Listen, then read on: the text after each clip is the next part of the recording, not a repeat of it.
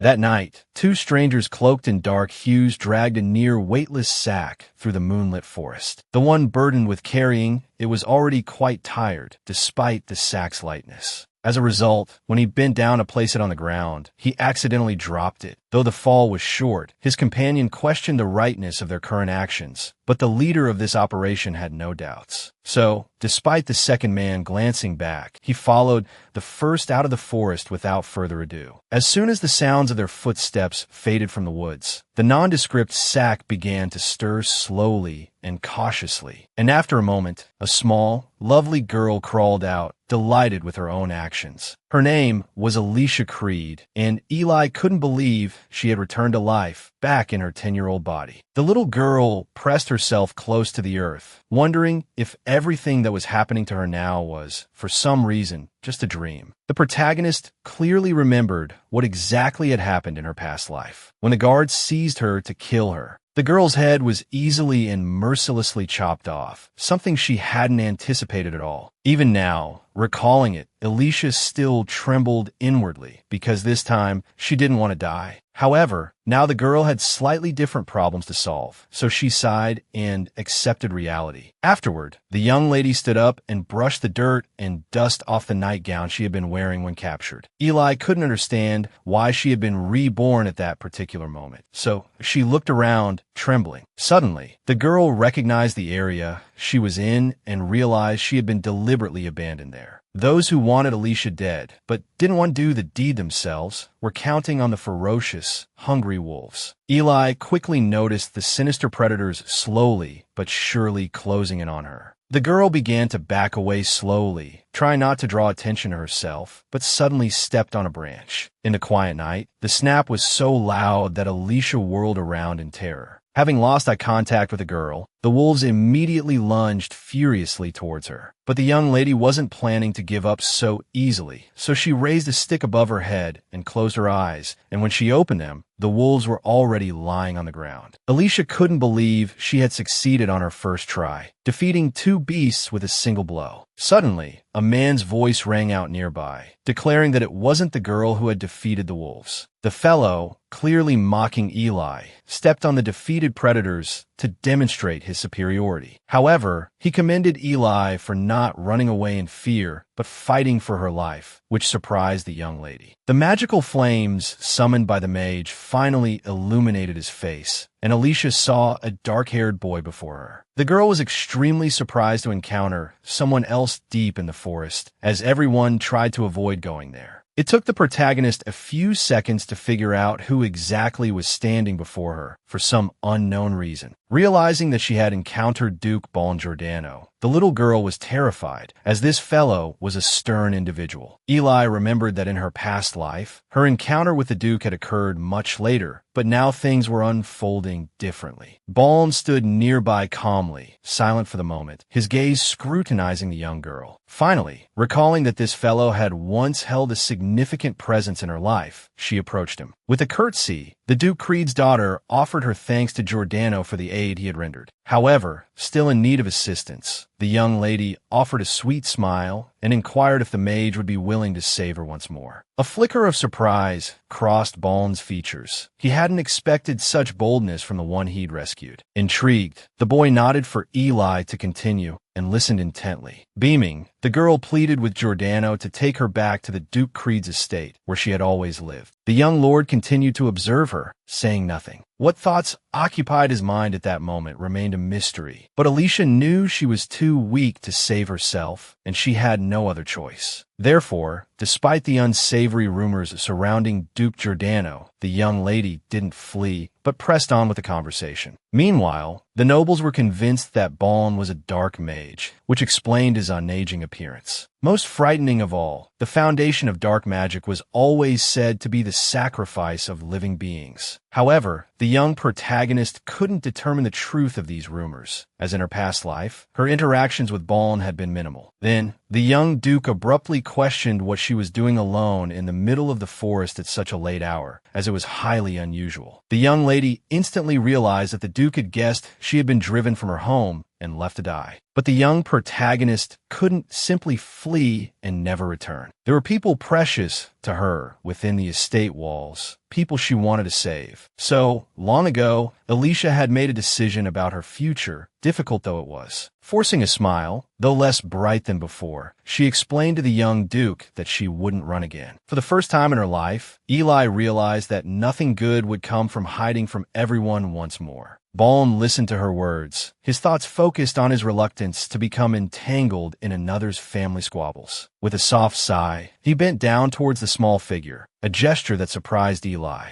Duke Giordano offered a brief promise of help, instantly painting a joyful expression across the little girl's sweet face. However, much to her surprise, Baln suddenly presented her with a condition, despite her agreement to anything. Alicia readily agreed to do whatever it took to secure his assistance. To the little girl's astonishment, the Duke abruptly demanded her silence regarding their encounter in the forest. The moment the young protagonist made this promise, Baln turned and instructed her to follow. He seemed to lose all interest in her, his focus seemingly shifting to his magic. Silently chanting an incantation, he gathered his power at his fingertips and snapped his fingers. A vast spatial portal shimmered into existence before the Duke and the young lady, summoned with such ease by Giordano. Alicia remembered this type of magic as incredibly complex and rare, so she was quite astonished when she saw the portal. Baln called to the young girl, ordering her to take his hand, as it would be dangerous otherwise. But the young protagonist, even hearing such serious words, wasn't afraid at all, for she trusted the Duke. However, even so, the girl couldn't bring herself to touch his hand, instead grabbing hold of his sleeve. At that moment, Giordano felt a strange sensation surge through him. Baln turned to look at Duke Creed's daughter, but said nothing to her, uncertain of what he was feeling. Eli herself didn't even notice that the man had felt something strange, but she did notice the change in him. Anxious, the girl asked the gentleman if everything was all right, or if he had suddenly changed his mind about helping her. But at that moment, Baln, dumbfounded by his own feelings, simply stood there with wide eyes. Finally, he collected himself, sighed, and closing his eyes, said that everything was fine. To prevent the little girl from asking any further questions, the Duke called her name and immediately pulled her into the portal. So, before the young lady could utter a word, she suddenly found herself within the spatial confines of the magical portal. As the boy and girl vanished from sight, darkness once more consumed the undergrowth of the deepest forest. In the next instant, with Master Baln's assistance, the protagonist landed near Duke Creed's estate. What impressed Alicia most was that in a mere second, she found herself in a different place, precisely where she needed to be. The girl happily told the gentleman that it was all a great miracle to her, as it was the first time such a thing had happened. But for some reason, Duke Giordano ignored the young lady, which puzzled her. The little girl even felt that she was somehow irritating the man, although she hadn't done anything of the sort. As a result, the girl clasped her hands together, remaining silent for a moment, not touching Duke Giordano in any way. Since it was time for Eli to go back, she bowed to the man, thanking him for the teleportation. The protagonist explained to him that she was very familiar with these parts, so she could get there on her own. In response, Baln silently looked at the confident little girl, but said nothing to her. Suddenly, he snapped his fingers, and a ring of fire appeared in the air behind the young lady, startling her. Giordano turned away, no longer looking at Duke Creed's daughter, and said that this magic circle would light the way for the lady. Finally, the gentleman promised that the fire wouldn't burn the girl, and then went about his own business. For a while, Alicia watched in surprise as the man confidently strode into the darkness of the forest. Then she happily waved to him, thanking him once again for his recent, essentially accidental, rescue. When the strange helper finally left, the little girl turned towards her father's estate with a smile on her face. And at that moment, the man himself was still trying to understand what he had felt when he touched Eli, because everything that had happened was now troubling the Duke, but he couldn't explain it to himself. Returning to her room through the darkened hallways, Eli was certain no one had noticed her departure. The memories of her past life were vivid, and this knowledge, strangely, brought her no distress. However, as she passed one of the windows, she couldn't resist pausing to look out. It offered a view of Duke Creed's chambers. Her biological father, though a distant and unapproachable figure. Eli remembered how, in her past life,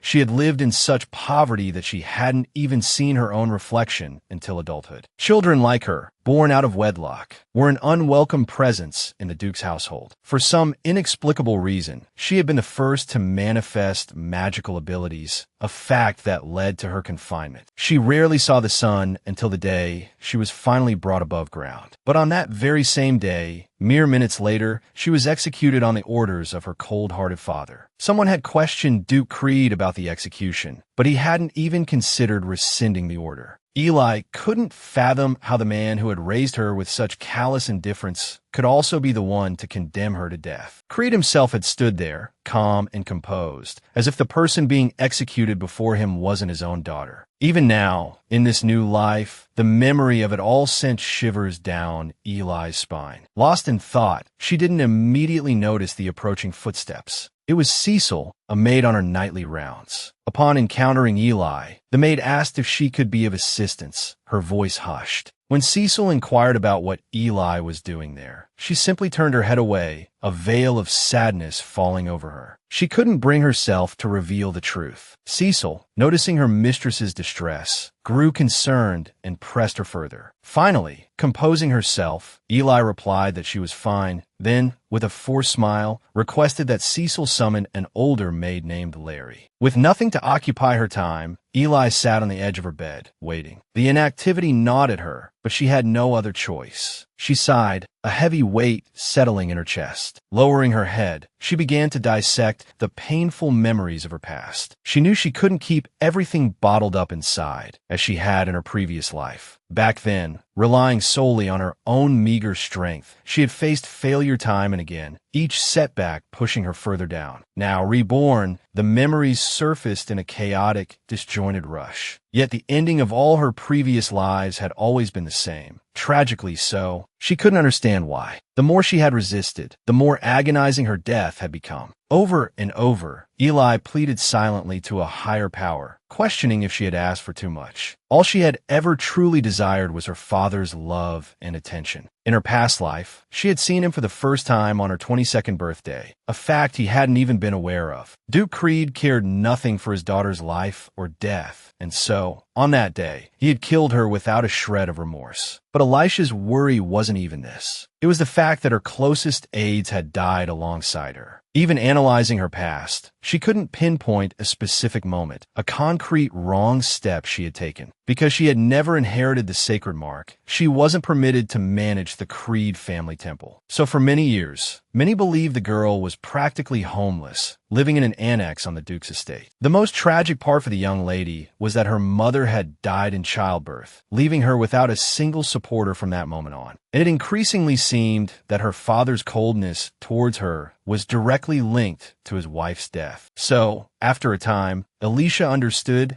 why happiness remained a stranger in her life. Suddenly, as she was falling, a snap of fingers halted her midair, startling her. Obediently, she turned and asked the man before her where she was. The red-haired man, in a rather casual tone, informed Elisha that she was in a place of reincarnation, and this would be her 29th time. Elisha, however, was completely lost, remembering nothing of what he spoke. Finally, the red-haired man sighed and said his name was Lake, and he represented the pantheon. The seemingly young god then added that this wasn't the first time he had helped her be reborn. Their conversation this time was brief, and as it ended, Elisha quickly walked out the door. The god remained suspended in the air, forbidden to descend into the human world. He contemplated the situation, knowing the Duke's daughter well, yet still unable to help her survive. What saddened Lake most was that Elisha's longest life, for some unknown reason, had only lasted 22 years. Each time she appeared before him, she was terrified and tearful, and so the god would sigh and resurrect her. But he truly hoped to finally break the vicious cycle of her death and allow her to live a happy life. So, Lake promised himself he wouldn't allow another bad ending for Elisha.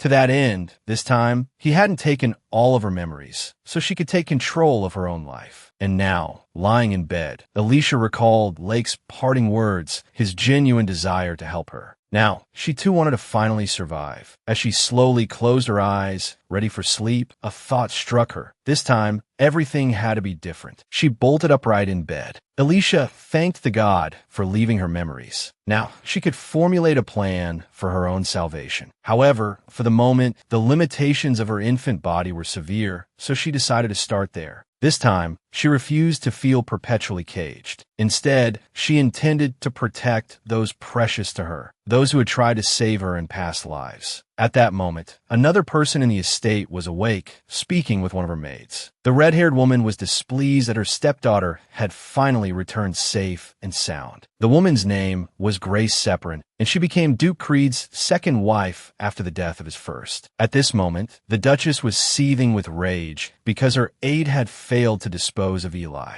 The girl, hands clasped together in a pleading gesture, her voice trembling with fear, begged for another chance. To this, Separin retorted, hadn't all the previous opportunities been enough? Grace, unable to contain her fury, grabbed her aide by the throat, enraged that Eli should have been dead long ago. The unfortunate girl could only weep, hoping for her mistress's forgiveness. She explained to the furious Duchess that there were many guards in the side hall, making her task difficult. But the Duchess didn't listen, roughly shoving her aide to the floor. Afterwards, Grace stood frozen, contemplating what punishment to choose for the maid who was now bowing before her. Finally, she cruelly stepped on the aide's hand, ordering her to be silent, as she was already quite tired of her. As the maid groaned in pain, Grace began to ponder how she could rid herself of the Duke's first daughter. Rid herself of her as soon as possible. Separin admitted to herself that the girl irritated her no less than her mother had once done. The Duchess wanted to eliminate Eli so that she and her own daughter could be the sole inheritors of Duke Creed's fortune. Completely ignoring her aide, the woman went directly to the sofa, still trying to devise some sort of plan. Finally, Grace realized the girl was of no use to her and told her that she would handle everything herself. Separin didn't want to dirty her own hands, so, tilting her head, she decided on a safer tactic. The next morning, Eli sat at her desk, carefully considering her morning task. The girl was concentrating so hard that she began chewing on the tip of her pen, lost in thought, without even noticing. Finally, she admitted to herself that it was difficult to think of anything worthwhile to write to her father. Eli remembered that in her past life, she had tried to improve her relationship with Duke Creed. Since the young girl had no opportunity to see her father, she began writing him all sorts of letters. But no matter how hard she tried, she received no reply. Despite this, she still didn't give up and continued to write to Duke Creed. For Eli, this was the only way to somehow connect with her father, so she put all her effort into it, refusing to give up. The content of the girl's letters varied. Some inquired about her father's well-being, while others spoke about herself. Meanwhile, sometimes Eli would be overcome with such sadness that she would weep while writing another letter. At that moment, the young woman realized, more clearly than ever, the extent of her loneliness in the old rooms of this annex. After writing the letter to her father, Alicia reread it carefully, finding it utterly banal. With a frown, the young woman crumpled the paper into a ball, pondering what phrasing might capture the Duke's attention. Eli concluded that she needed to be consistent and honest in her thoughts and feelings, even if it felt strange. A timid knock at the door interrupted her thoughts, and she turned. It was Larry's maid, who opened the door only a crack, afraid to enter. Alicia, upon seeing her aide, brightened immediately, oblivious to the maid's apprehension. As the reason for the maid's distress became clear, Elisha's face fell, her smile vanishing. It was Grace, someone Alicia hadn't expected at all, who had come to visit her stepdaughter completely unannounced. The woman herself, however, seemed perfectly at ease in the small room, immediately seating herself at the table. Unable to bear the silence, Alicia spoke first, asking her stepmother why she had come so early. Grace paused thoughtfully before admitting that her own curiosity about the girl had driven her. With a sly smile, the Duchess asked if the young woman truly meant to claim that nothing had happened to her the previous night. Alicia instantly understood the implication and recoiled inwardly, a chill of fear gripping her. Noticing her hands trembling uncontrollably, betraying her fear, she willed them to be still. The Duchess, not oblivious to her stepdaughter's distress, rose to leave, declaring that she wouldn't bother the girl again. As she did so, Grace Separin studied Elisha's face, searching for any sign that her provocation had landed. But Eli sat stiff and silent, as before, offering no reaction to her stepmother's thinly veiled barbs. Suddenly, the Duchess noticed the letter on the table, which Elisha hadn't had time to conceal in her surprise. Grace's hand darted towards it, and Elisha watched, frozen in fear. But instead, Grace merely took some biscuits from the table, remarking that the young woman should perhaps venture less from the annex in the mornings. It was out of genuine concern for Elisha, she claimed, almost motherly. Then, with a venomous smile, she took a bite of a biscuit and added that she would be assigning extra guards for the girl. Elisha watched her stepmother's performance with dread, recognizing the veiled threat in her words. Grace, reveling in the fear and unease she was causing, let the silence hang heavy in the air, amplifying Elisha's apprehension. Eli remained speechless, despite having tangled with this woman for 29 lifetimes. Satisfied with the effect she had produced, Grace departed the small room. Elisha flinched as her stepmother slammed the door shut behind her, the sound echoing one final declaration of her presence. Elisha's greatest fear at that moment was being forced to reside in the annex yet again. Clenching her fists, the young woman vowed silently to destroy every last one of her stepmother's wicked schemes. Just then, Elisha called for Larry, who confirmed that Grace Separin had indeed returned to the main estate. The maid inquired whether the Duchess had been unkind to Elisha, who offered a reassuring smile in response. With the table in disarray from her stepmother's outburst, Elisha requested Larry's help in tidying her room. As Larry obediently cleaned, Elisha gazed pensively out the window, lost in thought. Then, catching the maid off guard, she suddenly asked if Larry remembered any stories about her father. With a sweet smile, Elisha asked Larry to recount everything she knew about Duke Creed. The request came as a surprise, leaving the maid momentarily speechless. Elisha explained that every detail about her father was now precious to her, even though she had recently avoided hearing anything about him at all. Larry sat before her mistress and admitted she knew very little of the outside world. However, she did recall hearing that Duke Creed still cared for his daughter, locked away in the annex. Elisha was astonished, initially disbelieving Larry, despite the maid having no reason to lie. Larry explained that she had overheard another servant mention that the Duke read every letter Elisha sent him. She then added that the Duke would be returning soon, and Elisha could send him something. At the prospect of sending her father another gift, Elisha immediately asked to be left alone. But despite this opportunity, Elisha was far from happy. The truth was, the thought of a potential encounter with Duke Creed filled her with dread. So, despite the chance to see her father, she once again chose to write him a letter. Several days later, Duke Creed returned to his estate after an arduous journey, escorted by his guards. Grace and her daughter, Jezebel, greeted him at the entrance. Unlike her mother,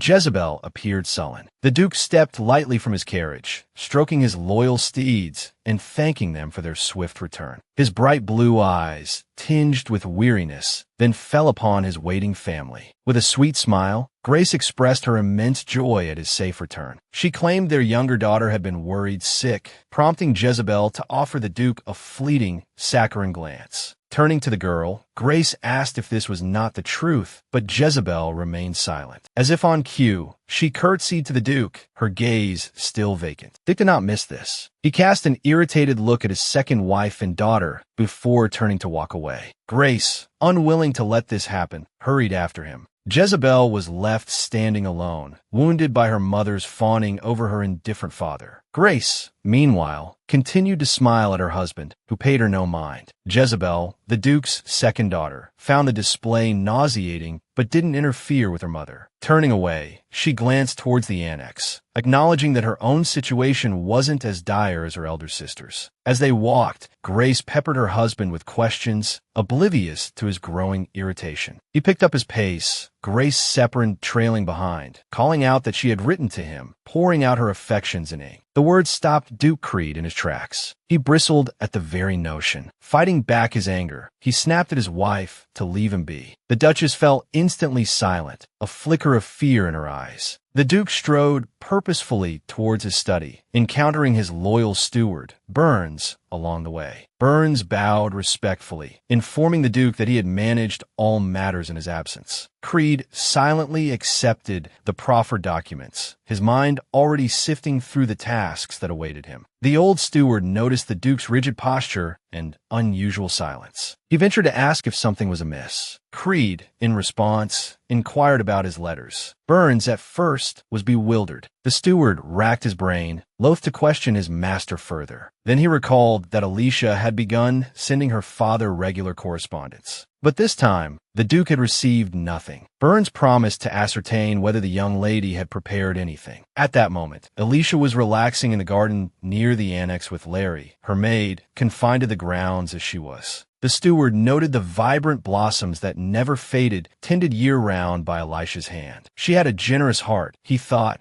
despite receiving so little love herself. A sudden rustle from the woods startled Alicia. It was a sound that shouldn't have been there. She turned sharply, peering into the dense foliage, but saw nothing. As Alicia stared into the shadowy depths, Larry asked with concern if she was all right. Alicia offered a sweet smile, claiming she had merely imagined a bird amongst the trees. Then, with a touch of forced cheerfulness, Alicia asked Larry to fetch her some biscuits from the annex. The maid readily agreed. Alicia feigned delight, promising to await her return eagerly. She waved Larry off, the maid hurrying towards the annex to retrieve the requested treat. The moment Larry was out of sight, Alicia turned back to the shadowy depths of the woods. She waited a beat, then spoke, "You can come out now." As if on cue, Barun Giordano himself emerged slowly, cautiously, from the darkness of the trees. Alicia questioned the magician's presence, reminding him of his apparent unwillingness to help her previously. Barun, in turn, asked why she was being so secretive, going so far as to dismiss her maid. It was all because of Barun himself. His growing closeness to Alicia had made such precautions seem unnecessary. Alicia, embarrassed by Barun's swift arrival, suggested he might have ulterior motives. Alicia could only hope that if Giordano was planning something nefarious, he wouldn't attempt it in broad daylight. She asked the magician his reason for coming, mentioning she wasn't yet prepared to repay him for saving her life. But Barun suddenly declared that he hadn't come for that at all, and, taking Alicia by surprise, he dropped to one knee before her. Unfazed by the situation, Giordano requested permission to hold her hand. Though startled, Alicia allowed the man to take her hand, trusting him enough to comply. As their hands met, the Duke,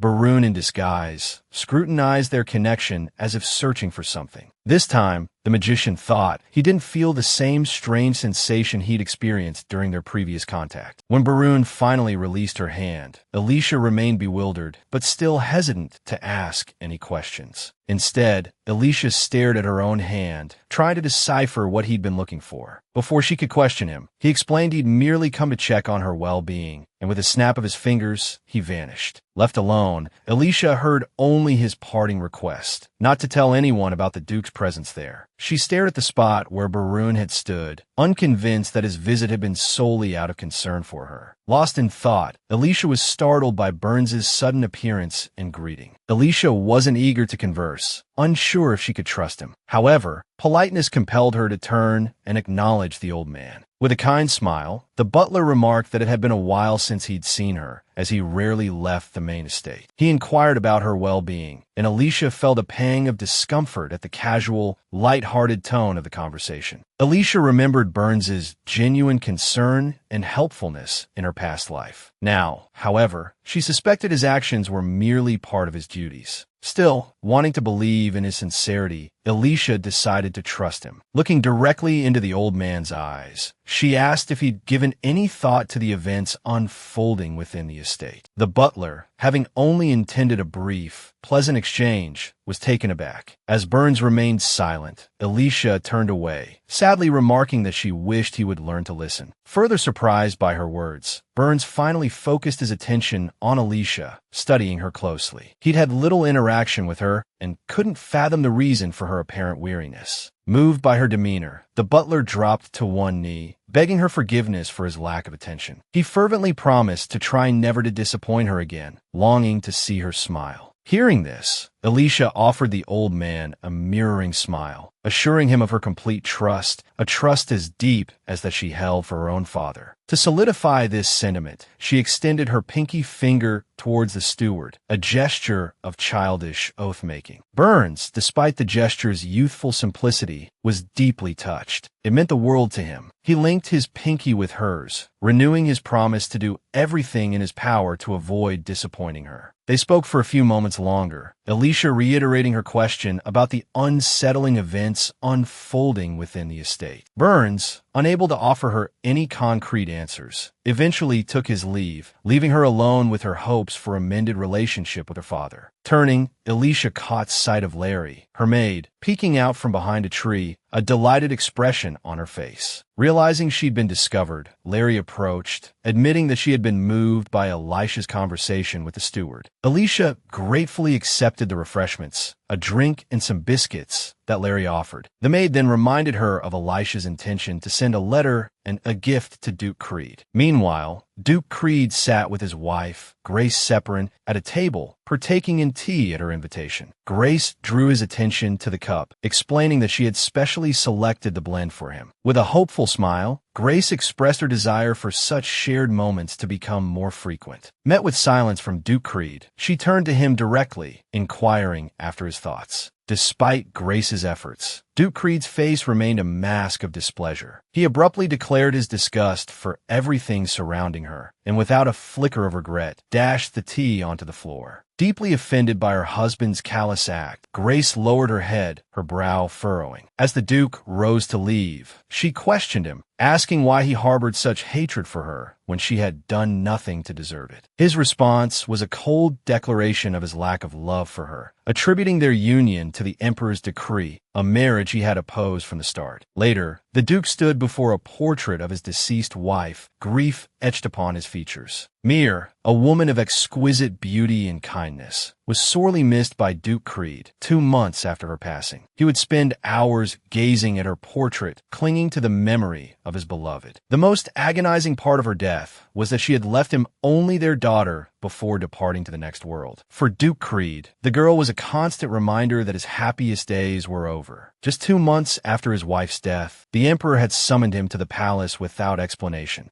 Duke Creed offered a graceful bow to the Emperor, unsure of the reason for his summons. The ruler immediately waved away the formality, reminding the Duke of their friendship. Despite this, the Duke requested the Emperor get straight to the point, eliciting a sigh from the ruler. He then revealed his intention to bestow upon his friend the hand of his sister, Grace, in marriage. Dick was deeply displeased by this and reminded the Emperor that he had just lost his wife. But in response, Dale Separin declared it was the will of God, and the Duke could argue no further. The Emperor pointed out that whoever married his sister would gain incredible power. But Creed didn't need any of that, so he practically leapt to his feet, abandoning all deference to his friend. Suddenly, Dale approached Dick, placing a hand on his shoulder to compel him to listen. The Emperor said he trusted the Duke implicitly in this matter and hoped he would fulfill his request. He declared that Dick would finally have an heir of noble blood, unlike his current daughter. But in response, fury flashed in the Duke's eyes as he retorted that he wouldn't accept God's will so easily. His anger rising, he demanded to know if the Emperor himself truly believed such inexplicable nonsense. Dale was pained by these words from his friend, the Duke, and gently took his hand. The Emperor explained that he believed Creed needed the strength that only Grace could provide. Dick gritted his teeth, pulled his hand away, and furiously asked if the Emperor was ordering him to marry. The Emperor, himself uncomfortable with this, promised it would be his first and last command. As a result, the Duke was forced to marry the Emperor's sister in short order, with no time to mourn his first wife. Grace was genuinely delighted by all that had transpired, having long coveted Dick. But the man himself couldn't accept his second wife, the concept of love lost to him forever. From that point on, the Duke immersed himself in work to avoid any contact with his family. And so, many years later, in his office, the Duke suddenly began receiving letters from his eldest daughter. She even included her handkerchief in the first letter, which further surprised him. Curiosity piqued, Dick read his daughter's letter, having not spoken to her in so long. To the Duke's astonishment, as he read the child's simple words, a faint aroma enveloped him, a scent that vividly recalled the perfume of his beloved, deceased first wife Mir. Overcome with emotion, the man crumpled the letter in his hand, angered by its effect on him. Meanwhile, the Emperor was enjoying tea and conversation with Barun, whom he also considered a close confidant. Giordano reported to the Emperor on the military operations unfolding in the south, as the latter sipped his tea. The mage then abruptly announced that he would need 3 more years to complete what he had begun, much to Dale's surprise. His Majesty set his teacup aside and joined the discussion of state affairs. Barun noticed the Emperor's apprehension, though Dale didn't share the specific concerns troubling him about the Empire. But Dale suddenly clutched his head, declaring he could only be certain of Duke Giordano and Creed. The Emperor's anxiety stemmed from a deep conviction that something was amiss somewhere. The mage surmised that the Emperor was referring to the brewing rebellion, but he believed it wouldn't come to fruition anytime soon. His Majesty merely sighed in response, noting that even the words of his most loyal aide could be construed as treasonous. Yet the ruler had few options, and so he couldn't refuse Duke Creed's assistance. Creed himself was acutely aware of the man's current predicament, but he didn't press the issue. At that moment, the Emperor declared that Creed must marry the woman he had carefully chosen for him. These words startled Creed and angered him as well. He had never anticipated such a decree. He questioned whether the ruler had some secret penchant for arranging marriages for strangers. Unable to dissuade the mage in any other way, the Emperor retorted that the gods frowned upon bachelorhood. Without turning to face his Majesty, Duke Creed replied that he always tried to fill the void within himself. Then, turning, he declared that he would never seek salvation through marriage. The Emperor tried to call out to his friend, but Creed didn't look back as he left the office. Just before reaching the door, the mage slowed his pace and vowed that within 3 years he would finally conquer the barbarians' lands. Only once outside did the mage stop, reaffirming to himself that a wedding was unnecessary for now. However, he couldn't help but think that he would inevitably return to this decision later. A few evenings later, as Elisha's maid, Larry, brushed her long hair before bed, Elisha unexpectedly turned to her. Larry immediately responded, indicating her readiness to listen. Imagine Larry's surprise when Elisha suddenly announced her intention to learn swordsmanship. Larry anxiously questioned whether this was a jest, completely taken aback by the unexpected declaration. Elisha reiterated her seriousness, stating that her decision had been made long ago. It was a shock to Larry that Miss Elisha, a mere girl, desired to defend herself. Larry tried to remind her that Eli was only 10 years old and already contemplating such things. Elisha, however, worried that time was running out, fearing she wouldn't be able to protect herself or her loved ones. Clutching the comb in her hand, Elisha thought that she needed a secret place to practice, somewhere Grace wouldn't discover her activities. Duke Creed's estate, Eli knew, would be the perfect location for this clandestine undertaking. The Creed family had long commanded skilled swordsmen and intelligence forces, and the Duke himself excelled in other areas, including his leadership duties. But Elisha wasn't sure if the Creed estate would agree to train her. At that moment, Larry carefully observed the emotions playing across Elisha's face, prompting a sigh. Elisha admitted that regardless of Larry's arguments, she would follow her own path. Larry then offered her assistance, on the condition that Elisha wouldn't push herself too hard during training. But Larry couldn't entirely quell her anxiety for Elisha's fate, and so she continued to worry. For some reason, Duke Creed was currently near Elisha's annex. He stood silently amidst the shrubbery, gazing into the night at the modest, quiet dwelling where Elisha now resided. Then, with a subtle flicker of magic that went unnoticed and unheard, even by the nearby animals, Creed activated his power. Afterwards, the Duke retreated deeper into the forest, without speaking to Elisha. He wasn't sure he wanted to. Inside the annex, the maids gossiped about Grace's fear of Elisha being kidnapped and her subsequent hiring of bodyguards. Larry explained to the other servants that despite their limited numbers, they must do everything in their power to protect their mistress. Elisha, aware of the added security, felt a pang of guilt for the trouble she was causing. What distressed her most was her current inability to protect herself. herself. She decided to practice. Suddenly, the maids outside heard a strange noise coming from her room. It turned out Alicia had knocked over a broom, but she quickly reassured everyone that she was fine. Picking up the broom, she resolved that while magic might be beyond her reach, swordsmanship was not. Even if it was a strenuous physical activity, she wasn't going to give up without trying. With newfound determination, she pushed herself up from the floor, her spirits lifting with the decision. So, tomorrow, she would go to Giordano's estate and put her plan into action. The decision buoyed her spirits, and she began running around her room, wielding the broom like a sword. The next morning,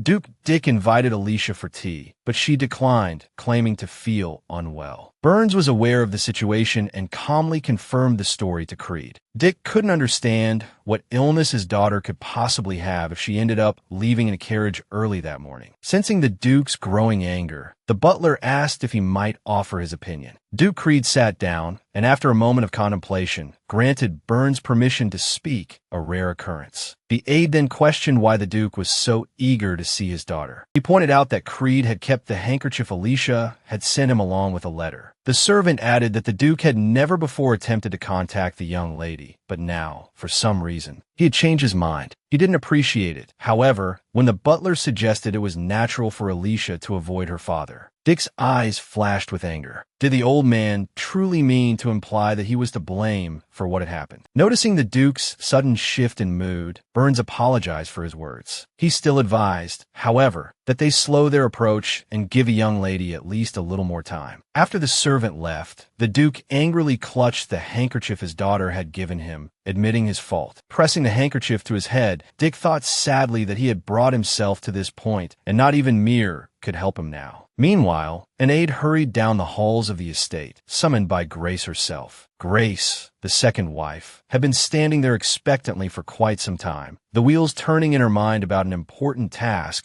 she had recently delegated to a servant. A sly smile played on her lips, but the fan she held concealed it completely from the aide's view. The aide bowed to Grace and relayed the information she craved, detailing his nearly completed plan. Upon hearing that Elisha's doom was imminent, Grace lowered her fan, her smile unwavering. That night, for reasons unknown to her, Alicia dreamt she was plummeting, falling endlessly, unable to stop. Suddenly, warm hands cupped her face, and in that moment, she felt no resistance, no fear. Then, without warning, the comforting hands tightened around her throat, a terrifying shift she hadn't anticipated. A scream tore from her lips. She didn't want to die. Just then, another hand appeared from above. As this new hand gently stroked Elisha's hair, the hostile grip vanished into the darkness. Alicia couldn't see the face of the one who now caressed her cheek with such tenderness, a warmth that spread through her entire being. She could only pray that this stranger would stay with her, would save her. The unsettling dream jolted Alicia awake. She bolted upright in bed, disoriented, unsure of where she was. She couldn't believe it had only been a dream. The last thing she remembered was riding in a carriage towards Duke Creed's estate. Of that, Alicia was certain. Yet, strangely, she couldn't recall the final destination. She remembered looking out the carriage window, alarmed by the breakneck speed. Fearing for her life, Alicia decided to ask the driver to slow down at least a little. Carefully, she shifted in the carriage, leaning forward to pull back the curtain that separated her from the driver. In that instant, the carriage struck a rock with violent force, sending everything into chaos. Alicia was thrown against the door, the impact bursting it open, and she tumbled out. She clung desperately to the door handle, dangling precariously over a chasm as the carriage continued its descent. Her mind raced, trying to comprehend what had just happened and how she could possibly escape this terrifying, inexplicable predicament. Before Alicia could react, the carriage plummeted into the abyss, taking her with it. A chilling thought pierced her mind. Was she destined to die again, just like the previous 29 times? Now, sitting in a soft, warm bed, Alicia recalled the carriage flipping, taking her down with it. Yet, she couldn't understand where she was or if she was even alive after such an ordeal. Suddenly, The door opened, and Burns, the butler, entered carrying a tray of food. He noticed Alicia was awake. Clearly concerned for the Duke's daughter, he maintained a composed demeanor. Burns saw Alicia trembling in the bed, unresponsive to his greeting. Giordano concluded that the young woman must have suffered a truly horrific nightmare, its grip still holding her captive. Alicia finally noticed the Duke beside her. She looked at him uncertainly, timidly, at a loss for what to do. Burns, seated on the edge of the bed, reassured her, telling her there was nothing to fear, that she was safe now. He placed a tray of food before Alicia, who was still looking around in a daze. As soon as she reached for it, the Duke abruptly added that no one here would try to kill her by overturning a carriage. On the one hand, Alicia was relieved to be alive, but on the other, the realization dawned that Grace was at it again, trying to harm her. Giordano's tone suddenly sharpened, startling her as he declared that she was constantly putting herself in danger. He then explained that if he hadn't found her when he did, she might well be dead. Alicia was acutely aware of this herself, but she simply didn't understand how to defend against such things. She opened her mouth to speak, but Giordano gestured to the food, urging her to eat first, as she had been asleep for 24 hours. Burns reported, with a touch of bewilderment, that in her dreams, Alicia had been craving bacon slice soup. Alicia blushed crimson with embarrassment at this revelation, mortified as she always strived to maintain decorum. She couldn't fathom how she could have acted in such a way, though she knew dreams were difficult to control. Giordano, wanting her to rest, rose to his feet, saying he would wait for her downstairs after she had eaten. To Elisha's astonishment, Giordano then personally offered to give her the long-awaited swordsmanship lesson. Confused, she immediately asked how he had come to know the purpose of her visit to his estate. Burns realized then that he shouldn't have known this, and he averted his gaze. Unable to think of a suitable explanation, Giordano claimed he had simply guessed and reiterated that he would be waiting for her downstairs. Truly hungry, Alicia obediently began to eat, devouring the food before her. To her surprise, she found the bacon slice soup quite delicious. Meanwhile, back at Creed's estate, Larry was worried about Alicia, having heard nothing from her. A maid was diligently cleaning when a servant's shrill call startled her. The equally startled woman turned, asking her fellow servant what was the matter and why she was so out of breath. Cecil, catching her breath, anxiously explained that Duke Creed was in a furious rage. And indeed he was, for reasons unknown to the servants. Dick, his face a mask of fury, had summoned nearly all of his guards. At that same moment, at Giordano's estate, most of his finest swordsmen were assembled on the training grounds. Meanwhile, Lesh, Burns's loyal guard, simply sighed, observing the scene unfolding around him. He recalled a conversation with Burns a few days prior, during which he had learned some important information. He had learned that Lady Alicia, who had arrived at their estate, wished to learn swordsmanship. Lesh had been quite surprised by Burns's request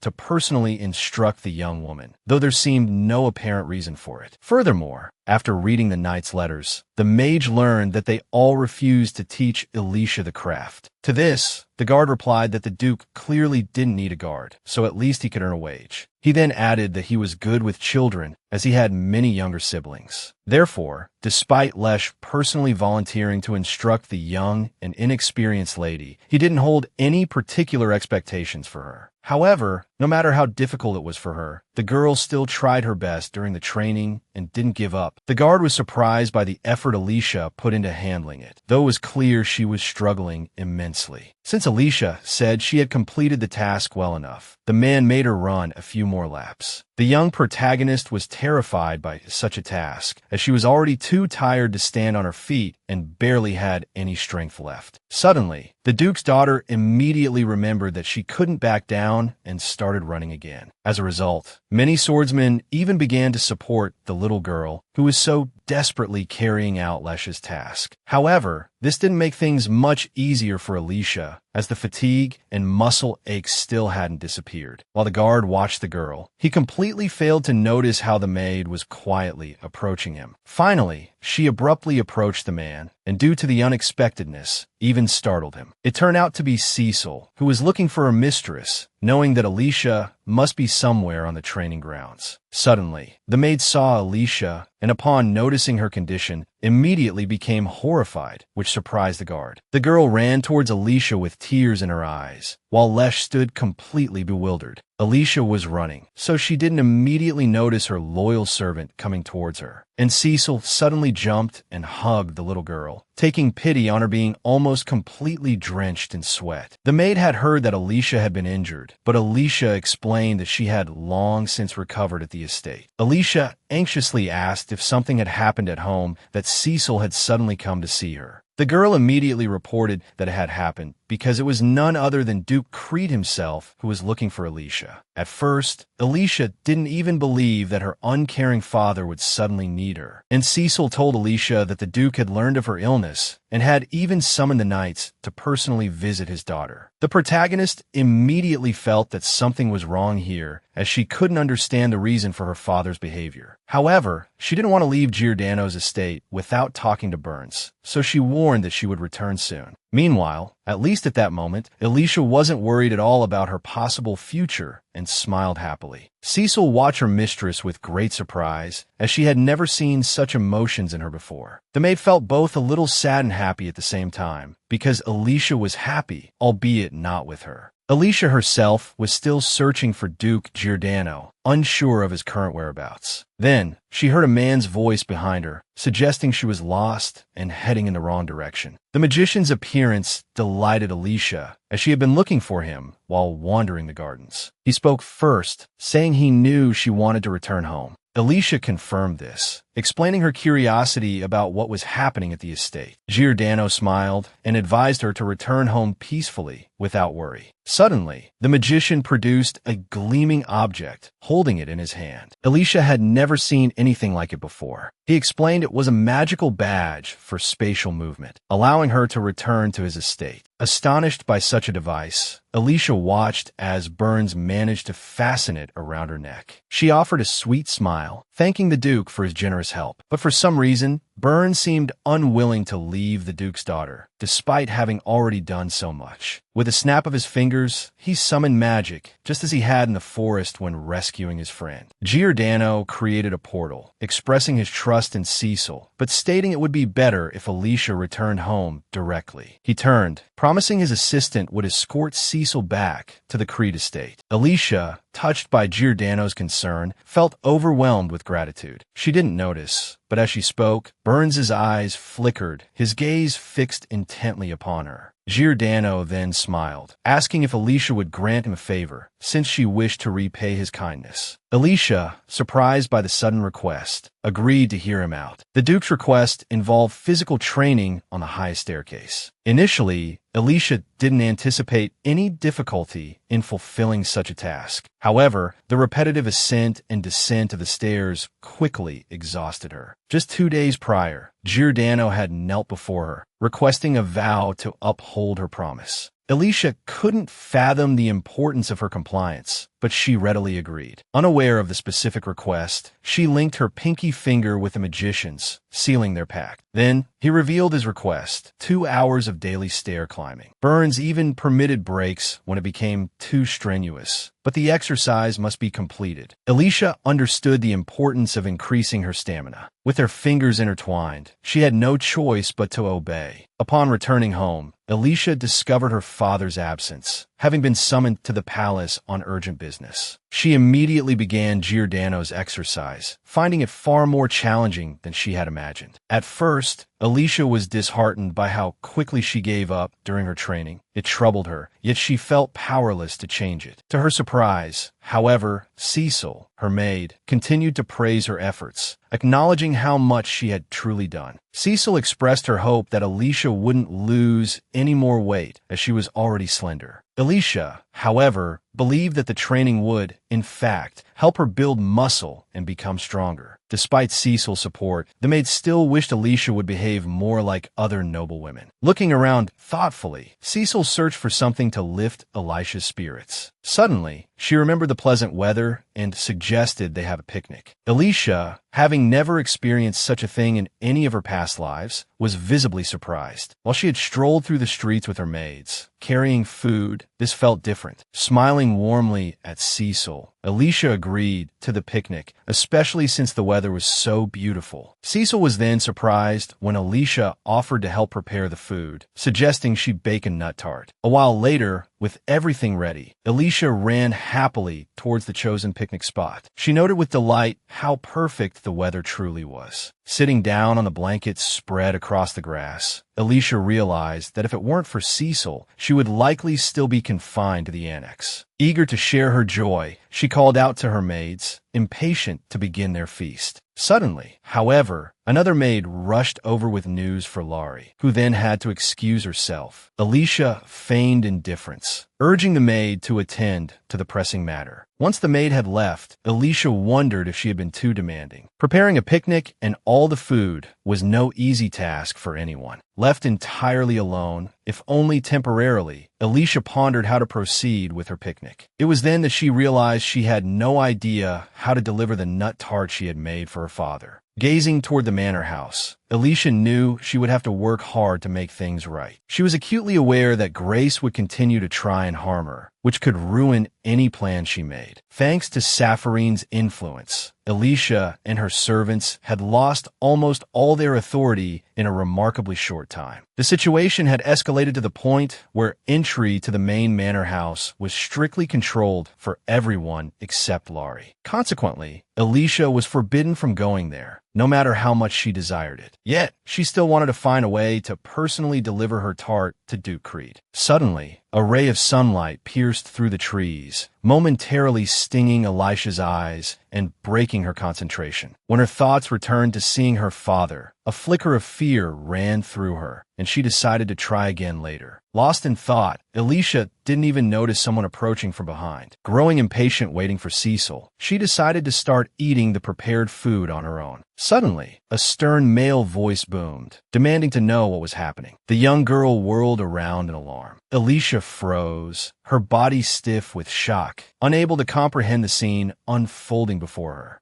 Duke Creed stood before her, an unexpected and unwelcome presence. Alicia remained silent, and the Duke's gaze intensified, his displeasure evident as he waited for an explanation. His fierce stare made Alicia's mind go blank. A tremor ran through her, barely suppressed. Closing her eyes briefly, she decided her best course of action was to beg forgiveness. Before she could utter a word, Duke Creed abruptly interrupted, asking if he could sit beside her. He had no interest in apologies. He had arrived at the estate only minutes before and immediately inquired about Alicia's whereabouts. Burns hesitantly suggested the Duke rest, but Creed brushed the suggestion aside, his mind elsewhere. Dismissing the butler to attend to his own duties while he attended to his own, Duke Creed strode off. Burns watched, perplexed, as the Duke headed directly towards the annex. Unable to intervene, Burns could only hope for the best. The Duke, meanwhile, was preoccupied with a recurring dream that had been plaguing him of late. In the dream, the image of his deceased wife, Meyer, appeared to him. The vision brought a bittersweet joy, tinged with the inevitable sorrow of waking. Each time he saw her, so beautiful and beloved, he yearned to draw closer. He would reach out to touch her, desperate to feel the warmth of her, even for a fleeting moment. But each time, as if sensing his embrace, Meyer would turn and gently remove his hand from her shoulder. Then, with an enigmatic expression, she would whisper, urging him to look around, to observe his surroundings carefully. The dream baffled him. Even after Meyer's death, he had never experienced anything like it. He couldn't understand why his deceased wife would implore him to look around. Now, driven by an unknown force, he walked resolutely towards the annex, intent on finding Alicia's room, something he had never done before. Instead, he found his daughter outside. On a whim, he decided to join her. Alicia, acutely aware of his presence, felt a wave of awkwardness wash over her, but she knew that avoiding him, as she had in the past, was futile. The Duke himself seemed slightly bewildered. His expression, however, remained impassive. He noticed the way Alicia was looking at him and questioned her about it. To his astonishment, she suddenly addressed him as father before continuing. Taken aback, he sharply demanded that she repeat what she had just said. Sensing his shift in mood, Alicia recoiled, fear creeping back into her heart. In an attempt to diffuse the tension, she gathered her courage and invited him to eat with her. Blushing, Alicia shyly admitted that she and Cecil had prepared the sandwiches together, taking great care with them. She offered a particularly plump and juicy one to Creed, hardly daring to hope he would accept. But then, the Duke reached out and took the sandwich his daughter had so carefully crafted just a short while ago. Alicia was so surprised she forgot all about her manners, her mouth agape in astonishment. Meanwhile, the Duke calmly chewed the offered sandwich. Finally, noticing Alicia's flustered state, he asked if something was wrong. The girl quickly averted her gaze and stammered that she was fine. In truth, Alicia was utterly shocked that her father had not only accepted the sandwich, but had actually begun to eat it. After a few moments, Creed broke the silence, observing that she seemed afraid of him. Alicia felt a wave of dizziness at his words, but quickly steadied herself. Lowering her head, she sadly admitted that she was, indeed, afraid of him. The Duke, however, pointed out that her expression betrayed no such fear. Alicia offered a nervous laugh, explaining that she feigned fearlessness so as not to appear displeasing to him. Creed was taken aback. Alicia had feared that if she didn't appear cheerful, he might kill her. The thought had never crossed the Duke's mind, and this realization filled him with a strange unease. Their conversation was abruptly interrupted by a maid rushing from the annex, seemingly with news to deliver. Upon noticing the Duke, she immediately dipped into a hurried curtsy. It was Laurie. Knowing Alicia wasn't permitted to leave the annex, she quickly took the blame upon herself. But Creed rose from his seat, declaring that all was well, as the garden was considered part of the annex grounds. Before departing, the Duke reiterated, almost inaudibly, that Laurie was not at fault. Both the maid and Alicia watched in surprise as Creed turned to walk back towards the manor. He paused, without turning, and offered a quiet thank you for the sandwich. Alicia was left even more bewildered, completely unsure of what to make of the encounter. Laurie anxiously inquired if Alicia was all right. The girl, still lost in thought, absently replied that she was fine. Watching her father's retreating figure, Alicia mused that he, too, seemed to be changing. Born without a divine mark, Alicia had always been considered a useless burden. In some eras, children like her were even killed out of sheer disdain for their perceived worthlessness, and no one would have batted an eye. Even this brief exchange with her father felt like a miracle. However, Alicia refused to accept this strange interaction as normal familial affection.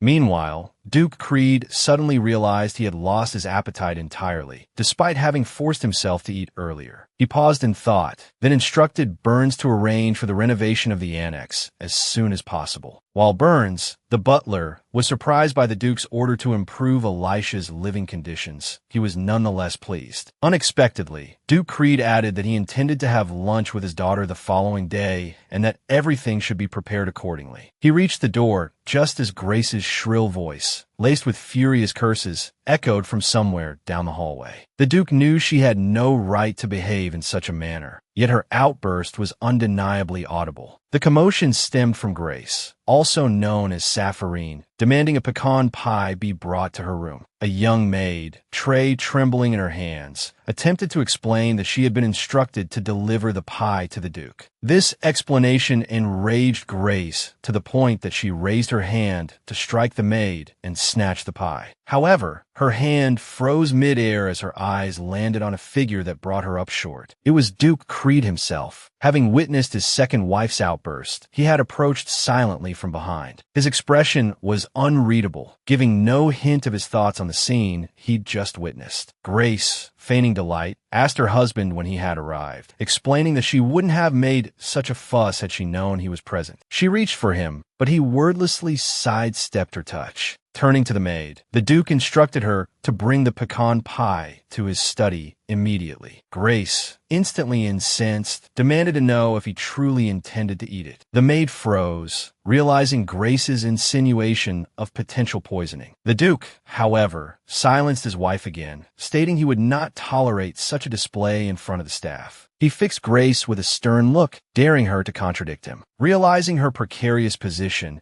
and the impossibility of behaving rudely in this situation, the Emperor's sister subsided. Satisfied that Grace would offer no further resistance, The Duke proceeded to his study, the maid trailing behind him. Before following, Burns caught Grace's expression, noting her simmering fury. Despite her desire to retaliate, Grace knew she was powerless in this situation, a fact that only fueled her anger. Meanwhile, the maid, Nancy, gazed around the Duke's study with curiosity, a place rarely seen by the staff. Without meeting her gaze, the Duke abruptly asked her name. "Nancy," she replied. He then inquired if she was Elisha's personal maid, to which she answered affirmatively. To Nancy's astonishment, the Duke instructed her to bring all of Grace's things directly to his study from now on. He warned her that she would be held personally responsible for any similar incidents, and that he would inform everyone of this new arrangement. Picking up the pecan pie, Duke Creed added thoughtfully that Nancy was permitted to disobey Grace's orders. Initially, fear gripped Nancy as the implications of his words sank in. However, a moment later, relief and a hint of a smile touched her face as she appreciated this unexpected turn of events. The conversation concluded, and the Duke instructed Burns to escort Nancy out. The man stood in the center of the room, gazing silently at the pecan pie long after his aide had departed. Then, a heavy, mournful sigh escaped his lips. It had been a long time since he'd tasted the dish, once a favorite. With a decisive movement, the Duke broke off a small piece with his fork, eager for the familiar taste. A wave of satisfaction washed over him. The pie was remarkably similar to the one's meal used to bake for him. A sudden, sharp pang of guilt struck Creed. He had never been a good father, and perhaps he deserved to have his daughter taken from him. Yet, inexplicably, Elisha persisted in writing to him, filling her letters with details of her life. Elisha's letters were filled with the minutiae of her days, how she ate everything put before her, though she favored meat over vegetables. In her last letter, she had proudly declared her proficiency in embroidery and her diligence in her studies. Then, with a touch of wistfulness, she'd expressed her hope that the scarf she'd sent him had proven useful. She'd also complained about the meager portions of bacon in her supper, lamenting that she felt as though she subsisted solely on milk. The girl had also expressed her distress over the constant turnover of maids in the annex. The staff, she wrote, was perpetually undermanned. Creed remembered how those letters had begun, stiff and formal, barely worth reading. Lately, however, he'd begun to sense a shift in their tone, a softening that seemed to coincide with the arrival of the scarf. Troubled by dreams of his late wife, Meal, a wave of grief washed over him at her absence. Meanwhile, in her own chambers, Grace, consumed by fury, pounded her fists against the table. She couldn't forgive her husband for the humiliation he'd inflicted upon her in front of servants. Safarine couldn't comprehend how the Duke, after all their years together, could dare to treat her with such disdain. She knew she couldn't allow such an incident to pass unchallenged. Yet, in a sudden moment of clarity, her anger cooled. She realized her outrage wouldn't change what had happened. Instead, she resolved to leverage the situation to her advantage, seeking a favor from her husband that would ultimately benefit her. The following morning, Elisha was startled by a polite knock at her door. It was Burns, the butler. He entered,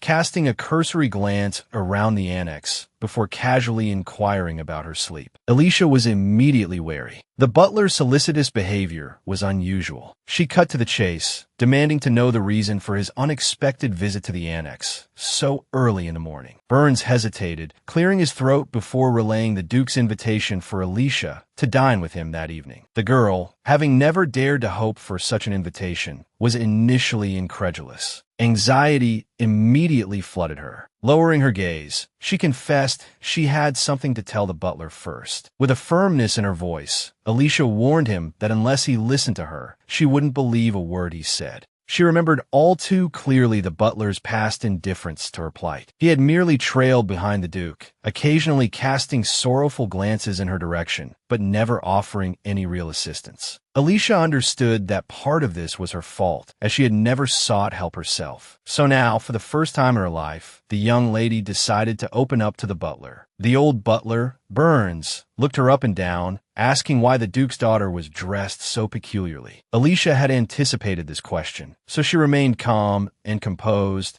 though a flicker of nervousness still danced within her. Stealing her resolve, the young lady met Burns' gaze and declared her intention to learn swordsmanship. A flicker of surprise crossed Burns' face at this serious and mature confession from the young miss. Alicia then pleaded with the butler to keep her swordsmanship lessons a secret from her father, the Duke. Her hands clenched with the intensity of her plea, aware of the danger in concealing such a thing. She confessed that she had already begun her clandestine training under the tutelage of the finest instructor at Duke Giordano's estate. At the close of their conversation, Alicia offered a sweet smile and promised to tell her father herself eventually. Burns let out a soft sigh and agreed to keep her secret for now, expressing his desire to support her. To reassure the girl, he affirmed his proficiency in keeping secrets of all kinds. Rising from his seat at the table, Burns turned and inquired about Elisha's decision regarding dinner with the Duke. Despite her apprehension, she gave a small nod of acceptance. Later, Laurie prepared the young lady for the dinner, her worry for Alicia palpable. Though Alicia shared the same anxiety, she offered a reassuring smile, unwilling to burden her maid further. Laurie, in turn, made haste with her preparations, careful not to disturb the young lady. Suddenly, I caught a tender sprout pushing its way through the paved garden. Despite the scarcity of soil, the maid stooped down, observing the plant with fascination. Alicia, noticing her maid's interest, approached. She, too, marveled at the sprout's tenacity, emerging from such a narrow crevice. Alicia, with her deep affection for plants, could hardly resist touching the small green life. Yielding to the impulse, she gently brushed a finger against it, and the sprout, almost imperceptibly, began to glow. Once, the empire had been considered a near-lifeless land during the harsh winters, prompting many nobles to employ mages and their spells in a desperate attempt to save their gardens. Yet Elisha's plants never succumbed, even in the deepest freeze, without such magic. She knew this was because, even without a mark, she was still blessed. Laurie's voice broke through Elisha's reverie, announcing the arrival of someone. It was a knight named Camille, sent by the Duke to escort her to dinner. Alicia didn't mind the soldier's company and bid Laurie a temporary farewell. As they walked, she remained silent, intimidated by the knight, who, in turn, led her through the manor's corridors in quiet efficiency towards their destination. As she climbed the steps, Alicia felt the familiar ache in her muscles from her morning exercises. Camille, turning back, noticed the slight strain in the young girl's ascent of the long staircase. The knight immediately inquired if her legs were hurting, but a startled Alicia quickly denied it. However, the observant knight, with a surprising grace, knelt beside her. Then, with an easy nonchalance, the young man scooped Alicia into his arms, intending to carry her the rest of the way. Alicia, her cheeks flushing crimson, pleaded to be put down, eliciting a small smile from the knight. Camille then admitted to having seen Laurie, Elisha's maid, carrying her in a similar fashion on several occasions. Alicia couldn't argue, though such instances were long in the past, and she found herself strangely comforted by the concern. Unexpectedly, the knight, a smile playing on his lips, offered Alicia the freedom to address him informally. He explained his desire to be of service to her in some way and expressed his pleasure at the prospect of their friendship. The sudden warmth from a young man, with whom she'd had no prior interaction, caught Alicia off guard. Ultimately, she agreed to a friendlier rapport with Camille, much to the young man's delight. Their exchange was interrupted by the appearance of a butler, who cleared his throat softly to gain their attention. Trailing behind Burns, Duke Creed appeared, making his way towards the dining hall. Alicia was surprised to see her father, having assumed he would be waiting inside rather than coming to greet her. Despite Camille's polite greeting, the Duke remained motionless, offering no acknowledgement. Then, with a sigh he couldn't suppress, the Duke inquired how much longer the guard intended to carry his daughter. The young man immediately apologized and set Alicia down, a gesture she hadn't minded in the slightest. Alicia noticed, with a flicker of fear, the return of her father's displeasure, though she couldn't fathom the reason. Anxious not to further provoke him, she followed silently as he began to speak. Opening the door to the dining hall for her, the Duke, a melancholic shadow in his eyes, remarked that there were things about her he clearly didn't understand, leaving Alicia bewildered. Frozen in surprise, Alicia struggled to grasp the meaning behind the Lord of Creed Manor's words. An awkward silence hung in the air as she averted her gaze, searching for a suitable response. The butler, as if sensing her distress, came to her rescue with his signature soft cough. Turning to Burns, Alicia received a pointed reminder about proper etiquette in her father's presence. Comprehension dawned on Alicia a few seconds later. Gathering her skirts, she thanked the Duke for inviting her to dine with him. However, her attempt at propriety seemed to worsen the situation, as it was clearly not the gesture Burns had been desperately trying to convey. However, instead of addressing his daughter, Duke Creed abruptly gestured for her to follow him to the dining table. This left Alicia feeling utterly dejected, though she tried her best to mask her emotions with a veneer of propriety. Suddenly, Burns, the butler, reassured Alicia that her father wasn't angry with her at all. He promised that if she simply spoke with the Duke during dinner, she would understand everything. Despite Alicia's lingering anxiety, Burns gently nudged her forward. Finally, the old butler advised her to call for him if she needed anything, as he would be nearby.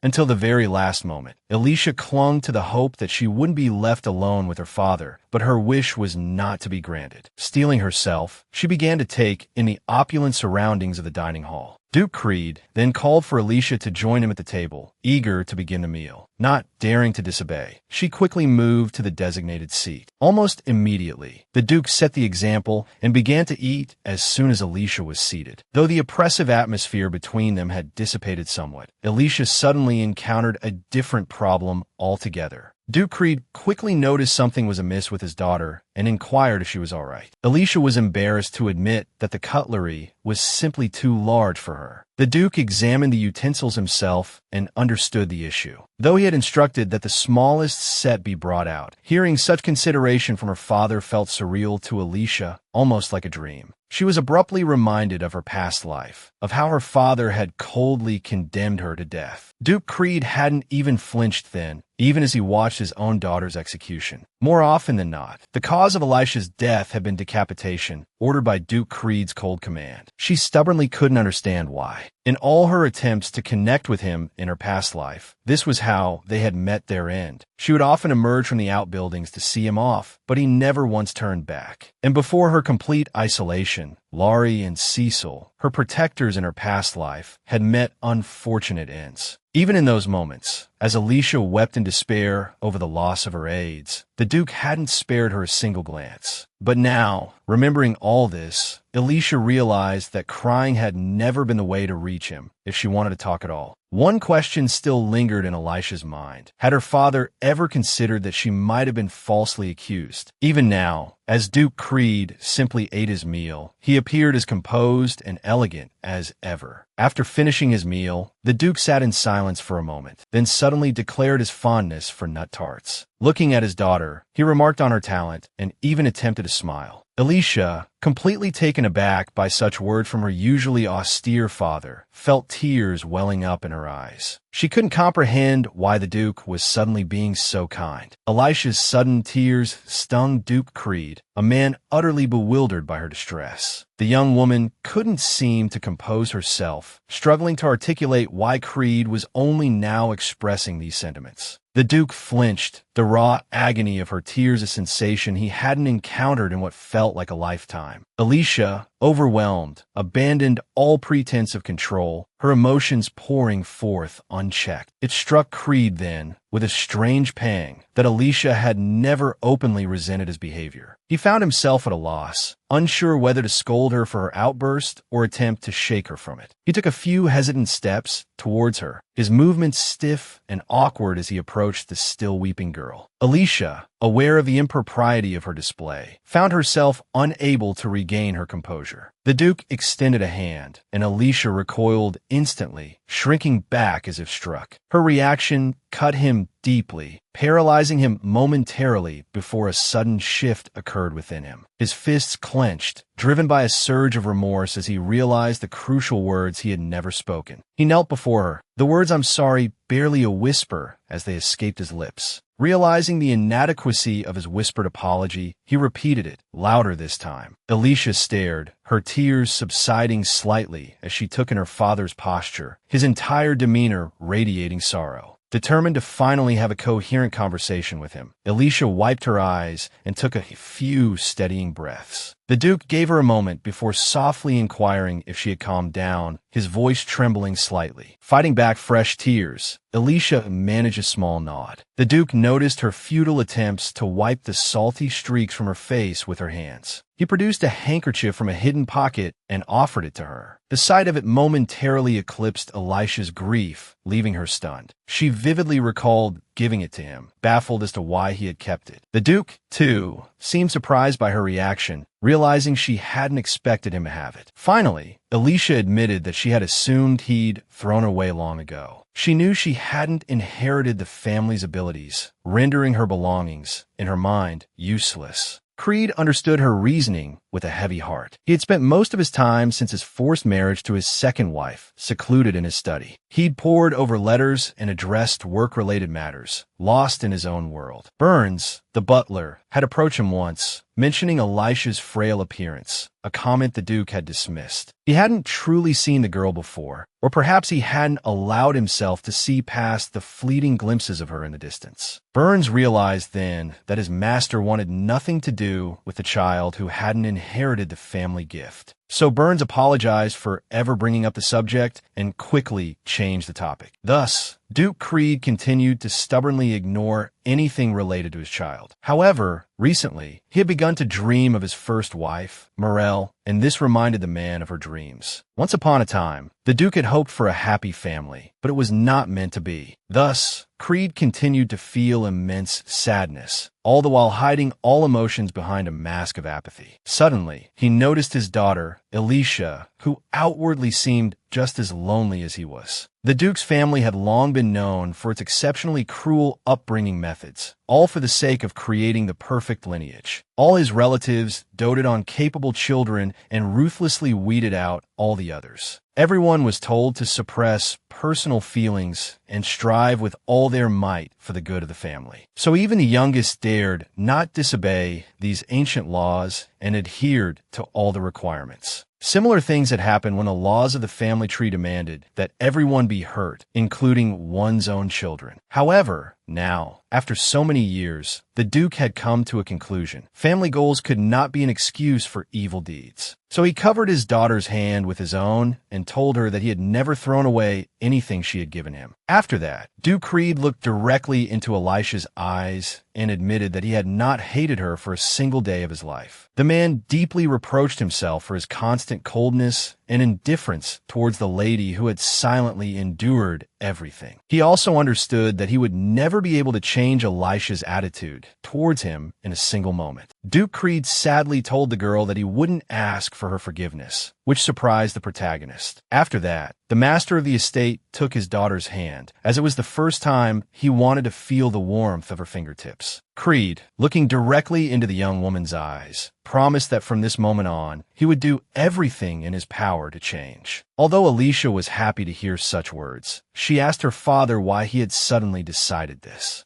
But Duke Creed couldn't answer why these things had suddenly become so concerning to him. However, ever since the girl had started writing regularly about her life, something had changed. For the first time in a long time, the man had a genuine interest in learning how others lived besides himself. As Creed recounted all this, the young woman sat silently, barely breathing, as she couldn't believe what she was hearing. Alicia even initially decided that she had simply fallen asleep and found herself in a very beautiful and wondrous dream. At this point, the Duke turned away, saying that he couldn't solve all the problems over one dinner, but he at least wanted to start. Alicia watched her father with her mouth slightly agape, but after saying these words, he stubbornly didn't turn to her, and she carefully studied the back of the gentleman's head. The girl concluded that she was willing to stay in this dream with him. As soon as Duke Creed sat down in his place, he began to bombard the lady with questions about the food, which she simply didn't have time to answer. In the end, the young woman even closed her eyes, overwhelmed by the sheer volume of information around her. Lest she descend completely into madness, Alicia turned to her father and confessed that she was overwhelmed with questions. Hearing the girl call him father, Creed was struck by the realization that it was the first time she had ever used the term. The young woman was initially apprehensive, but the Duke calmly urged her to continue her meal. Alicia thought to herself that she had never seen such an expression on the estate lord's face before. The gentleman's keen eyes didn't miss the pensive look on the girl's face. He surmised that she was saddened by the thought that they might not share such moments again, and so proposed that they dine together from then on. Meanwhile, the Duke struggled to maintain his usual impassive expression, lest his emotions betray him. Alicia, recognizing her opportunity, couldn't let it pass, but decided to use it to make a request. And so, the girl asked the Duke to improve the meals provided to the maids who lived with her in the annex. Creed was taken aback by this request, having assumed that Alicia ate the same food as he did. But in reality, the food she received was vastly different, a fact the young woman hadn't dared to voice until now. Alicia was completely unaware that her father had been oblivious to the conditions of her life. Creed realized the delicate situation he was in, but he didn't blame his daughter in the slightest. Therefore, to avoid any future misunderstandings, the Duke immediately made his position clear. In response, Alicia calmly pointed out that Creed knew nothing about her because he had never shown any interest. The estate lord was speechless. Her words, so undeniably true, shook him to his core. He clenched his hand, frustrated with himself, realizing he had no right to speak of change without first understanding his own daughter. However, Creed quickly regained his composure, stating that he needed Elisha's help to change swiftly. The girl offered her father a genuine, if slightly awkward, smile and promised to assist him. Creed, observing his daughter closely, suddenly concluded that the issue extended beyond just her meals. He resolved to get to the bottom of it. That evening, as usual, the maid settled the young lady into bed and tucked her in. Alicia wasn't sleepy yet, but Laurie insisted as the young lady needed her rest. Complying, the girl suddenly remembered the new bookcase arriving the next day, and her face lit up with excitement. Laurie, the maid, was surprised but agreed to find a place for it. What astonished her most, however, was Elisha's claim that she could now take any book from her father's study. Laurie looked at the young girl with concern, debating whether to voice her doubts. Finally, she resolved herself and said that without the Duke's permission, those books were off limits, and Elisha's excitement was likely misplaced. One can only imagine Laurie's astonishment when a young mistress declared that her father had indeed granted her access to his study. Such a thing was beyond Laurie's comprehension, despite her unwavering devotion to the young lady.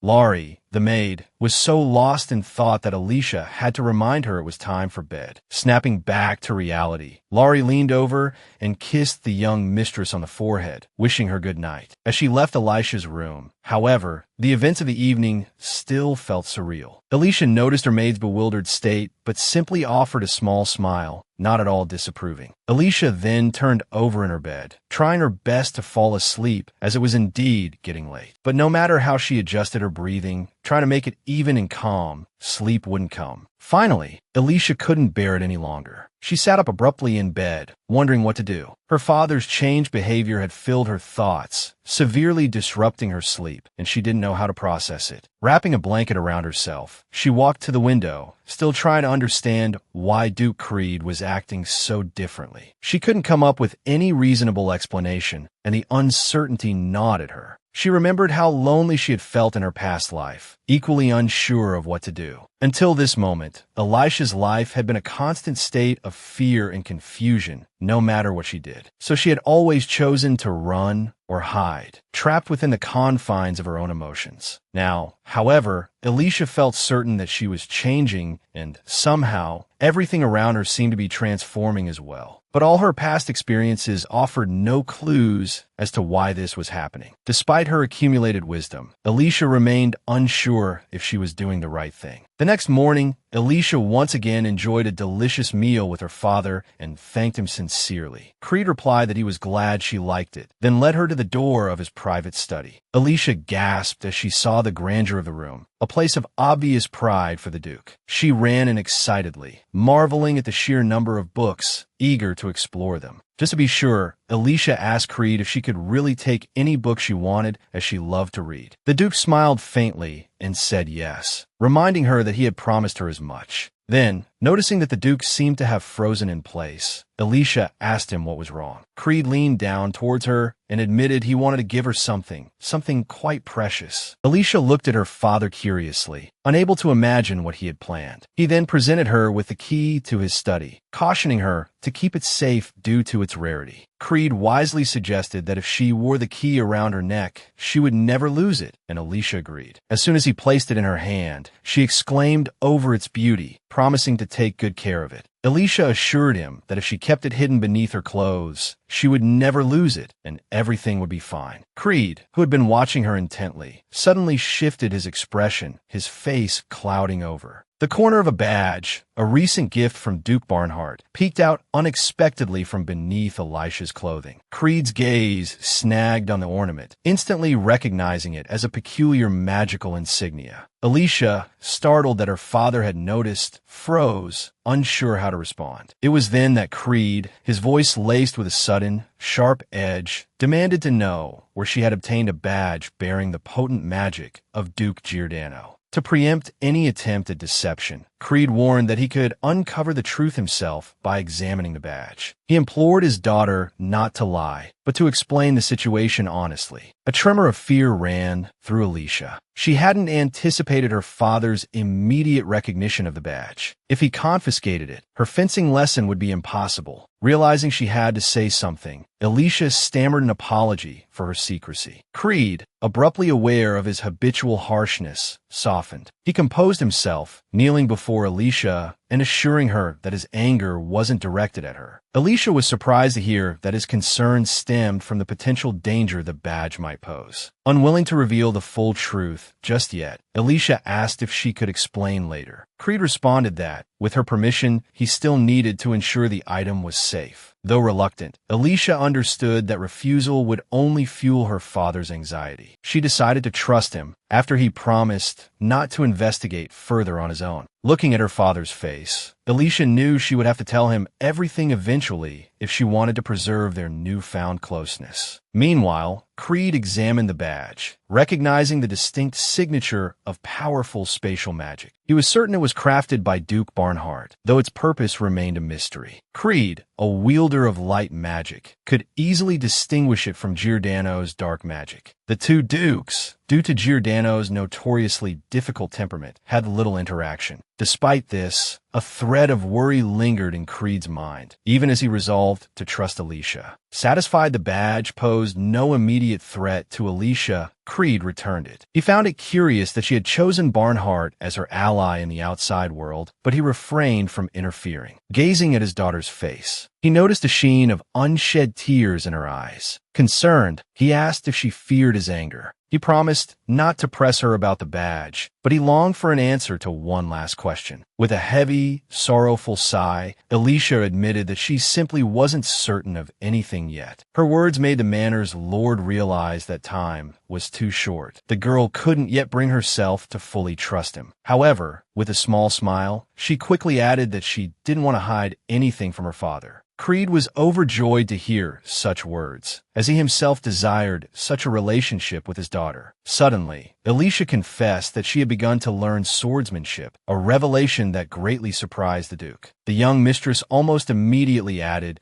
that she couldn't reveal the reason just yet, but she would in the future. She couldn't help but boast that, despite only just beginning her training, her stamina had already increased considerably. Watching all of this, the Duke couldn't help but smile, pleased with his daughter's efforts. He stroked her head, thanking his little mistress for her honesty. He then told her that he would be very happy if his precious daughter continued to be open with him. In response, Alicia beamed, promising that she certainly would. The next morning at dawn, the young mistress prepared for another training session. She was terribly afraid of forgetting something important, wanting to give her full attention to the task ahead. Before leaving, she glanced at the table and was surprised to find a letter from her father. She had never received a reply before, so she was overjoyed. In the letter, the Duke wrote that her training wouldn't be easy, but he hoped she would persevere. Even after reading it, Alicia still couldn't quite decipher whether her father had written it out of coldness or concern. Nevertheless, before teleporting to Giordano's estate, the young mistress whispered that she would return to her father soon. However, somehow, she ended up lost in an unfamiliar room. Alicia had never imagined she would make such a mistake, and panic seized her. When she first arrived for training, she had met the steward, Rand, and asked him where to begin. Since the aide wasn't responsible for her education, he told her to wait for her instructor on the second floor. Alicia, however, forgot to ask which room amongst the many offices she was supposed to go to. Determined to find the right place, she decided to check each door one by one. However, as she opened door after door, she still couldn't find any clear indication of where she should be. Alicia began to despair. The doors on the second floor seemed endless. She ran frantically from room to room, unable to find anyone. Finally, only one door remained. With a surge of confidence, Duke Creed's daughter opened it. The sight that greeted her inside the office left her stunned, completely unexpected. The silence persisted, giving her a moment to indulge her curiosity. The object of her surprise was an imperial map hung casually on the wall. And this particular map depicted all the military forces and their potential directions of deployment. Alicia immediately realized that all these strategic decisions were personally made by Duke Giordano and were strictly forbidden for anyone to view. She could only marvel at how brilliant a strategist the Duke was at his age. But she genuinely couldn't understand how the Duke could leave the map in such a conspicuous place. However, curiosity about the strategies got the better of her, and Alicia continued to study the map. Suddenly, she saw that the path to Jetron was also marked on it, which put the young woman on her guard. Jetron was a village located in the wilderness on the southern border of the Empire. This place had no law or order, so barbarians frequently raided the village. From the memories of her past lives, Alicia remembered that Duke Giordano would soon wage war on this territory. But she couldn't understand why the Duke had decided to go through that rocky forest to reach the border. Alicia was sure that the forest located a little further east would be more suitable for passage. Suddenly, Duke Giordano himself asked from behind her what she was looking at, which startled her. Alicia had been so engrossed in her thoughts that she hadn't noticed anyone enter the office. Since Alicia didn't answer, Giordano repeated his question, asking what she was looking at. The Duke quickly guessed that the young woman had already figured out what it was she had stumbled upon. Alicia didn't deny the fact that she could make out the plan of attack on the village of Jetron from the map. Ashamed of having seen something she shouldn't have, she asked for forgiveness. But what surprised Giordano even more was that the young woman had understood the map in a matter of seconds. He then turned to his aides and declared that those who had left the map lying around should be reprimanded. The Duke said he would think about how to punish the lads, who only obediently nodded in response. After that, Duke Giordano ordered Leech and Rand to leave his office, which they did. Alicia watched everything unfold with incomprehension, waiting for the Duke to turn to her. And Giordano didn't make her wait long, saying that he couldn't let someone who knew his plans go free. The young woman gulped in fear, realizing that she would now have to face the consequences. Giordano, without raising his voice, but still terrifyingly, abruptly asked Alicia to tell him about the forest she had just mentioned. He invited her to sit down and explained that he wasn't angry, but on the contrary, was interested in Alicia's insight. Finally, Alicia said that it would be more convenient to go from the east, as winter was coming soon. The young woman knew that there were monsters in that forest that emitted poisonous gases, but she believed this problem could be solved. But Giordano himself didn't know exactly how, so he asked Alicia what she meant. Alicia, slightly embarrassed, said that she had recently found a rare book on herbs in her father's study. It said that if certain plants were mixed, an antidote could be obtained. The young woman explained that the book was in such a secluded corner that no one knew of its existence. After Alicia finished these words, silence fell between them, as neither knew how to continue the conversation. Suddenly, Alicia's eyes welled with tears as she asked Giordano if he was going to kill her, taking him completely by surprise. Alicia, for her part, was utterly serious, convinced that the Duke might be quite harsh. Giordano, caught off guard by the girl's endearing reaction, couldn't help but stifle a chuckle behind his fist before bursting into laughter. He asked the young mistress how she could possibly imagine such a thing. After a moment, once the Duke had composed himself, he explained that he knew of Alicia's loyalty and therefore wouldn't dream of harming her. However, he admitted to a strong desire to hear the formula for the antidote she had mentioned earlier. Of course, the Duke didn't intend to simply take the information from the young mistress. In return, he promised to personally instruct her in swordsmanship. Elisha's face lit up at this offer, understanding that there could be no better teacher than Giordano. Minutes later, they moved to the courtyard, where he had the young mistress mimic his movements. Giordano was so engrossed in explaining the process that he was startled when Alicia suddenly interrupted him. The interruption came because Alicia had decided to ask the Duke to first teach her how to properly hold a sword. She explained that, up until now, all she had been doing was stubbornly walking in circles around the training grounds. Giordano didn't refuse. Standing behind Alicia, he began to demonstrate the correct stance. Alicia listened intently to the Duke's words, carefully replicating each of his instructions. The Duke's aides, watching him in that moment, almost didn't recognize their lord. It was the first time they had seen him so invested in a single task. Eventually, the knights concluded that they, too, wanted to support the little girl who was trying so hard. Alicia truly was putting in the effort. The following day, she even participated in the Duke's grueling training regimen. No matter how difficult, she obediently ran the required laps each time. The girl even had the energy to smile at the knights who cheered her on from the sidelines. 10 days passed like this at Giordano's estate. Then, one day, her father, Duke Creed, happened upon Alicia in the hallway. With a gleam in his eye, Creed told his daughter that they needed to have an important conversation. Creed himself didn't notice that he was, once again, coming on too strong, causing Alicia to clam up in fear. It took a moment for Creed to realize that he had frightened the young mistress again. Softening his voice, the Duke reassured Alicia that she needn't be afraid. He wasn't truly angry with her. He explained that he had been worried about her during her rigorous training and had decided she needed a break. This, however, wasn't part of Elisha's plan. She wanted to learn as much as possible. She feared that if she rested too often, her training would be pointless. Unexpectedly, Creed said he wanted to take his daughter to see the greenhouse, a place she had never visited before. Clearing his throat awkwardly, Creed mentioned that Elisha's mother, Mir, had once loved spending time there. Upon hearing this, Alicia immediately begged her father to take her to the place her mother had cherished. A few days earlier, Duke Creed pondered what a 10-year-old child might enjoy. His aide suggested presenting the girl with a dress or some jewelry, things that often sent young ladies into raptures. But Creed wasn't entirely convinced by these proposals, as his daughter, Alicia, was rather spirited. Nevertheless, he gifted Alicia some jewels and dresses and granted her access to the library. Furthermore, the Duke personally sought out several rare books for the young girl, much to her delight. He also ensured that all of Grace's orders regarding the annex were rescinded. All of the Duke's actions did not escape the notice of the Emperor's sister, who had been closely monitoring Elisha's deteriorating situation. Consequently, the couple had a tremendous argument, with the husband defending Alicia and the wife trying her best to scold her. However, nothing Saffron said to him could sway Creed's decision to renovate the annex and replace the chef there. Despite all of Creed's efforts, this was the first time he had seen such a joyful expression on his daughter's face. The Duke believed this was because the place was connected to the girl's mother, Mir. Suddenly, Alicia turned to her father and told him how happy she had been lately. She confessed that she saw how hard Creed was, trying to change, and was incredibly grateful to him for it. Alicia squeezed her father's hand tighter, holding it throughout their walk towards their chosen destination. As they drew near, Alicia, smiling brightly, suggested they could have tea in the greenhouse. It was only at this moment that the Duke realized they had never had tea together before, a realization that pierced his heart. The Duke froze, stunned by this realization, which didn't escape the notice of the young girl walking beside him. Alicia hesitantly asked her father what was wrong, as he had just been smiling peacefully at her. Instead of answering or offering any explanation, the man knelt down and embraced her. As he did,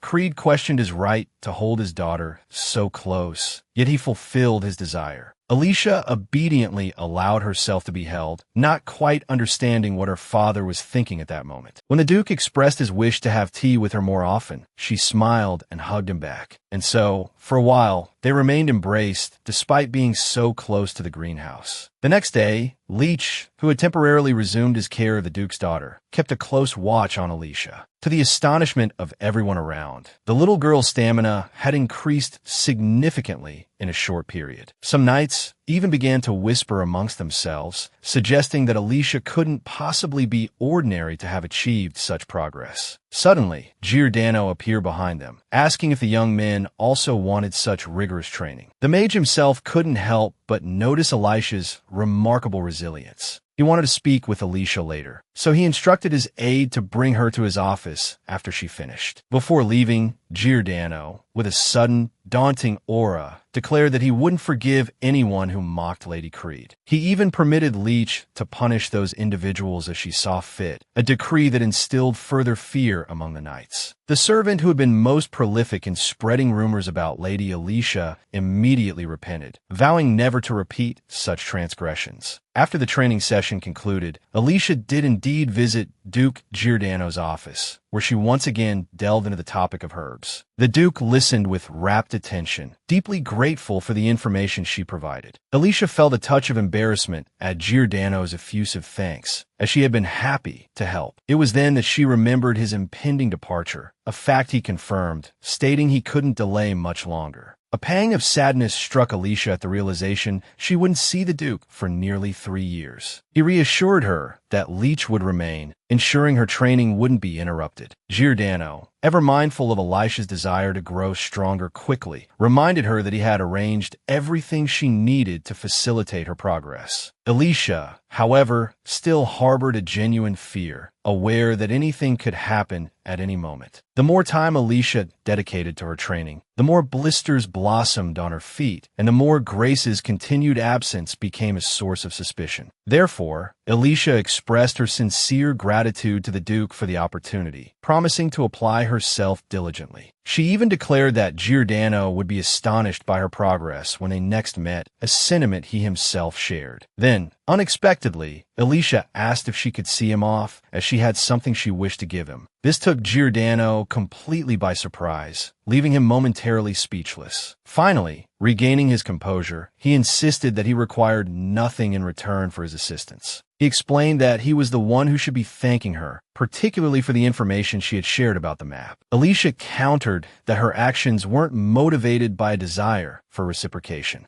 Giordano hadn't anticipated that Alicia's intentions went beyond mere gratitude, unlike what he had initially assumed. Alicia, almost shouting, insisted that she truly wanted to give him the gift she had chosen. Having raised her voice, Alicia felt a blush creep up her cheeks and fell silent for a moment. Giordano was rather taken aback by this assertive display from a usually quiet Duke's daughter. With a gentle smile, he conceded that it would be rude to refuse if she was so insistent. Following this exchange, Alicia returned to her garden, strolling as usual with her maidservant. Alicia noted the distinct shift in the weather. It had been warm not long ago, but now a noticeable chill permeated the air. She realized, perhaps a little too late, how much the temperature had dropped, her breath misting faintly before her. Noticing Alicia shiver, Laurie inquired if she was cold, but Alicia insisted she was fine. Despite her reassurances, the maidservant remained concerned that she might fall ill. Alicia explained that she felt well and was eager to finish her preparations. She had come to the garden specifically to dry the leaves she had gathered, intending to use them for tea. The maid, observing Alicia's deft movements, acknowledged that without her, she wouldn't be able to manage any of this. Her only worry was that the young lady had been working almost nonstop recently. Alicia only now realized how busy she had been lately, caught up in a whirlwind of activities. But first and foremost, she had to prepare a gift for Giordano, so she could see that smile of his again. Furthermore, the Duke's daughter understood that missing her training was also highly undesirable. And most importantly right now, Alicia felt the approach of an even colder winter. But the young girl needed to be thoroughly prepared for it and have time to complete all her duties before its arrival. Usually, mages always prepared furnaces with magic stones to heat the enormous estate. However, such stones were incredibly expensive, so only nobles could afford them, and only Alicia, with the experience of her past lives, knew how to acquire these stones in large quantities. So today, she wanted to finish all the work related to the tea herbs as quickly as possible. Suddenly, the young lady heard some strange sounds behind her and turned around curiously. It turned out to be a carriage belonging to some noble approaching the estate, even though Alicia herself wasn't expecting anyone. Then, Leach remembered that Lady Severe herself was supposed to visit them today. The caretaker knew that Lady Elvin was close with Lady Grace and would visit her regularly. At that moment, Alicia tried her best to recall who exactly that name belonged to. Suddenly, it dawned on the girl, and she was instantly overwhelmed by a wave of fear and horror. The point was, she had encountered this woman in previous lives, and that woman had been anything but friendly towards her. Severe often corresponded with Grace, which was advantageous for Creed, as his family held a lower status. It was Elvin who initiated this friendship, deciding to befriend the Emperor's own sister. As a result, she became someone who almost unquestioningly obeyed Saffron's commands. It was on the orders of the Duke's second wife that Severe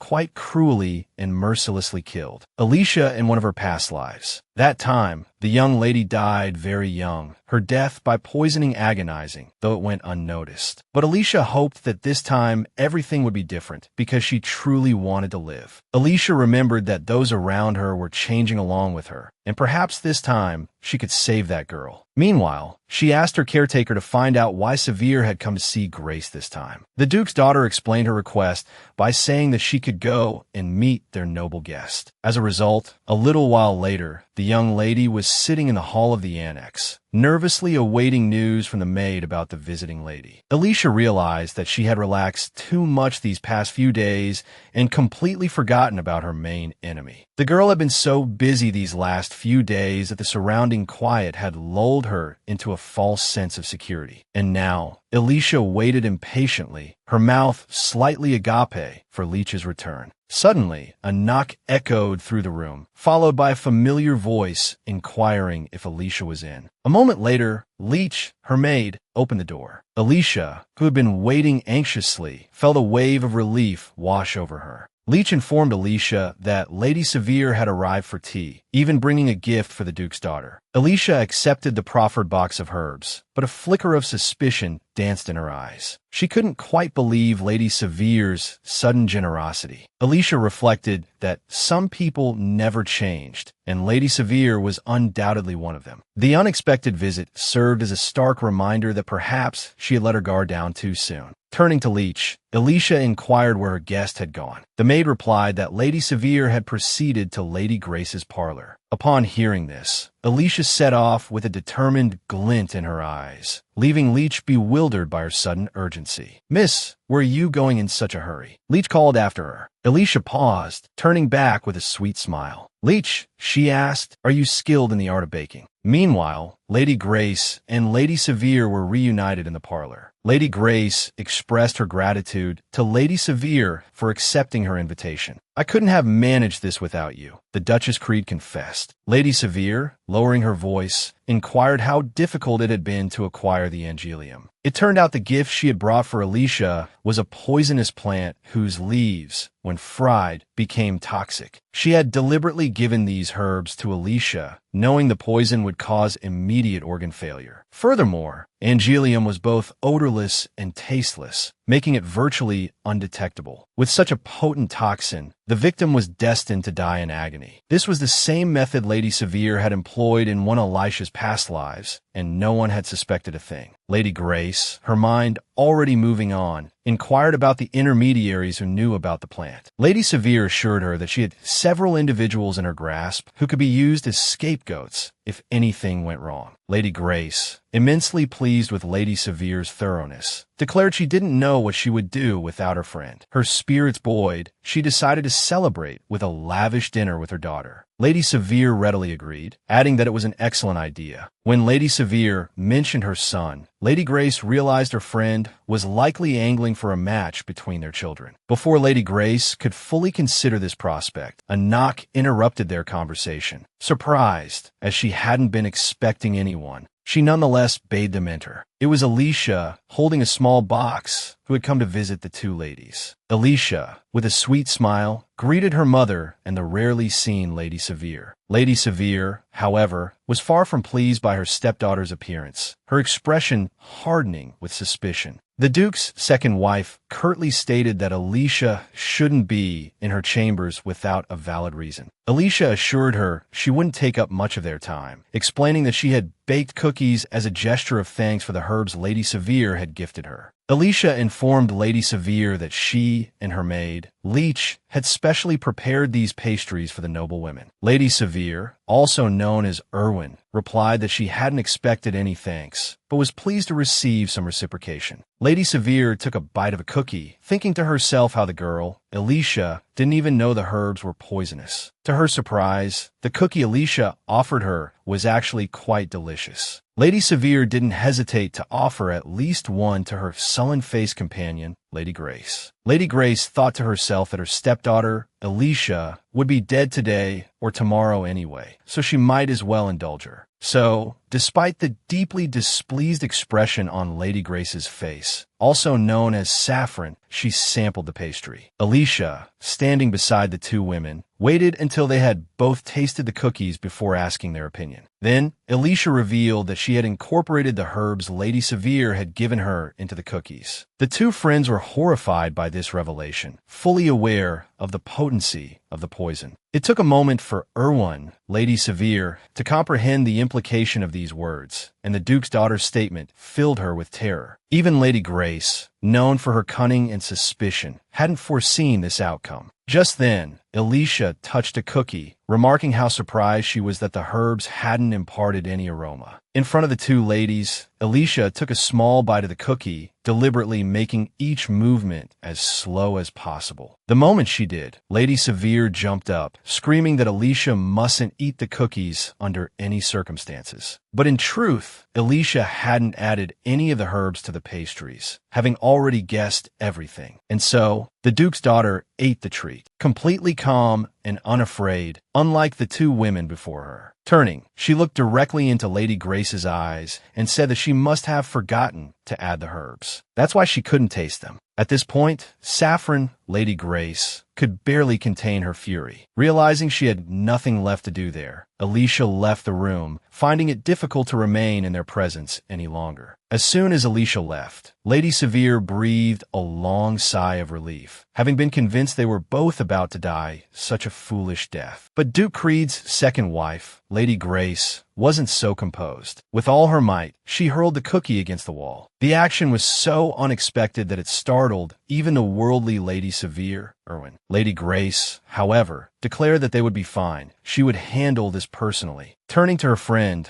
Lady Severe, Duchess Creed, Lady Grace told her not to worry about a thing, as she had regained her composure. Meanwhile, Alicia hurried down the hallway as quickly as possible, putting as much distance as she could between herself and her stepmother's chambers. No matter how restrained Alicia appeared in front of Lady Grace, she was still terrified of interacting with her. Suddenly, a young woman rushed around the corner, nearly colliding with Duke Creed's other daughter, Alicia, at full speed. It was Jezebel, who immediately began berating the other girl, saying it would be easy to fall and get seriously hurt. Having never directly met Alicia before, Lady Grace's daughter didn't even recognize her. Alicia herself couldn't stay in one place for long, so she apologized and ran off. The girl, Jezebel, was left alone once more, but surmised that the mysterious stranger was Meal's daughter. That night, Alicia dreamt she was a small child again, cradled in her mother's arms. The woman held her daughter carefully, tenderly, a gentle smile gracing her lips. Within the same dream, Alicia watched this beautiful scene from the sidelines, awestruck by the unfolding events. The young woman had long dreamed of seeing her mother, even if only in a dream, and now it was finally happening. Before Alicia could even think of speaking to her mother, a hand clamped down on her shoulder. Turning, she found Lady Grace standing behind her, a manic grin twisting her features as she demanded to know where Alicia was going. Just as Alicia braced herself to resist, the crushing weight of her helplessness descended. Meanwhile, Lady Grace dragged her towards two servants holding sacks, the same servants who had abandoned her in the forest. Refusing to be controlled by Lady Grace any longer, Alicia wrenched herself free from her stepmother's grasp. But the Duke's daughter couldn't run far. Before her stretched a body of water, its depths unfathomable. Alicia turned to gauge the distance to Lady Grace, just as a hand appeared beside her head. Without a second thought, the Duke's second wife shoved her into the water, utterly unrepentant. Despite Elisha's struggles, the churning currents dragged her deeper and deeper. The thought of dying so easily again, without even a chance to use her second life, was unbearable. Sometime later, whimpering from the lingering horror of the dream, Alicia finally awoke in her bed. Her eyes felt wet as she opened them, a bandage inexplicably wrapped around her head. Bolting upright, she recognized her room, though she could scarcely believe the ordeal had been just a dream. As she gathered her wits, a figure in the periphery of her vision caught her eye. It was Duke Creed, somehow asleep beside her bed, clearly worried. In his slumber, the man barely twitched, murmuring anxieties under his breath. Just seconds later, as if sensing his daughter's gaze, the Duke's eyes flickered open. He immediately noticed Alicia was awake, causing him to practically jump. Urging her to lie back down, Creed fretted over the possibility of a relapse. He confessed his terror when she had collapsed, the event completely unexpected. Covering her father's hand with her own, Alicia surmised she had simply been out in the cold too long. Reassuring him that she felt fine now, she relayed this to her father. But these words weren't enough to completely quell the Duke's worry. Tucking her in, he declared she must remain in bed for 3 days. It was only now that Alicia realized she had developed a fever almost immediately after her encounter with Lady Grace. To her surprise, the Duke spoke again, his voice laced with uncertainty. Wearing a look of profound sadness, Creed pleaded with her not to feign happiness if she felt unwell. Alicia, though her true lifespan was far longer, found such a fact utterly inconsequential now. Deeply embarrassed by her father, Duke Creed's concerned inquiries, she burrowed under the covers without a word. The Duke's worry intensified, convinced that his daughter's silence indicated illness. But Elisha's thoughts were far from her physical state. She found her resentment towards him fading, replaced by a burgeoning affection. Unwilling to cause her father further distress, Alicia emerged from beneath the blankets. Timidly, she asked him to stay with her until she fell asleep. Creed was surprised by the request, feeling he should be able to offer her far more. Nevertheless, he nodded his agreement, promising to remain by her side even after she awoke. Several days later, fully recovered, Alicia transported herself to the Giordano estate. Having heard that Giordano, also known as Barna, would be departing in a few days, she wished to bid him farewell. The mage cautioned her against visiting every day before his departure, explaining they would be leaving quite early. Alicia smiled, replying that she would present her gift to him now. Indeed, Alicia confessed her considerable anxiety regarding the gift she had prepared for him. Her primary concern was whether he would appreciate it. Resolving not to back down, Alicia confidently requested that Giordano sit for a moment. Taken aback by the unexpected request, he looked at Duke Creed's daughter with surprise. Before complying, her presence intrigued him. He even jested, remarking that he'd never thought a young lady could bring him to his knees so easily. Mortified by his words, Alicia began to apologize profusely. Giordano quickly clarified that he had merely been teasing, hoping to put her at ease. To further salvage the situation, Alicia, adopting a serious expression, requested he accept her gift. His demeanor helped calm her nerves considerably. Alicia noticed the mage's impatience, still uncertain if her gift would meet his expectations. Giordano inquired if she had perhaps changed her mind, deciding against giving him the intended surprise. Snapping back to the present, Alicia reached into her bag, eager to retrieve the object of her anxiety. Indeed, her flustered fumbling brought a smile to Giordano's face. Moments later, Alicia, having composed herself, told him he could open his eyes and presented him with the box. Giordano accepted the gift calmly, asking permission to open it, which she readily granted. Inside, neatly arranged, were packets of medicinal tea. Alicia explained that she thought it a fitting gift, considering the cold conditions he would likely face on the battlefield. Giordano, touched by the thoughtful gesture, expressed his sincere gratitude. At this point, Alicia admitted she had one more gift, a revelation that clearly surprised Giordano, who had thought the tea was all. Alicia felt a surge of anxiety. She poured far more of herself into this offering than the simple medicinal brew.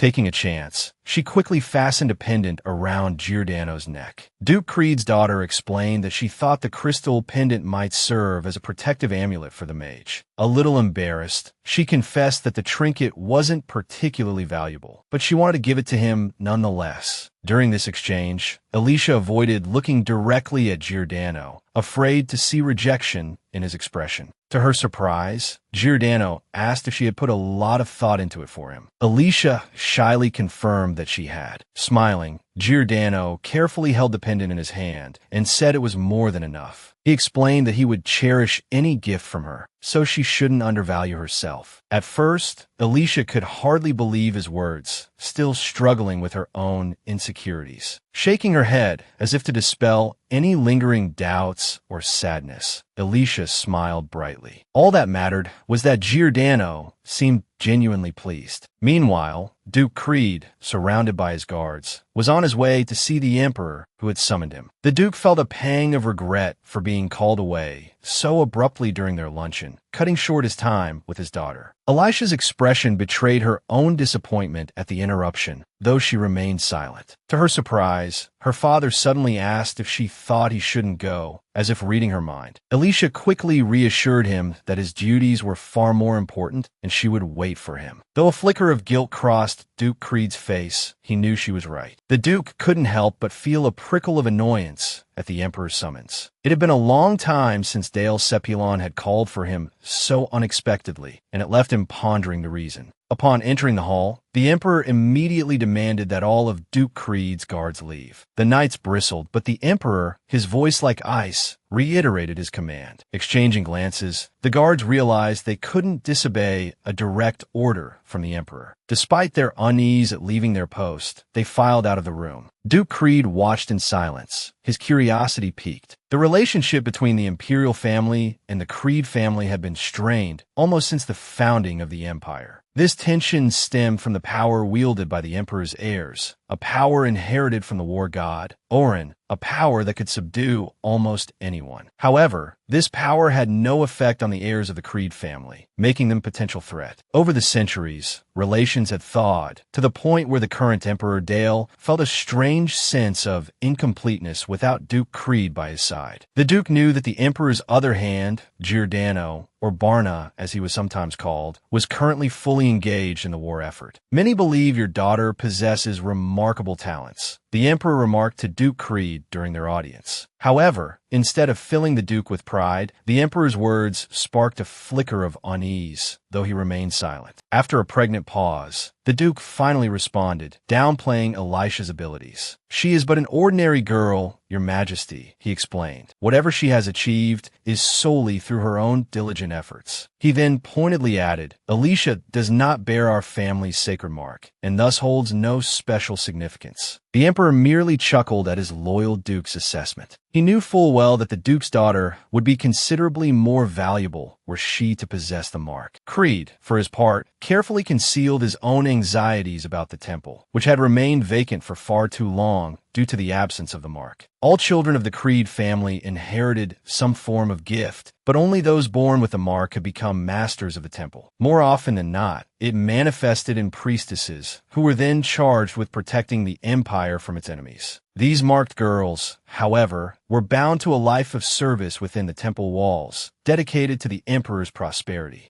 No one truly knew if they ever yearned for the ordinary lives they could never have. Times were changing, and Creed knew that the people's reliance on the gods was not what it once was. The Duke understood that if Alicia bore the mark, she would instantly become the object of everyone's affections. It was for this very reason that he sometimes felt a pang of relief that she was just an ordinary girl. Suddenly, the Emperor rose from his throne and approached his silent companion. Studying the Duke's face, he noted a subtle change in his demeanor since their last meeting. Dale, however, made no mention of it, instead clapping Creed on the shoulder and explaining that he had summoned him for another matter entirely. Numerous knights and nobles, the Emperor revealed, had requested audiences with the Duke's daughter. Among these requests, one stood out, a proposal from a Duke who heavily funded the military. Creed, with a touch of defiance, remarked that the man's contributions were hardly more substantial than his own. The emperor readily agreed, admitting his own reluctance to allow unfamiliar individuals close to him. He then proposed that Alicia meet his son, a suggestion that brought a frown to the duke's face. Raising his hands placatingly, the emperor suggested they at least allow the children to become acquainted. His smile then vanished, replaced by a serious expression. "I am not jesting, Duke," he stated firmly. He explained that an action would only fuel the rumors surrounding Alicia, and the more gossip spread, the greater the risk of someone seeking to exploit her. Ultimately, she might even be viewed as a mere investment, a commodity to be acquired. "You cannot be by her side every moment, Duke," Dale cautioned. Irreparable harm could come to her. In truth, the emperor had his arguments prepared, and he delivered them almost without a pause. Suddenly, Duke Creed interrupted the ruler, declaring his daughter more than capable and vowing to protect her for all his days. The Duke announced that he had no intention of making any decisions regarding a potential suitor for his daughter at this time. His Majesty replied that since his friend felt so strongly, he would not press the matter for the time being. It was only then that Dale abruptly reminded the Duke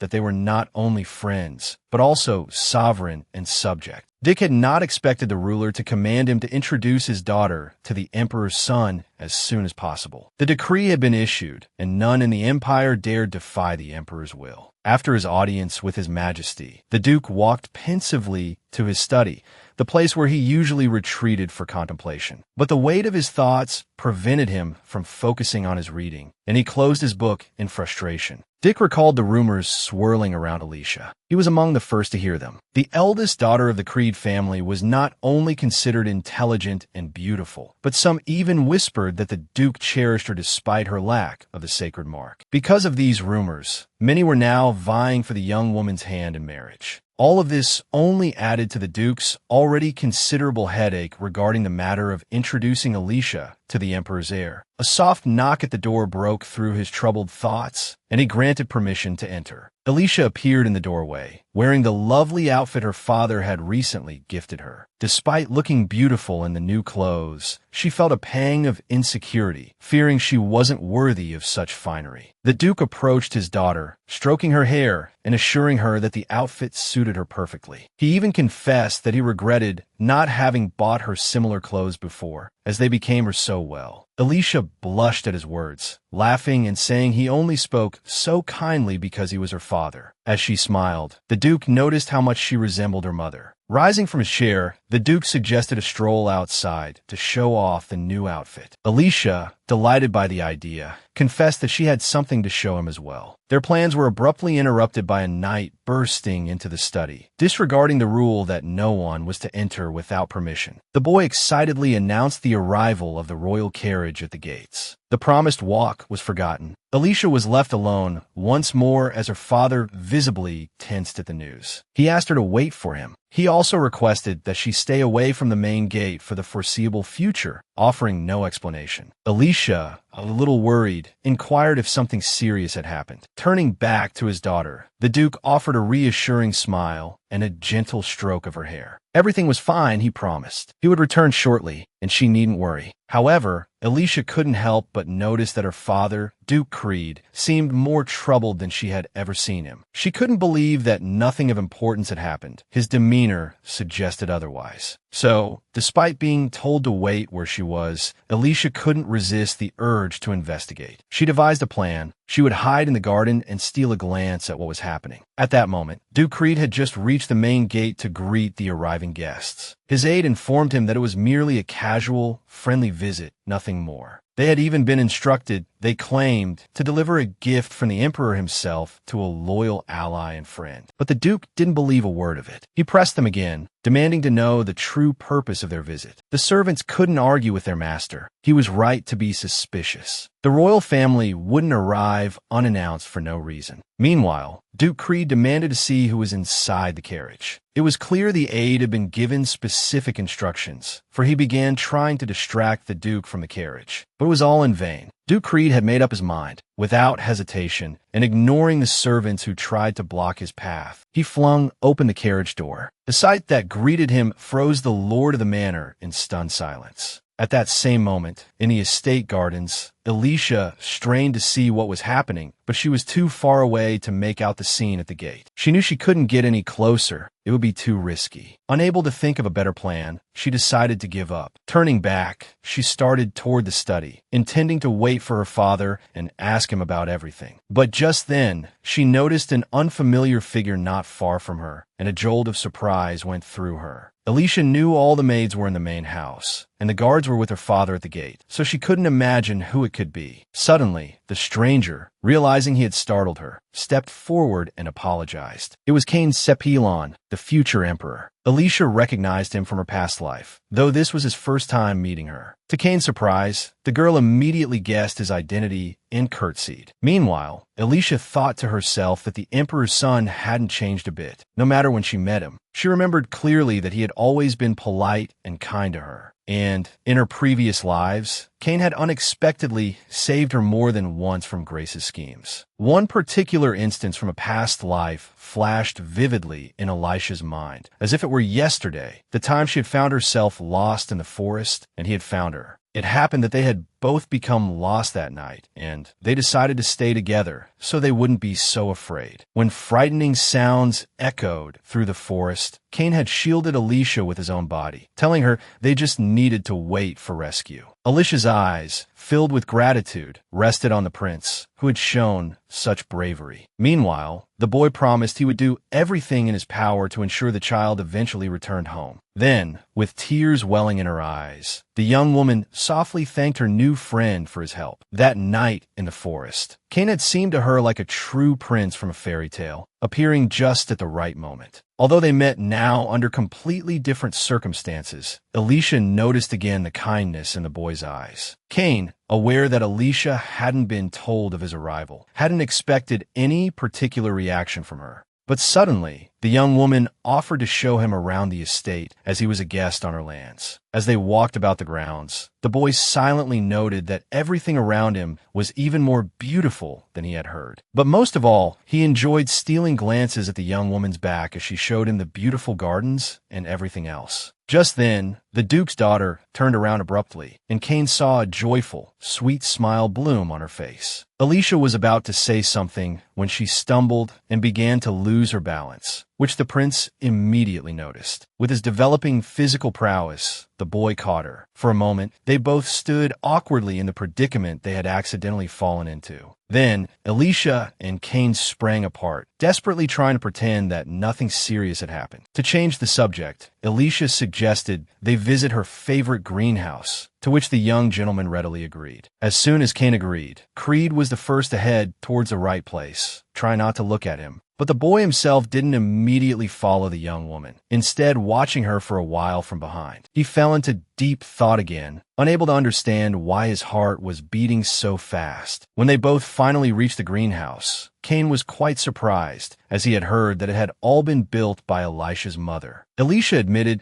that she herself admired the place every time she came here. Only in this place, no matter what happened, could Alicia truly feel happy. Although the Duke's daughter had also participated in the construction of the greenhouse, she preferred to believe that all the credit belonged to Mel. At that moment, the young woman remembered how she had once been here with her father, who had noticed her talent for growing plants. Afterwards, the man had muttered something about it being the reason for the rumors in the area, which Alicia hadn't understood. However, when Alicia had asked her father what he meant, he had told her simply not to think about such things. Now, recalling that conversation again, Alicia pondered once more on what her father could have meant. This time, Cain was watching the young woman from behind, so he noticed a petal caught in her hair. The boy called out to Alicia, and she turned to him. With some difficulty, she pulled herself from her thoughts. Without wasting time on explanations, he carefully removed the petal from Elisha's hair. Afterward, Cain showed her the finished work, so that his friend wouldn't have any doubts. Blushing at the prince's gesture, Alicia thanked Cain earnestly for his help. Then, approaching the plant, she began to tell him about its particularities and why she held it in such high regard. Though Cain understood little of what Alicia was saying, he listened intently, striving to grasp her meaning. Lost in her element, Alicia, remembering she could talk about plants for hours, spoke with an unrestrained passion. Elisha's curiosity was piqued when Cain mentioned having traveled to different continents and seen a vast array of flora. With a warm smile, the boy declared that sharing his knowledge wasn't a burden at all. Overjoyed at this, Elisha reached out and excitedly grasped her new friend's hand. But before she could speak,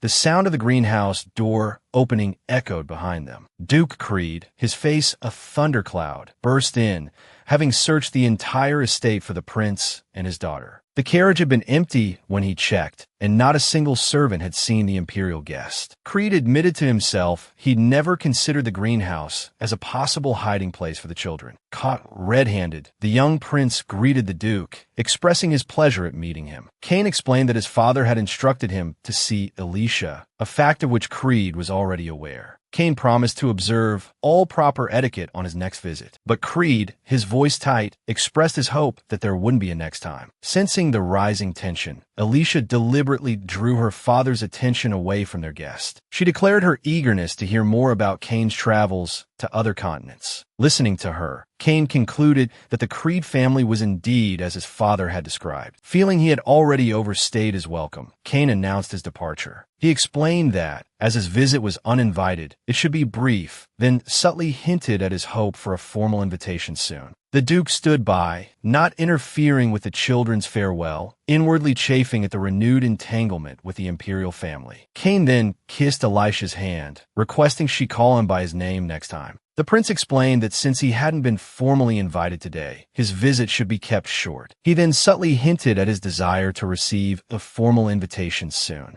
The Duke stood by, not interfering with the children's farewell, inwardly chafing at the renewed entanglement with the imperial family. It was then that Cain kissed Elisha's hand and asked her to address him by his given name next time. Familiar with the customs of the ruling family, Elisha wasn't surprised and readily agreed. Moments later, as father and daughter saw their guest out, Creed's face remained grim, while Elisha seemed perfectly content. For his daughter's sake, the Duke was prepared to endure much, and so he forced himself to regain his composure. Suddenly, Elisha turned to him and declared she wanted to show him something. The next morning, mother and daughter sat together over tea, discussing their shared future affairs and plans. Jezebel, noticing the anger etched on Grace's face, inquired as to what was troubling her. Grace declared it unfair that, were it not for Elisha, she would have inherited everything. A strained smile touched Elisha's lips as she tried to reassure her mother that she wasn't upset. But her mother would have none of it, snapping at Grace, "Be quiet." Grace, Elisha's mother, whispered to her daughter, almost hypnotically, that she should be the sole heir to the Creed family. Jezebel, trembling, listened as Grace spoke of how she would stop at nothing to secure that mark. Meanwhile, Grace urged her daughter to at least show some ambition, for she relished such a display. Jezebel, feeling powerless to object, yielded to her cunning and shrewd mother's words. At that moment, Grace picked up a letter, mentioning that her ally, Kahal, had very opportunely suggested a new method for resolving their problem. She understood that these actions wouldn't permanently deal with Elisha, but they might offer a way to eliminate her in the future. A malicious smile spread across Grace's face as she decided all she needed to do was manipulate the Duke's eldest daughter. Jezebel clearly saw through her mother's manipulations, but she felt helpless to change anything. Staring into her teacup, she questioned the reflection, wondering what the Duke's second wife was truly planning. The girl was heartbroken and afraid, as the woman had been prone to fits of anger lately. Jezebel remembered that night, walking the halls in the dark, lost in thought for the first time all evening. She had reached a window and seen a small girl with snow-white hair in the garden, someone she'd never encountered before. The young lady initially assumed the child was a new servant, though her clothes didn't quite fit the part. Jezebel had the distinct impression the girl had just emerged from the forest, and now the small figure was making her way towards the outbuildings. The Duke's second daughter suddenly recalled her mother speaking to someone earlier that day, her voice laced with anger, about something concerning the forest. However, the young lady didn't want to believe her own suspicions, so she tried to push the thought from her mind. But Jezebel couldn't help but notice that, since that day, her mother had become noticeably more furious and irritable. Just then, Duke Creed returned to the village after a short trip, and the villagers immediately began to greet him. Even seeing him with their own eyes, no one could quite believe it, as the gentleman typically kept to himself within the estate. But what surprised the most was that beside Duke Creed walked his eldest daughter, Alicia, dressed in a beautiful gown. Her father cautioned her to be careful, lest she stumble and injure herself on the road. Alicia laughed, assuring him everything would be fine and that she couldn't wait to get her new book. The only thing that bothered the young lady was the large crowd gathered around, all staring at her. Then, one villager, bolder than the rest, decided to approach Alicia, offering a polite smile. She explained that it was an honor to meet the young lady, as she had always held her in high esteem and respect. Alicia returned the stranger's smile and inquired who she was and how she knew her. Instead of introducing herself, the villager suddenly offered Alicia a basket of apples, hoping she would accept them. The Duke's daughter took the basket, admiring the fruit, their juicy colors seeming almost magical. The woman explained that her family had a small apple orchard, but the soil was poor and they were nearly destitute. Her surprise was palpable when a stranger declared that, thanks to Elisha's efforts, the orchard had been revitalized. She went on to explain that Elisha's gift had saved everyone around her, as it had helped many plants and trees. Alicia lowered her head sadly, having heard that in her father's lineage, only boys had been born until now. Because of this, the lands of the empire had suffered a severe drought until recently, only just now regaining their fertility. Alicia thanked the woman for her faith in her and asked her name. The woman introduced herself as Ekna, after which Alicia promised the villager that she would happily eat the apples, much to Ekna's delight. After Ekna departed, the Duke's daughter gazed gratefully after her, not having expected such a gift. Longing to visit the bookstore, Alicia asked her father if they could go soon. It was only when the Duke remarked on the many people who wished to speak with Alicia that she noticed he was right. Hours later, the Creed family carriage was overflowing with gifts of all kinds from the villagers. Already on their way back,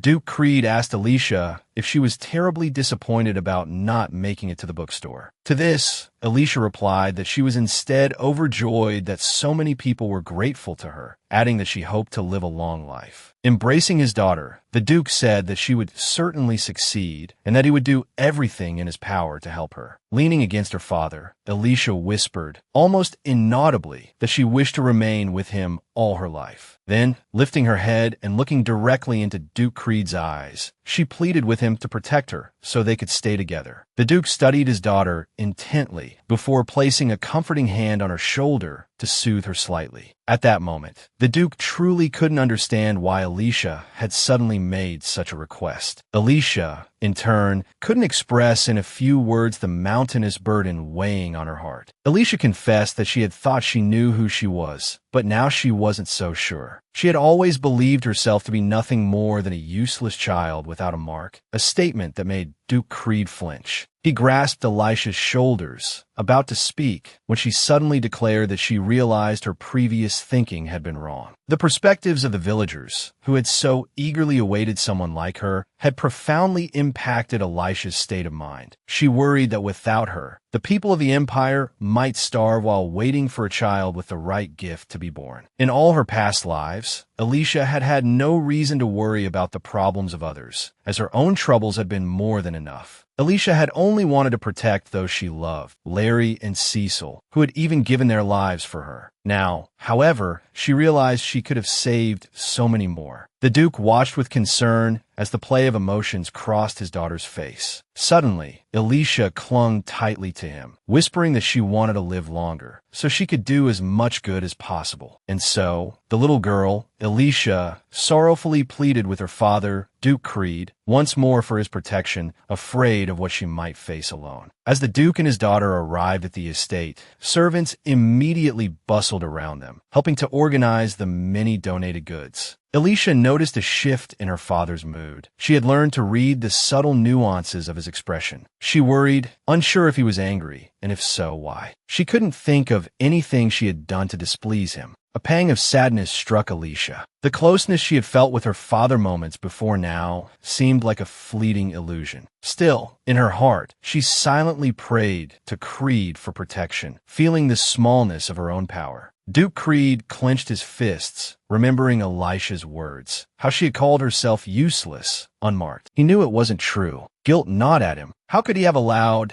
such a terrible thought to take root in the mind of his 10-year-old daughter? Turning away, he told himself he had no right to show weakness, to weep in front of her. He called Alicia to him. Though apprehensive, she immediately approached, her concern evident. She saw her father extend a hand, and she reached out to take it, unsure of what was happening. Every time she touched her father, she cherished the warmth of his skin. This time was no different. Suddenly, Duke Creed swept Alicia into his arms, lifting her effortlessly into the air, holding her close, tight, yet tender. He hugged her gently, whispering that he finally understood how others felt when they embraced her. He apologized for his slowness, for his strange behavior, but he wanted to try to hold her. Alicia smiled in response, accepting his feelings completely, for she felt much the same. Then, unexpectedly, he kissed her forehead, a soft, sweet gesture. He called her his most beloved daughter. Looking at her surprised face, he murmured that he, too, wanted to live as long as possible with her. A shadow of sadness crossed his face as he added that he would protect her, always. She needn't worry about anything. He would even help those she cherished, a promise that filled her with gratitude. Alicia had never imagined her father would even look at her this way, let alone offer such a vow. An indescribable joy, a feeling of unbelievable happiness, washed over her. Overcome, she couldn't help the tears that welled up, tears born of the sheer joy of the moment. In a whisper, she said she hoped it wasn't a dream. He reassured her, instantly, that it was all very real. Duke Creed remembered the housekeeper's word from a few days prior, about how all children craved affection. He recalled Burns talking about praising children, patting their heads, and he realized he had done none of it. Burns had added that any child also needed strong, gentle hugs, even if not frequently. The aide joined the conversation, but the Duke claimed no one had asked him, also because he felt ashamed of himself. For a long time, Dick mistakenly believed that only the divine mark mattered, but now he realized how wrong he had been. So at that moment, Creed held his daughter in his arms, not caring at all whether she possessed any abilities. A while later, Ellie returned to her room and immediately went to the window to open the curtains, as she preferred it that way. Cecil immediately noticed the young lady's appearance at the annex and rushed towards her. One can only imagine the aide's surprise at seeing Ellie in such a state after the recent conversation. The girl's entire face was swollen from tears, but she herself was overjoyed, having had a heart-to-heart talk with her father. The aide offered to apply ice to the young lady's face, but Ellie stopped her, saying that everything was fine.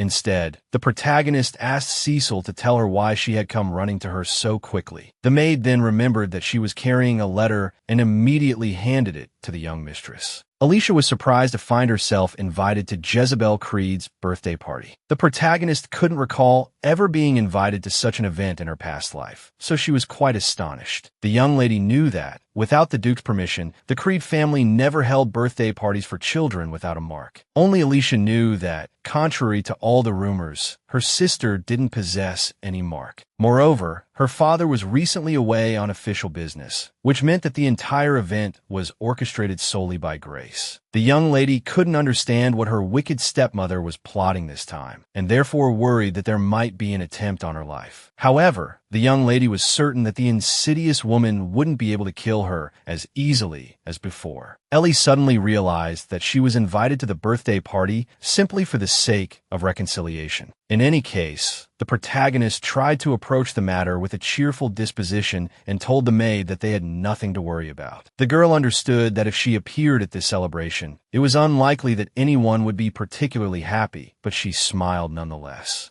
But Cecil didn't share the young lady's sentiment. She was incredibly excited about everything that was happening. The aide said that Grace, for some unknown reason, was very much looking forward to seeing Eliza at the party, which surprised the young lady. Just before the birthday, the manor was in a state of chaos and clamor due to the preparations. The Duke's eldest daughter watched the servants from the side, noticing that they were all preparing very diligently. But Ellie couldn't understand why she had even approached the manor and begun to secretly observe everything. The young lady didn't know whether she should sit quietly and wait for her father's return or try to contact him. Lost in thought, the protagonist didn't notice someone, also petite, approaching her from the side, making no attempt to conceal their presence. It wasn't until someone called her name that Ellie looked up and saw a familiar face she had seen before. Jezebel had unexpectedly found her sister, Alicia, and now demanded an explanation for her presence. The Duke's elder daughter flinched, a flicker of fear crossing her face despite knowing, logically, she had nothing to fear. Alicia shook her head, trying to clear the fog of confusion and reminding herself that she had wanted to see Jezebel. She rose to speak with Grace's daughter, hoping to win her over to her side. Suddenly, Jezebel turned, her words a cruel jab. She told Alicia that she reminded her of a mouse. The comment deflated Alicia's tentative courage, her voice shrinking to a hesitant whisper. Jezebel frowned, realizing her elder sister couldn't seem to form a coherent sentence. Taking charge of the conversation, Jezebel declared that she had wanted to see Alicia anyway, so their meeting was fortuitous. Surprise flickered across Alicia's face. She hadn't expected Jezebel to seek her out. Jezebel abruptly spun around, snapping at Alicia to follow and stop gawking. Startled by the sharp edge in Jezebel's voice, Alicia nonetheless recognized the underlying invitation. Eager not to lose her, the Duke's elder daughter hurried after her younger sister, hoping for a chance to talk. Only after they were seated with tea did suspicion begin to prick at Alicia. Was this another one of Grace's schemes? Jezebel's sudden reassurance that Alicia needn't be so frightened took her by surprise. Jezebel added that their mother, Grace, knew nothing of this impromptu meeting, so Alicia was in no danger. Alicia responded with a small, hesitant nod, a mixture of relief and lingering fear, even though she knew, logically, she had no reason to distrust Jezebel. Observing her sister, Jezebel thought that the Duke's elder daughter was even more pathetic than their father, Duke Creed, realized. She studied Alicia, finding no trace of elegance or confidence in the girl from the side house. Jezebel couldn't fathom what Duke Creed saw in this blonde-haired girl. Suddenly, Alicia broke the silence, asking Jezebel why she had wanted to meet.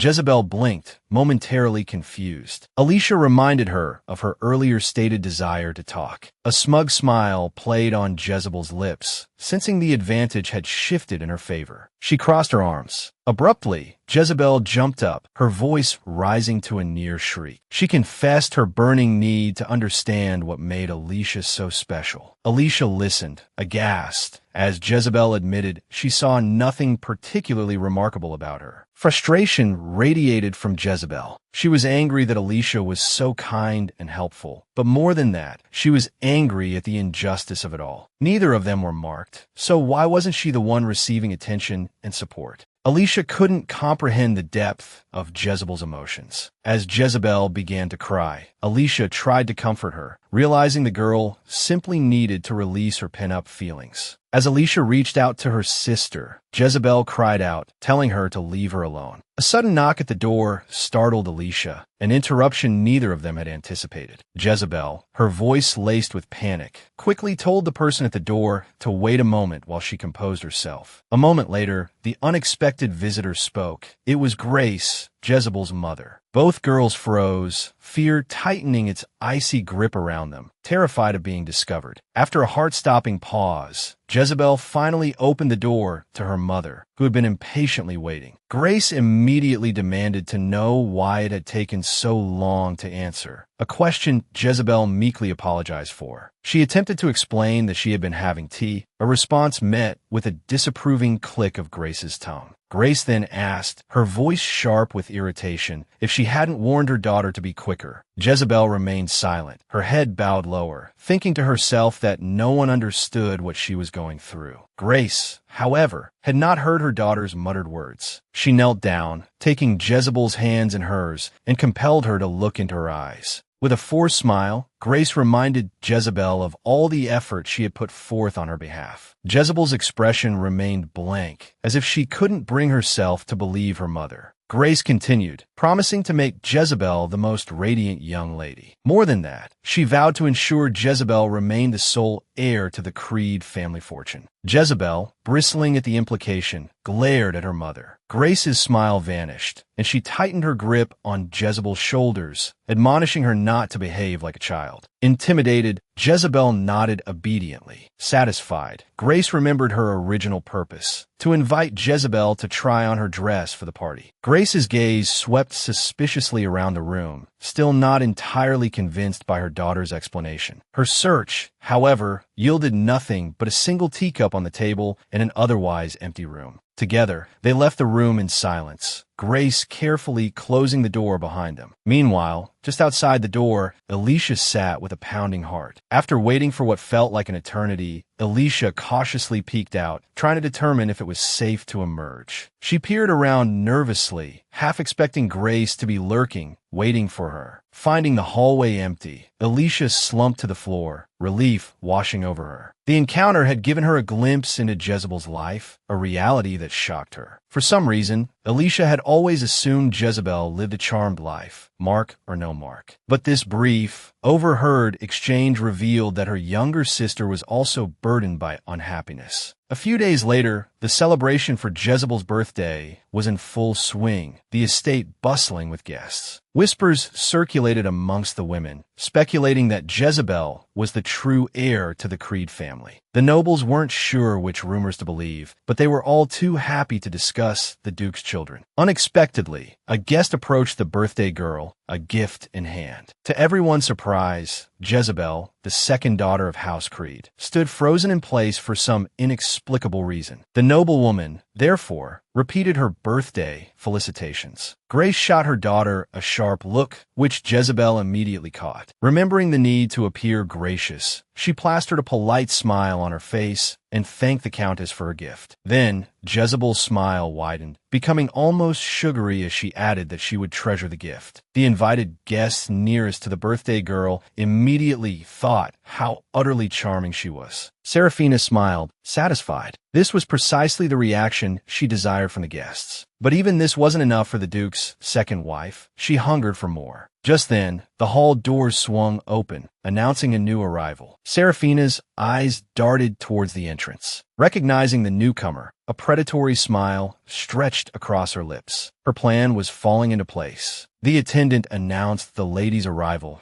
and Alicia, having come alone, appeared before the assembled guests. Whispers rippled through the crowd, speculating how the girl dared to show her face. Alicia herself felt vindicated in her decision to leave her maids behind. They would only be subjected to unpleasantness. She could endure this hostile environment alone if she must. Suddenly, Alicia overheard snippets of conversation, accusations that she had murdered her own mother, and yet here she was, brazenly walking amongst them. The women continued to spread increasingly horrific rumors, as if they were undeniable truths, utterly disregarding the girl's presence. The weight of it all pressed down on the Duke's eldest daughter, a suffocating blanket of malice. Alicia couldn't understand why they treated her this way. She hadn't done anything wrong. Jezebel, witnessing Elisha's distress, thought that even for her mother, this was going too far. Suddenly, Grace heard a commanding voice approaching from her left. It was Diana Harding, arriving with her children. Many in the room jockeyed for the esteemed lady's attention. Seraphina was delighted to greet Lady Harding and her children, Charlene and Durant. Jezebel didn't recognize the newcomers, but she understood from her mother's tone that this was someone of importance. Maintaining her smile, Seraphina expressed her surprise at Diana's presence. She knew that forging a connection with the Hardings would solidify her own social standing. Lady Harding was a woman of impeccable breeding and keenly aware of her own worth. An alliance with her would be advantageous indeed. Charlene, raised with the same meticulous care as her mother, possessed a similar grace. Durant, the elder son, a scholar in his own right, was one of the most promising students at the Royal Academy. Grace was certain they would all make exquisite adornments, further highlighting her own and her daughter's brilliance. Their aunt noticed that Lady Harding had violated the dress code. Her attire didn't match her children's. Diana, flustered, admitted she hadn't been aware of any such rule. Grace, the Duke's second wife, smoothly interjected, assuring them there was no need for concern. Then, the noblewoman approached Jezebel, offering her birthday congratulations, reminding everyone of the occasion's true purpose. Diana complimented Jezebel, remarking how charming she looked, her dress perfectly complementing her mother's gown. Jezebel, listening politely, offered a graceful curtsy in acknowledgement of the praise. Grace, sensing an opportunity to cultivate a connection with the Harding family, moved towards the rant. However, Charlene, Lady Harding's daughter, interrupted, her voice ringing out as she pointed excitedly towards someone across the room. Lady Harding hastily informed Grace that they had a pressing matter to attend to, but assured her they could speak later. Undeterred, Grace, still eager to forge a link with the influential family, inquired if they were looking for someone in particular. Grace's surprise was palpable when Diana and her children revealed they were, in fact, searching for Alicia. As if to confirm their words, Charlene suddenly darted across the room towards Alicia, exclaiming loudly that she had been eager to meet her. Grace could scarcely believe that such a prominent family had attended the celebration solely to meet Alicia, the eldest daughter of House Creed. Alicia herself seemed equally astonished, clearly unaware of the Hardings' intentions.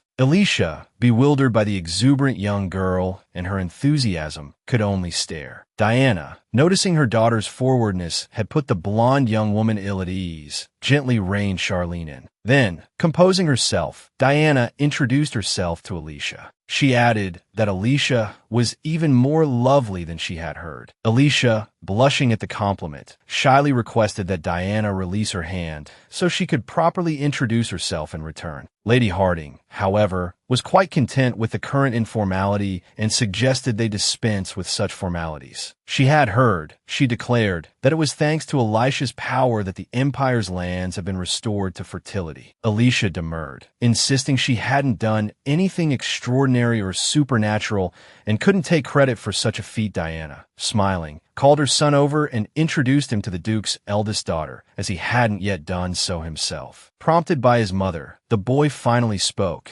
introducing himself as the Rant and expressing his pleasure at making her acquaintance. Charlene immediately bounced forward, declaring her own desire to become good friends with Alicia. The two siblings, in a flurry of youthful enthusiasm, pressed Alicia to be their friend, a proposition she didn't seem inclined to refuse. Despite their somewhat unconventional greeting, Alicia responded with a graceful curtsy. Both Charlene and the Rant beamed with delight when Alicia declared it an honor to meet them. Observing that her children were managing quite well without her, Diana excused herself to mingle with the other adults. As Diana moved through the throng of nobles, heads turned and conversations paused, all eager to engage with the influential Lady Harding. Jezebel, watching the scene unfold, felt a distinct sense of isolation, as if she and her mother were stranded in a separate and far less significant world. The young Jezebel, unsure how to handle the situation, considered turning to her mother, Grace, for help. But then, the birthday girl noticed Seraphina, the Duke's second wife, trembling with barely suppressed fury, and decided against it. Jezebel couldn't fathom why everything had gone wrong again, why Alicia, and not she, was the center of attention. At that very moment,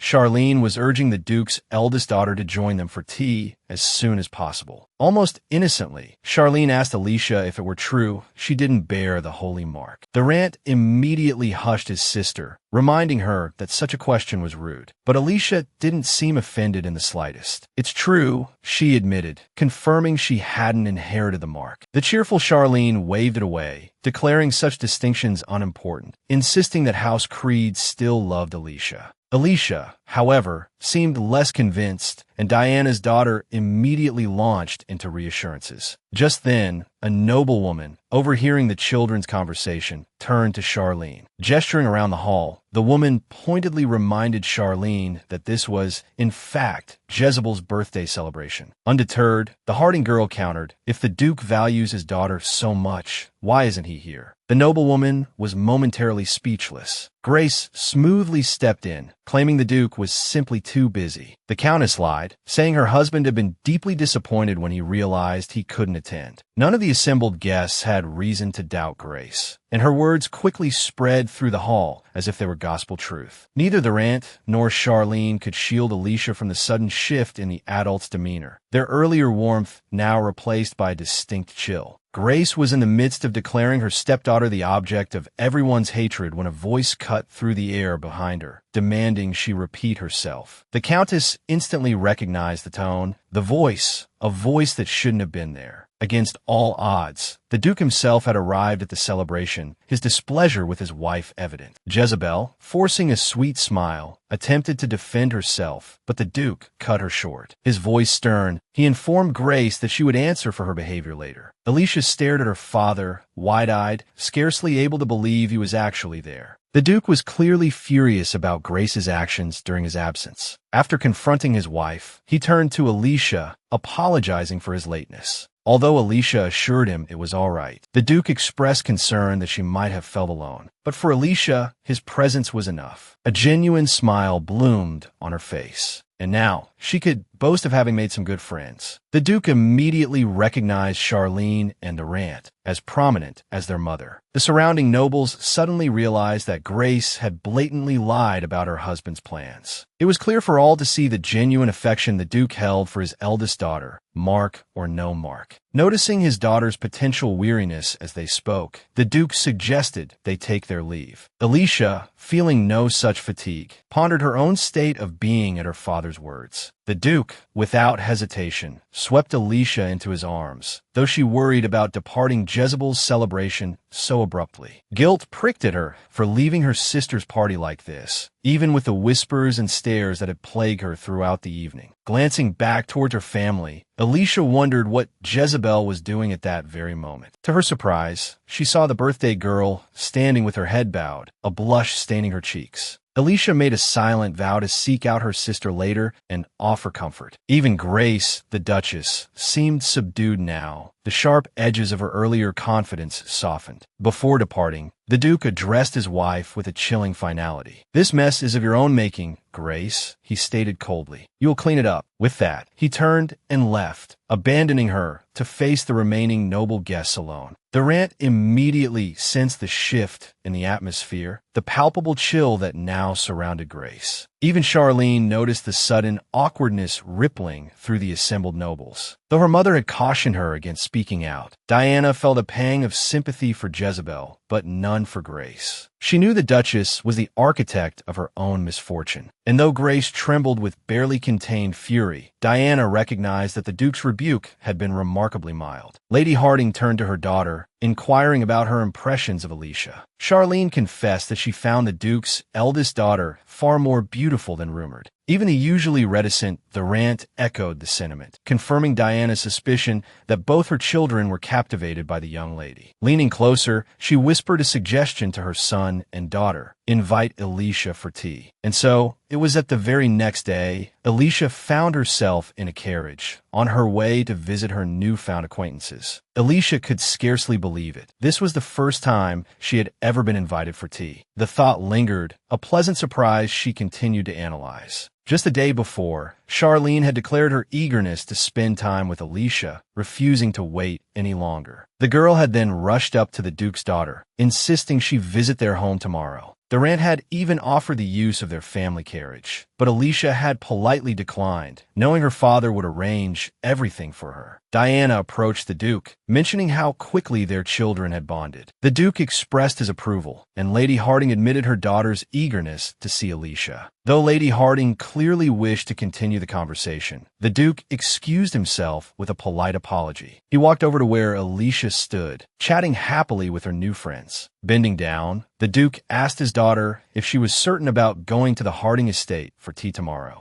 Alicia worried he might not allow it, but to her delight, he smiled and said he would even personally escort her there. The words filled her with such joy that even now, recalling them, a smile touched her lips. At Creed Manor, Grace paced her room, a whirlwind of fury. The newspapers, each one a fresh insult, recounted yesterday's humiliation, hers and Jezebel's, in excruciating detail. The social ostracization stung. Almost the entire aristocracy had turned their backs. A cold shoulder she couldn't bear. Bribes, offered liberally to silence the press, had failed miserably. Perhaps, she mused, the gifts hadn't been lavish enough. The Duke's second wife, Serafina, refused to acknowledge any fault of her own, placing the blame squarely on Alicia, her stepdaughter. A sudden, visceral memory of the girl's mother surfaced. "Neither of you will ever have him," Grace shrieked, her rage so potent a small, shimmering light, wisped with steam, flickered in her hand. "I'll destroy you, Alicia," she vowed, "just as I destroyed your mother, Morel." Meanwhile, Elisha's carriage arrived at the Harding estate, where an eager welcome awaited. The Duchess of Harding, Diana, turned to greet Alicia as she stepped down. Observing proper etiquette, Alicia first addressed Diana with a respectful curtsy. Diana returned the gesture with a nod. "Charlene and Narant are waiting for you in the dining hall," she informed Alicia, then introduced her wealthy and renowned husband, Jens. Alicia curtsied again, offering Jens a proper greeting,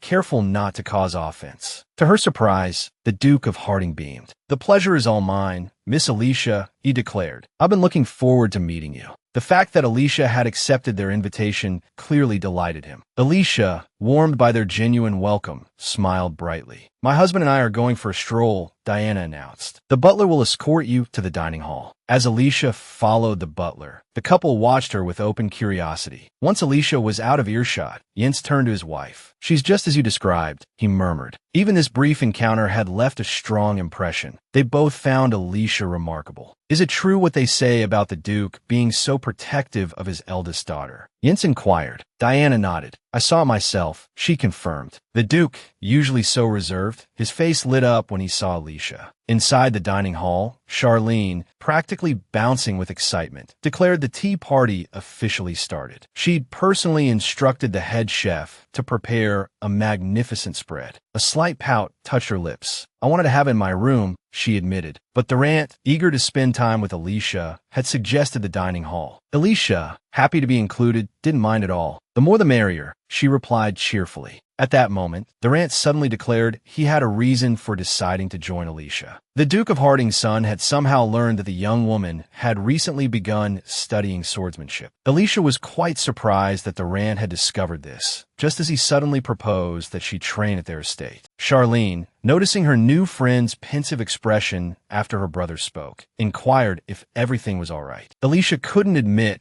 that she hadn't expected other trainees to recognize her. But the conversation needed to continue, so she asked Durant why he had suggested she train with them. He explained that he knew Creed Manor didn't offer sword fighting instruction, while they had excellent teachers. Charlene suddenly exclaimed that this way, they could see each other and play together almost every day. Her brother immediately snapped at her, but she pretended not to understand his irritation at all. Although Alicia was tempted by the prospect of training with her new friends, she explained that she had reasons for training elsewhere. The Harding children were visibly disappointed by her response, but they didn't try to persuade her. Durant admitted his intense curiosity about Elisha's training, but said he would wait until she chose to tell him herself. In response, Alicia, with a pleasant smile, promised that she certainly would, someday. Charlene then turned to her brother and asked if he was blushing, which the young gentleman immediately denied. But his sister wouldn't let it go. Alicia, watching the siblings banter, smiled with amusement. Afterwards, the Duke's daughter seriously considered that training here wouldn't be a bad idea, but then she would lose the opportunity to see Barney, and that she didn't want to do it all. Lost in thought, Alicia didn't notice that the siblings had stopped their bickering until Charlene asked what her friend was thinking about. Suddenly, just as they began to talk, a maid reluctantly opened the door. It turned out the maid had brought the Duke of Creed, whom no one expected to see there. Alicia nearly fainted at the sight of her father, as she hadn't expected him to actually come to the estate. Alicia reminded her father, whom she called Dick, that it was only 2 in the afternoon and far too early to go home. To this, he replied sadly that he had thought she would return immediately after lunch. Charlene and Durant immediately began whispering about the unexpected arrival, something Alicia couldn't help. However, she had no intention of being upset with her prematurely arriving father. Instead, Alicia smiled and said that next time they would need to arrange a meeting time. The Duke agreed and apologized to his hosts for their early departure. To soften the blow of their curtailed visit, the Duke took his daughter's hand and said they would stop at a bookstore on their way home. As the Creeds departed, the Harding siblings remarked absently that their parents would be very surprised. Charlene expressed her regret that she'd had so little time to talk with Alicia, but there was nothing to be done. Noticing this, their aunt suggested that they would likely send their new friend another invitation for tea. At that time, Duke Giordano found himself stationed at a military camp very close to the border. Meanwhile, the man was plagued by deeply unsettling dreams, though they offered no premonition. Night after night, Barney was unable to find peace in sleep, for his dreams were almost exclusively nightmares. As a result, the mage once again bolted upright in his bed, roused far too abruptly from slumber. He still couldn't fully grasp the meaning of the events that had, for some inexplicable reason, begun to appear in his dreams. In truth, the man saw visions of his distant past, beginning in a dry and barren land. Then Barney approached the girl who was still toiling to revive the land, asking her what she was doing. The young woman, with a gentle and humble smile, replied that, as usual, she was still trying to cultivate plants. But her companion was certain that all the young lady's efforts were in vain, a mere waste of those precious seeds. However, the girl smiled even brighter, saying that she held a completely different view. In response, Giordano reminded him that the last time his friend had failed completely. He gestured with his finger towards the impoverished, starving people, declaring that the land had almost entirely abandoned them. Yet, no matter how Barney tried to persuade her to give up, the girl replied that if she were to surrender now, then nothing would ever change. The man couldn't understand how the young woman found the strength to work so tirelessly for others, day after day. The young lady placed her hand on the ground, saying that she felt everything changing little by little. The blonde was utterly certain that her words applied not only to the land, but to the people as well. After all, following her example, the other inhabitants of that nearly withered town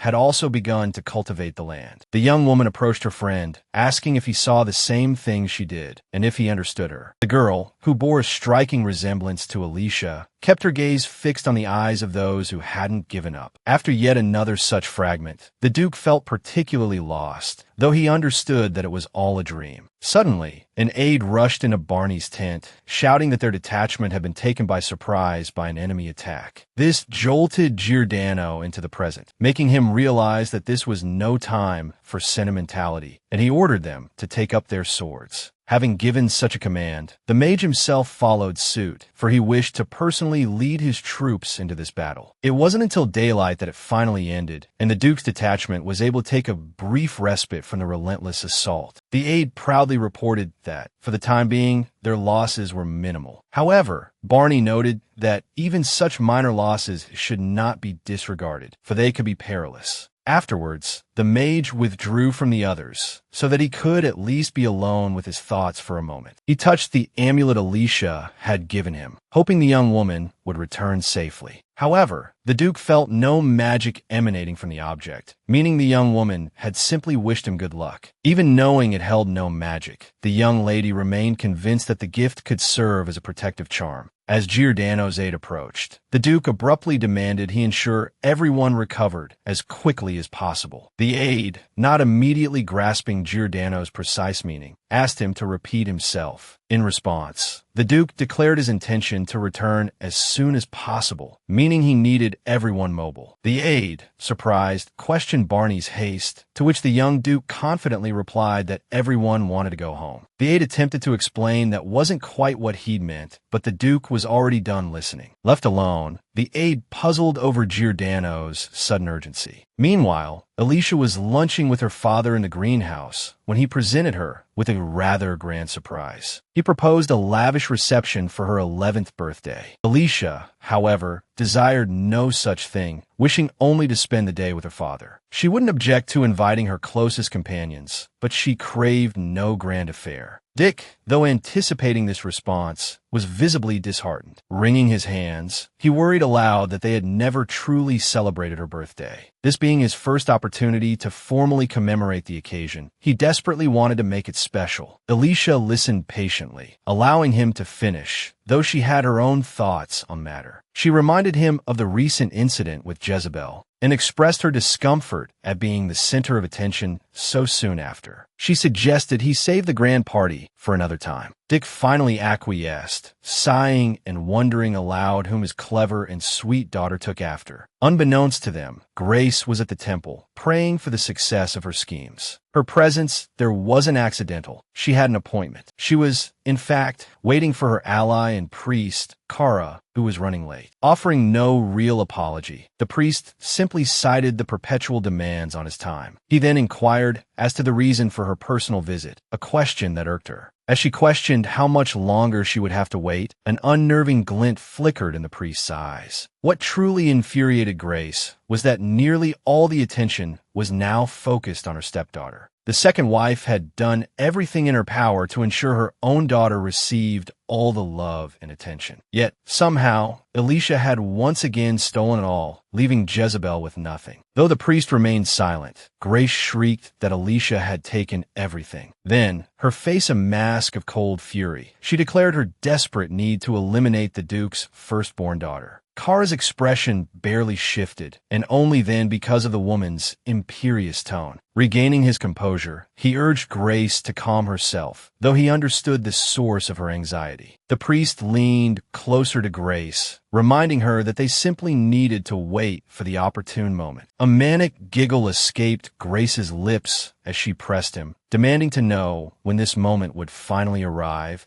her impatience a tangible force. Kara explained that they would strike when Alicia reached the peak of her success, completely unsuspecting of their treachery. But Grace, seething with resentment, found little comfort in this plan. She couldn't bear the thought of her stepdaughter enjoying even a single day of happiness. The very idea of the girl continuing to bask in her father's affection made Grace nauseous, but for now, her hands were tied. With a chilling gleam in his eyes, the priest promised they would wait until Elisha's soul was completely at peace, and then they would act. Leaning in conspiratorially, Kara whispered in Grace's ear, asking if she understood his plan. With a grit of her teeth, she nodded. The next morning, Larry arrived at Grace's chambers early, summoning Alicia to see her. The young woman didn't respond immediately to the maid's call, but after a moment, she replied that she would be there shortly. Alicia didn't question the sudden summons, her trust in Larry absolute and unwavering. To her surprise, the maid presented her with an astonishing array of beautiful dresses. Larry explained that they were a gift from the Duke, leaving Alicia even more bewildered. Such extravagance seemed unnecessary. The maid then reminded her that her first birthday party was fast approaching. Consumed by her work, Alicia had completely forgotten. Had Larry not reminded her, she wouldn't have given it a second thought. Having never celebrated a birthday before, the preparations felt strange and unfamiliar. Larry, sensing Elisha's discomfort, felt a pang of sympathy for the young woman. She did her best to bolster Elisha's spirits with her usual cheerful optimism. Soon, the day of Elisha's birthday party arrived. Dick, preoccupied with the preparations, didn't immediately notice his daughter. Alicia purposely approached him, drawing his attention away from the constant flurry of activity, hoping he would take a break. Seeing Alicia in such a beautiful dress, Dick was momentarily speechless, momentarily forgetting to compliment her. Noticing his silence, Alicia blushed slightly, explaining that Cecil had helped her choose the outfit for the party. She confessed that she felt the dress was too extravagant for her, seeking her father's reassurance. To her surprise, Dick gently stroked her hair, assuring her that it suited her perfectly. A thoughtful expression crossed his face as he looked around, a new idea seemingly taking root. He suggested that since his daughter looked so radiant, perhaps they should host a formal reception. Eager to distract him from such grand plans, Alicia quickly reminded him that their guests would be arriving soon and they needed to greet them. Just then, Burns announced the arrival of the first guests, and Dick agreed it was time to welcome them. After Dick's departure, Alicia breathed a sigh of relief, grateful for his characteristic swift efficiency. A surprisingly pleasant breeze wafted towards her, and she reveled in the welcome change in weather. But then Duke Giordano called his daughter over to the guests, explaining that they were far more eager to see her than him. The young girl hadn't expected such a thing, having experienced something entirely different for all of her previous lives. Yet, somehow, Alicia felt incredibly happy that life had become so blessed and fulfilling. She bravely took her father's hand, thinking that she had never imagined this day would come. At that moment, Giordano smiled at his daughter with genuine warmth, something she hadn't experienced in any of her past lives. And for the first time, the young girl's friends had come to visit her, wanting to congratulate her on her birthday and give her presents. So now, Alicia could finally release her father's hand with complete peace of mind, no longer afraid that everything around her would turn into a beautiful dream. Embracing her friends, Alicia wished she could hold onto this joy for as long as possible, surrounded by her loved ones. It was all because Alicia wanted to enjoy this life, at least this time around. So she gave everyone around her a joyful smile. This idyllic scene continued in the girl's life for several more years, during which time flew by for her. And so, the now-grown young girl still sat in her room, poring over scientific literature with keen interest. Suddenly, her father knocked on the door of his 13-year-old daughter's room, and the girl immediately prepared to greet him. During their conversation,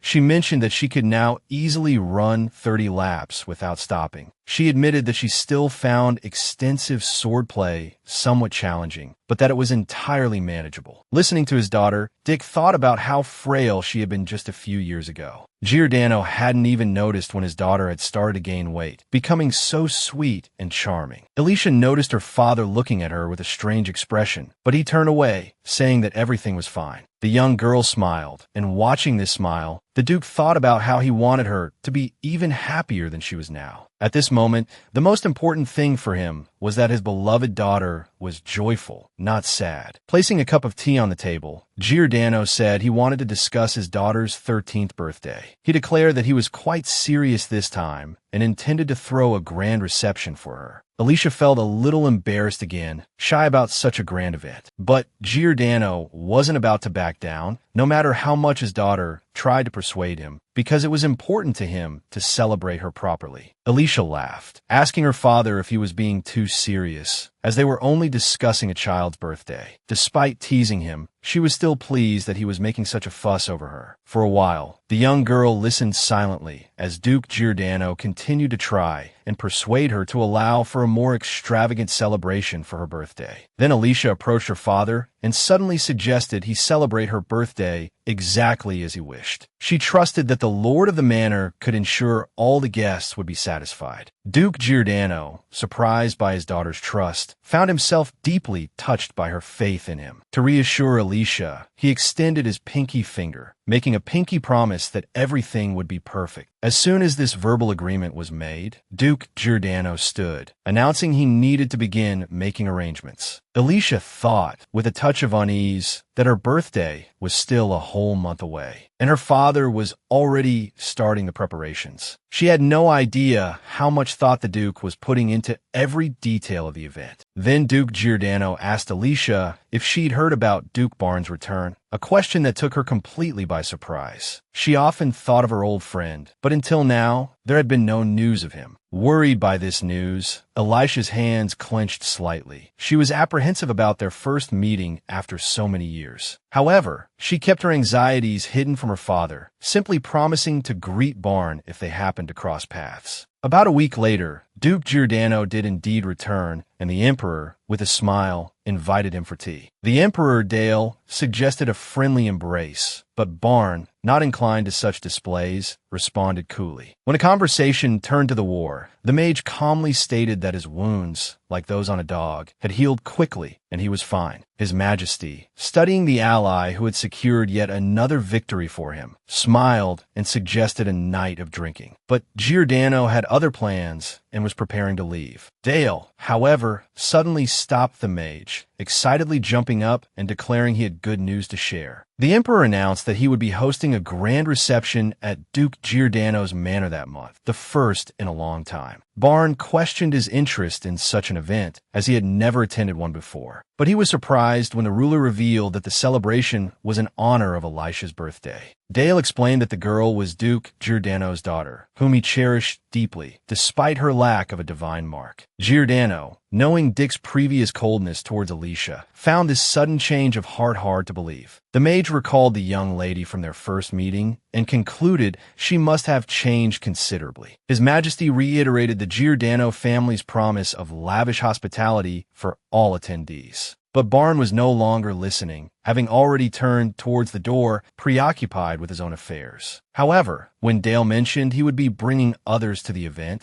the Duke turned back to the ruler in surprise. The Emperor then confirmed he would indeed be bringing his diligent and intelligent son, Cain, to the celebration. The mage asked his friend if something was troubling him, but Duke Barn explained that he had simply decided to introduce two of his colleagues. Emperor Dale, however, didn't believe a word of it, regarding him with a look of disdain. Just as Dale moved to approach his ally, the dark-haired Barn slammed the door shut in a fit of pique. The Emperor chuckled, finally, remarking that Barn was a man he would never understand. But the amusement was a facade. In truth, Dale was irritated by Barn's abrupt exit. He refused, however, to let his friend's sullenness spoil his good mood, pushing the annoyance to the back of his mind. Meanwhile, Duke Giordano strode through the palace corridors, his thoughts preoccupied with the upcoming reception. The sweet face of Elisha, the girl who always wore a bright smile, flitted through his mind, but he dismissed it as irrelevant. That very evening, despite his earlier reluctance, Barn purchased a gift for Elisha. A strange awkwardness settled over him. He couldn't quite explain, even to himself, what he hoped to achieve with this present. Upon Barn's return, his steward, Rand, wasted no time in updating him on Elisha's progress in her physical training, even before the mage had finished bathing. Rand confessed he had assumed his master would be anxious for news and had therefore reported early. Giordano bristled at Rand's mention of Barn treasuring a gift from Elisha during his time on the battlefield. He couldn't deny, however, that Barn still wore the amulet, and so he remained silent, a simmering discontent brewing within him. After a moment, Rand suggested that Barn observe Elisha's training in person, but it was precisely because of his concern for the girl that the mage ultimately decided to send the gift through Rand instead. A knock echoed through the office. Without even inquiring as to who was there, Barn called for them to enter. Elisha herself slipped in, hesitant and slightly clumsy in her approach. She had something she wanted to discuss. With a touch of uncertainty, she asked if she could indeed come in, as Barn hadn't known it was her. For a few seconds, Barn was speechless with surprise. He finally managed to collect himself and invited Elisha into his office. Despite his bewilderment, he was the first to approach her, inquiring whether her training had finished. Elisha confirmed that it had, then admitted she had intended to go straight home, but had changed her mind and decided to visit a friend. She asked after Barn's well-being, expressing concern that he might have been injured during the recent battles. Kneeling before her, Barn assured Elisha that he was fine and wouldn't be going anywhere for the time being. His words brought visible relief to Elisha, who had clearly been worried he might leave again. He added that it was all thanks to her, but Elisha, misunderstanding his meaning, remained silent, creating a moment of awkwardness. Barn sighed, then pulled an amulet from beneath his clothing, explaining that this particular gift was what he had been referring to. He wasn't entirely certain, he confessed, but it seemed to him that his squad had been unusually fortunate this time. Elisha, however, remained quiet after hearing this, a silence that began to worry the Duke. He had poured out his soul. Elisha, snapping out of her reverie, said she was truly glad things had finally worked out for her friend. The young woman was also overjoyed that Barn still kept her gift, even carrying it with him. Giordano, slightly embarrassed by this gratitude, changed the subject, remembering he also had a gift for Elisha.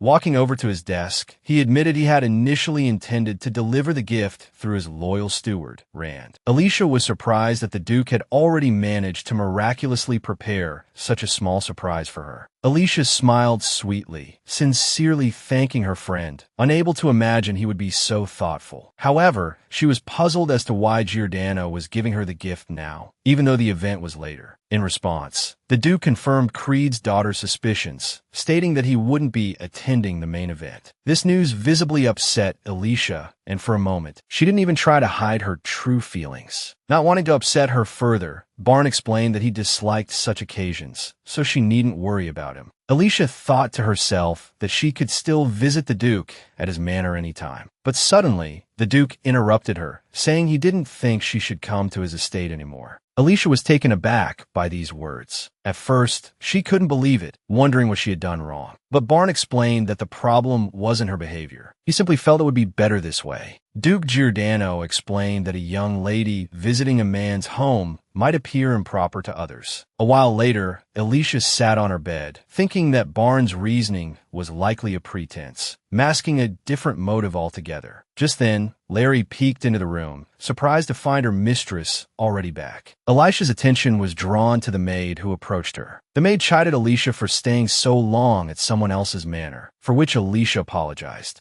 Alicia didn't explain her late return, preoccupied with gathering her things. She simply stated that from now on, she would train independently to make things easier. The maid supported Alicia's decision, saying it was the right choice, especially since her father would undoubtedly help her. Larry offered to help unpack everything Alicia had brought back and suggested she take a bath. The maid went to the window and began muttering about how worn Alicia's training clothes were and that she needed new ones. Suddenly, she froze, even stopping mid-sentence, something quite unusual for her. The maid's expression changed dramatically. She even dropped Alicia's belongings and then, for some reason, opened the window. As soon as she did, panic shouts erupted from below, announcing that the Duke's greenhouse was on fire. Alicia joined the maid at the window, taking in the horrifying sight of the blazing greenhouse. It was indeed engulfed in flames, but no one could say how such a thing had happened. The greenhouse was Alicia's sanctuary, a place she cherished deeply, and now, witnessing its destruction,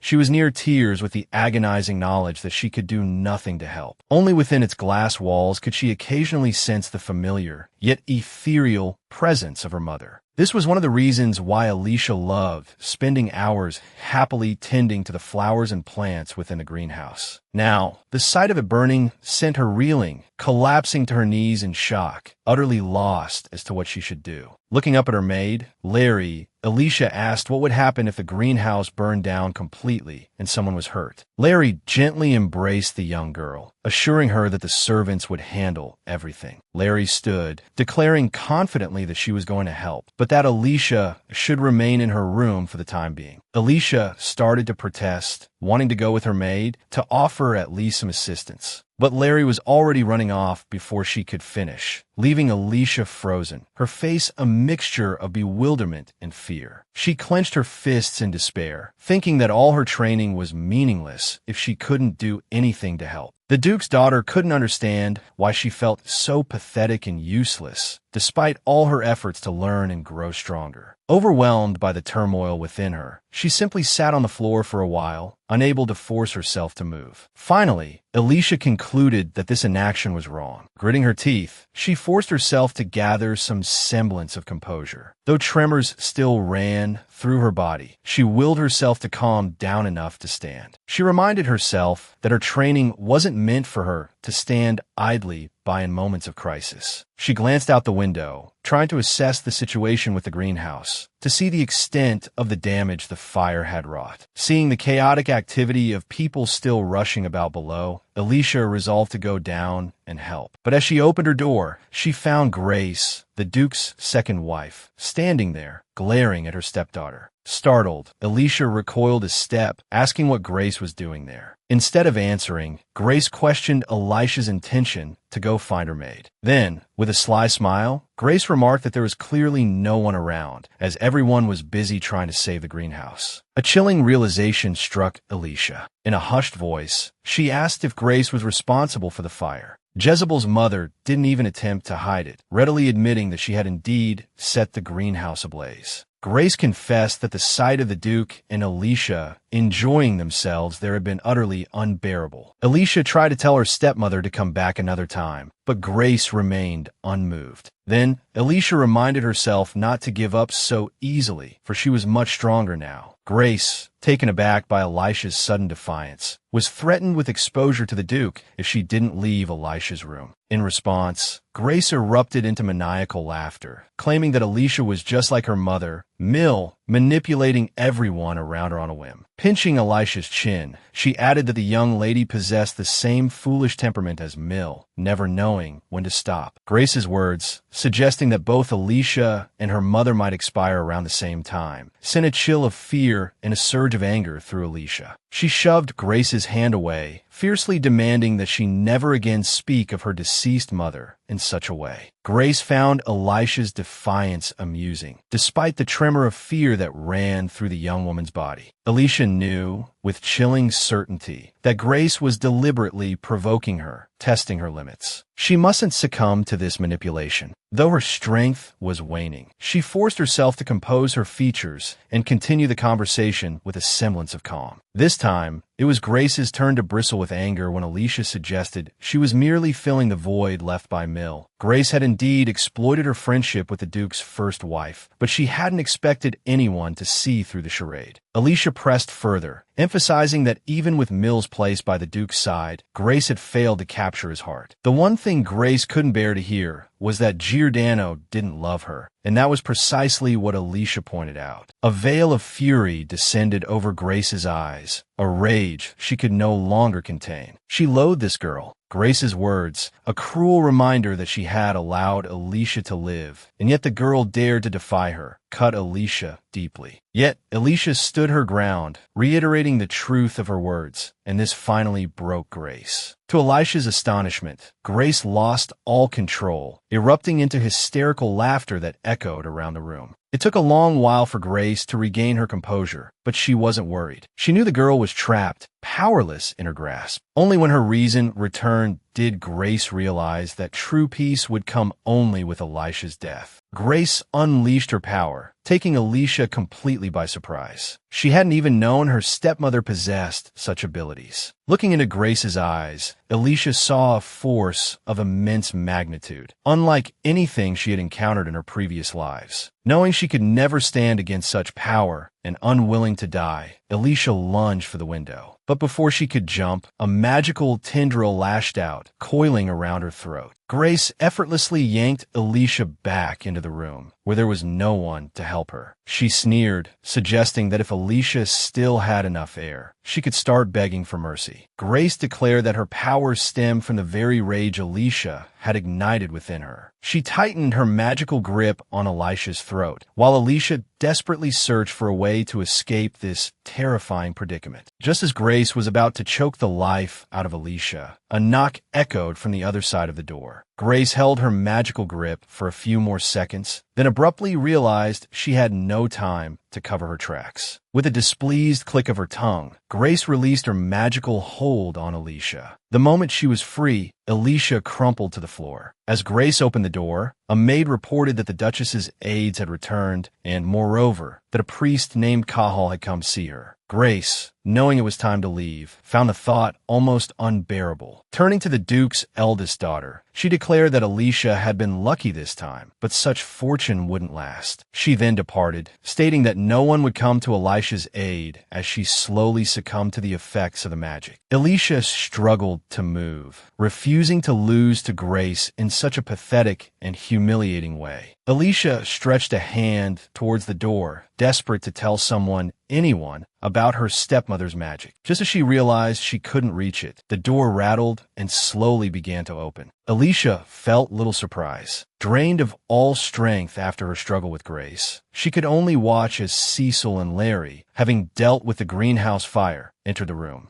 Taking in the Duke's daughter's condition, they rushed to her side, instantly realizing the urgent need for a physician. As Larry held her close, Elisha's fading thoughts clung to the desperate need to warn them about Grace. The world slipped away before she could voice the danger. She didn't even hear Cecil's worried words, his face etched with alarm as Larry, frantic with concern, held her unconscious mistress. Meanwhile, Grace was speaking with Cahal, who relayed a certain prophecy to her. She initially dismissed the tale concerning the Creed Temple, long abandoned and without a master, as another fabrication. But Cahal reminded her of his own position within the temple, insisting he hadn't misread the prophecy, for he knew the difference between truth and fiction. Grace argued that prophecies never appeared in masterless temples, but the priest countered that the emperor himself had witnessed it. Though displeased by this news, the Duke's second wife realized she had to trust her ally. Resigned, she asked what could be so important about a prophecy appearing in a desolate shrine. Cahal, having anticipated the question, savored the moment before revealing anything. Finally, taking pity on Grace, he leaned closer and divulged the core of the prophecy. He then assured her that the appearance of this prophecy within the Creed Temple changed nothing of their shared plan. Cahal promised the mark would appear on Elisha, something Grace desperately desired, yet feared would never come to pass. Sensing her distrust, the priest abruptly stepped closer, gripping her shoulders and forcing her to meet his gaze. He explained that the last saint of the Creed family's temple had appeared some 400 years ago. Consequently, no record existed of the holy mark's appearance, and few even remembered it. Even after scouring her father's vast library, Elisha couldn't find any information about her unique gift. Cahal, the priest, already aware of this, smiled knowingly and said they could continue with their plan unhurriedly. At that moment, Cahal remembered Elisha's unconscious state. Grace admitted she'd lost control and been the cause of Elisha's condition. A flicker of anger crossed the priest's face, but he masked it quickly. Instead, he remarked that the Duke's daughter should have borne a mark. He added that Grace shouldn't have to wait for the matter to resolve itself in prison. Grace readily agreed. Confidently, she pointed out that as the emperor's sister, she was beyond reproach. Her brother would protect her. Cahal acknowledged the truth in Grace's words, yet he insisted she adhere to their plan. The perpetually cheerful girl, he reasoned, must be punished for all their troubles, and if she were dead, that couldn't happen. With that, Cahal concluded their conversation and returned to his chambers, leaving the Duke's second wife to her thoughts. Finally, Grace lowered her head, conceding to her ally's perspective. They should indeed wait at least a little while longer. About a week later, Elisha remained unconscious, with Duke Dick constantly by her bedside. He berated himself relentlessly, repeating that he should have protected his daughter, that he'd failed her. Elisha had indeed been gravely injured by Grace's magic, a fact known only to Grace herself. So, as Dick stroked his daughter's hair, he remained completely oblivious to the true cause of her condition, his worry deepening with each passing moment. Overwhelmed by guilt, the Duke begged his daughter's forgiveness for his inability to help her. Consumed by grief and despair, tears streamed down his face for the first time in years. Thus, the Duke kept vigil by his daughter's side, unafraid to unleash his emotions, knowing he wouldn't be disturbed in the night. A month passed. The priest inquired after the Duke's eldest daughter, only to be told she hadn't awakened. Cahal was displeased by this unexpected turn of events, but he kept his feelings hidden. He knew that because of all this, Grace had been banished to another estate, an outcome no one had foreseen. Having gleaned all he needed from the servant, the priest dismissed him, retreating into his own thoughts. Upon entering his chambers, Cahal approached his magical orb, regaining his composure. Grace and Elisha were, after all, merely expendable pawns in his grand scheme. Meanwhile, the servant, already some distance down the corridor, suddenly remembered something he'd failed to report. It was this: Duke Giordano had, for some unknown reason, been visiting the Creed estate with unusual frequency. Giordano's motive was twofold: to offer his support to Elisha and to ascertain whether she would still remember him when she awoke. No one knew when Elisha would regain consciousness. Many could only pray for her well-being. As for the prophecy, it had been mentioned by the emperor months prior to Elisha's coma, during his prayers at a long-abandoned temple. In that sacred space, the Emperor Dale caught a glimmer in his peripheral vision, an unexpected sight in such an empty hallowed place. Suddenly, a brilliant column of light erupted from the altar, illuminating the entire temple, followed by a resounding boom. Dale realized that a prophecy, long dormant, was unfolding before his very eyes. Astonishment gripped him. The voice proclaimed that a blue flower would soon bloom, and if left untouched, would save the empire. The voice continued, warning that when the flower bloomed, all who interfered would be judged. The divine messenger implored the emperor to protect the flower from any malevolent force with all his might. Overjoyed that the gods had not abandoned his land, the ruler committed every word to memory. Kahal, the priest, understood immediately that they had witnessed a true prophecy, and a sense of intrigue settled upon him. 7 years had passed since then, and Duke Dick Creed was a changed man.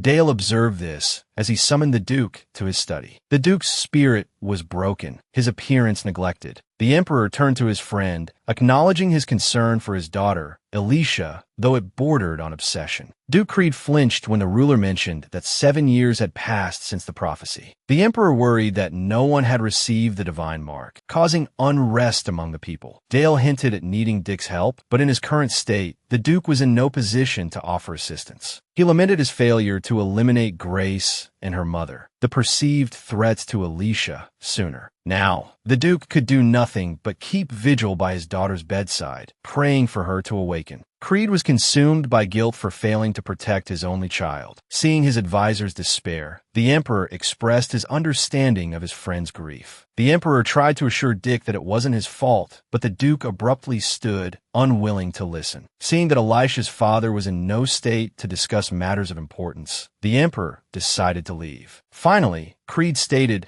that if anything urgent arose, the ruler should summon him. Dale, saddened by his friend's condition, a sight he had never witnessed before, departed. Meanwhile, at his estate, Duke Giordano Ball was meticulously preparing a special elixir, a task he had been undertaking for 7 years. His steward, Land, questioned whether he should cease his efforts, but Giordano refused to give up. The mage couldn't abandon Alicia, and so disregarded his loyal servant's words. The servant, equally unwilling to give up, begged forgiveness for his blunt suggestion. Picking up the chalice, essential for crafting the life-sustaining potion, Giordano acknowledged Land's concerns. He explained that the artifact demanded a tremendous amount of magical energy and had claimed the lives of many who had used it. The potion was also known as the Death Elixir, but Baln, with his magical constitution, could withstand its burden. If Giordano didn't help the girl, he knew he would be consumed by guilt, knowing he could have done something. For Duke Giordano Baln, time had stopped when he was 20, so long ago he couldn't even recall precisely when. As a result, he found himself trapped within its currents, though he knew not the reason why this had befallen him. At first, the mage watched with immense sorrow as everything he held dear withered and faded from the world. Giordano embraced solitude utterly and for an age, so that he might never again endure the pain of loss. For many days of his life, he had fled to the battlefield, seeking only to fill the ever-growing void within his soul. And only now, in his foolish, endless life, had he found purpose in saving the young lady Alicia. After a moment of contemplation, the gentleman instructed his steward, Land, to compose a letter to Duke Dick Creed, dictating its contents. The aide, though somewhat surprised, was happy to oblige and inquired what he should write. Though a heaviness clung to his words, Giordano declared that in celebration of Elisha's 21st birthday, he would send another dose of the elixir. The following morning, in a remote and modest estate, mother and daughter held a small tea party for themselves. Jezebel declared that fashions had changed recently, and she required new clothes. The Duke's second wife, Serafina, asked in bewilderment if Dick wouldn't assist the girl in this matter, as she was, after all, still his daughter. At this, the young lady, Jezebel, sprang up in a fury, ranting about how her father only ever sent her dresses of the most appalling taste. She declared she looked dreadful, though her mother would know nothing of it, trapped as she was within the confines of the estate. The young lady blamed Grace, insisting that it was all her fault, all because they were related. Serafina asked her daughter if she wouldn't even offer her the chance to apologize, a question Jezebel angrily denied. In response, the lady unexpectedly embraced the girl, who was too overcome with indignation and rage to mask her fury. The gesture brought Jezebel up short, a flicker of fear in her eyes as the implications of her outburst struck her. Grace whispered to Jezebel to calm herself, suggesting she had simply suffered a nightmare last night, hence her outburst. Then, the woman activated her ability, the power she wielded to influence her daughter to her will. As a result, the girl listened silently to the promises that her mother would return to her everything that was rightfully hers, so long as the young lady sided with her. Jezebel always felt weak after being exposed to these powers, so Seraphina held her close. She guided the Duke's unconscious second daughter to the sofa, settling her there as gently as she could. Grace then instructed the maids to continue obeying everything she said, for it was their only path to success. Dick's second wife realized that all they needed to do was adhere to a plan that had yet to truly begin.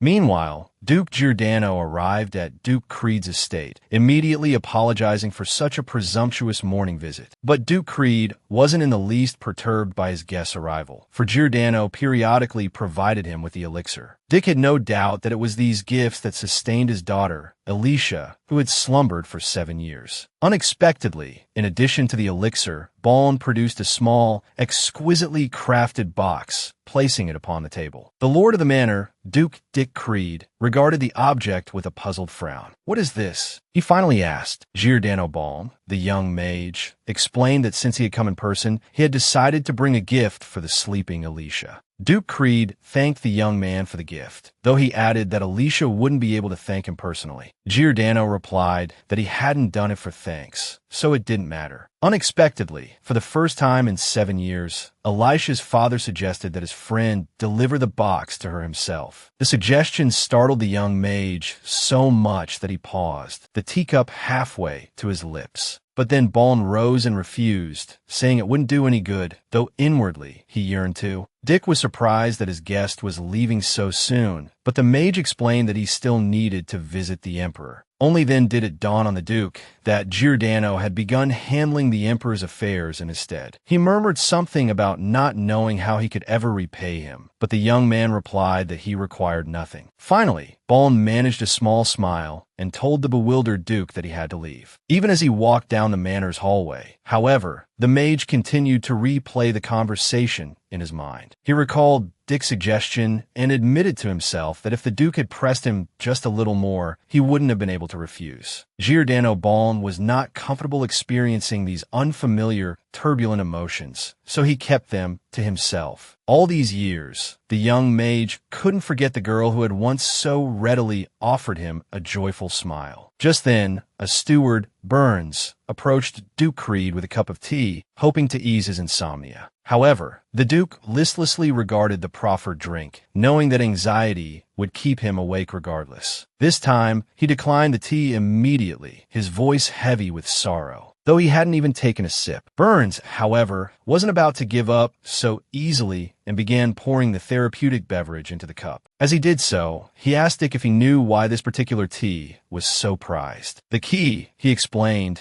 was that Alicia herself had tended the plants, which were notoriously difficult to cultivate. Not only had she succeeded in growing the tea leaves, but she had also dried and prepared them at just the right temperature. So, the old steward declared proudly, they had a substantial supply of this therapeutic tea in their stores. Burns even shared Larry's opinion that after 7 years of aging, the tea's effects were even more potent. His final argument was that he simply had to offer the Duke this tea, as it had been grown by Elisha's own hands. The steward shared that the girl had done so because her father often forgot to eat proper meals. Only after hearing these words did Duke Creed finally reach out with a trembling hand and accept the prepared cup. He immediately remarked on the pleasant aroma of the therapeutic drink, confessing that he liked it at once. Then, closing his eyes, the Duke reflected on how much effort his little girl had put forth for him. However, Duke Dick Creed knew Burns had approached him for more than just pleasantries over tea. He questioned his steward about the true nature of his visit. The steward presented the Duke with a letter explaining that Jezebel would soon be arriving at the estate for her social debut. Without hesitation, the Duke commanded that Grace and her daughter be provided with everything they required. Burns was taken aback by the Duke's immediate compliance. He could scarcely believe his ears, as for the past 7 years, Dick had meticulously avoided any responsibility towards them. The Lord of the Manor explained his change of heart, stating that he knew his wife, Seraphina, and his second daughter, Jezebel, yearned for a life of luxury. The steward readily agreed with his master's assessment, accustomed to supporting him unquestioningly in almost all matters. As Burns left the Duke's presence, Dick gazed pensively out the window, a wave of longing for his daughter, Alicia, washing over him. That night, Alicia slept soundly, a deep slumber unlike any she had experienced in 7 years. Suddenly, the young lady's hand twitched, a movement unseen for a considerable time. A few minutes later, Alicia's eyes snapped open, her body remaining motionless upon the bed. Alicia sat up, utterly bewildered. Why, after what seemed like a normal sleep, did her body ache so intensely? Even more perplexing, tears streamed down her cheeks, though she felt no discernible sadness. To her astonishment, Alicia realized her body felt significantly larger than she remembered. Furthermore, an inexplicable ache pulsed through her limbs. She sank back onto the bed, seeking a more comfortable position, only to sit up again moments later, still grappling with the unfamiliar discomfort. Then, the memory of Grace entering her room and attacking her flooded back, sending a fresh wave of fear through Alicia. Before she could fully recall the events, a brilliant light filled the room, forcing her to close her eyes. Surprise, rather than fear, gripped Alicia. She felt no sense of impending danger. Suddenly, a figure materialized in the air, a representative of the pantheon named Lek, who immediately recognized that the young lady had awakened. The boy beamed, delighted to see her again after such a long time. Though Alicia remained unaware of the circumstances, Lek, understanding her physical difficulties, enveloped her in a soothing, magical embrace. With a satisfied air, he hovered in the air, arms crossed, proud of his handiwork. Alicia, feeling immediate relief, expressed her gratitude to Lek for his effortless assistance. Then, recalling the fire in the greenhouse, Alicia anxiously inquired about its fate and whether anyone had been injured. Lek's brow furrowed with sadness. "Do you truly remember nothing of what happened?" he asked. Alicia admitted that her last memory was of Grace's attack. Lost in thought, the Duke's daughter explained that she had fallen asleep after the attack, experiencing what felt like a long and sorrowful dream. The Pantheon representative acknowledged the length of her slumber, conceding that she might have dreamt anything during that time. The girl immediately asked how long she had been unconscious, and Lek gave her the number 7 years. For Alicia, the news was a genuine shock. To her, it felt as if mere minutes had passed. Alicia initially refused to believe it was true, despite noticing changes in her own body. To finally accept the Pantheon representative's words, she rushed to the full-length mirror standing against the wall. In the mirror, Alicia saw a matured version of herself, an age she had rarely reached in her previous lives. The young woman couldn't believe it was her, and Lek, considering how long she had slept, understood her disbelief. The truth was, Alicia's astonishment stemmed from the fact she hadn't expected to ever see herself at this age. In the past, she had always died before reaching it, making this a profoundly unusual experience. Despite the undeniable feeling of her own body, a part of Alicia still struggled to accept the reflection as herself. Moreover, a chilling fear gripped her. Was this her final life? And had she foolishly slept through 7 precious years of it? Lek tried to comfort Alicia, explaining that she had been close to death, but had ultimately survived. However, the Pantheon representative quickly realized his words offered little solace. The girl remained deeply troubled. The Duke's daughter, in a fit of despair, pounded her fists against the nightstand, a clear display of her resistance to the current situation. Finally, she poured herself a glass of water and drank it down in one gulp, feeling slightly calmer afterward. Turning to Lek, Alicia declared that even though she was heartbroken, the lost 7 years were gone forever. The Pantheon representative was surprised by her swift acceptance, having expected her to take much longer to process the situation. He smiled, admitting he had worried she might look like an adult, but think like a child. Alicia acknowledged this herself, then asked her friend to tell her what had happened during her 7-year slumber. Lek immediately cautioned that he would keep his account brief, as otherwise their conversation would stretch on too long. When they had finished speaking, Lek vanished, leaving Alicia sitting at the table beside her bed, trying to decide what to do next. From what Lek had told her, Alicia realized the depth of her father's concern during her coma. To organize her thoughts, she decided to write down everything she needed to do in a notebook. Only 2 years remained of the future she remembered, and the worst of it was the harsh, bitter winter. With the winter came a terrible illness, one with no herbal cure, and many people perished. This impending winter was the primary problem Alicia intended to address. She remembered the nobles surviving by hiring mages at exorbitant costs. But the common people quickly succumbed to illness or starvation, as no noble bothered to help them. No one was spared, and Alicia had often witnessed the overflowing graveyards during this time in her past lives. Therefore, Alicia set herself the task of finding a powerful magic stone before the onset of this cruel and wicked winter. These stones were incredibly expensive, affordable only to those nobles who clung desperately to life. Alicia knew how to acquire a large number of magic stones, but she was distressed because nothing guaranteed her plan's success. She learned that, during her slumber,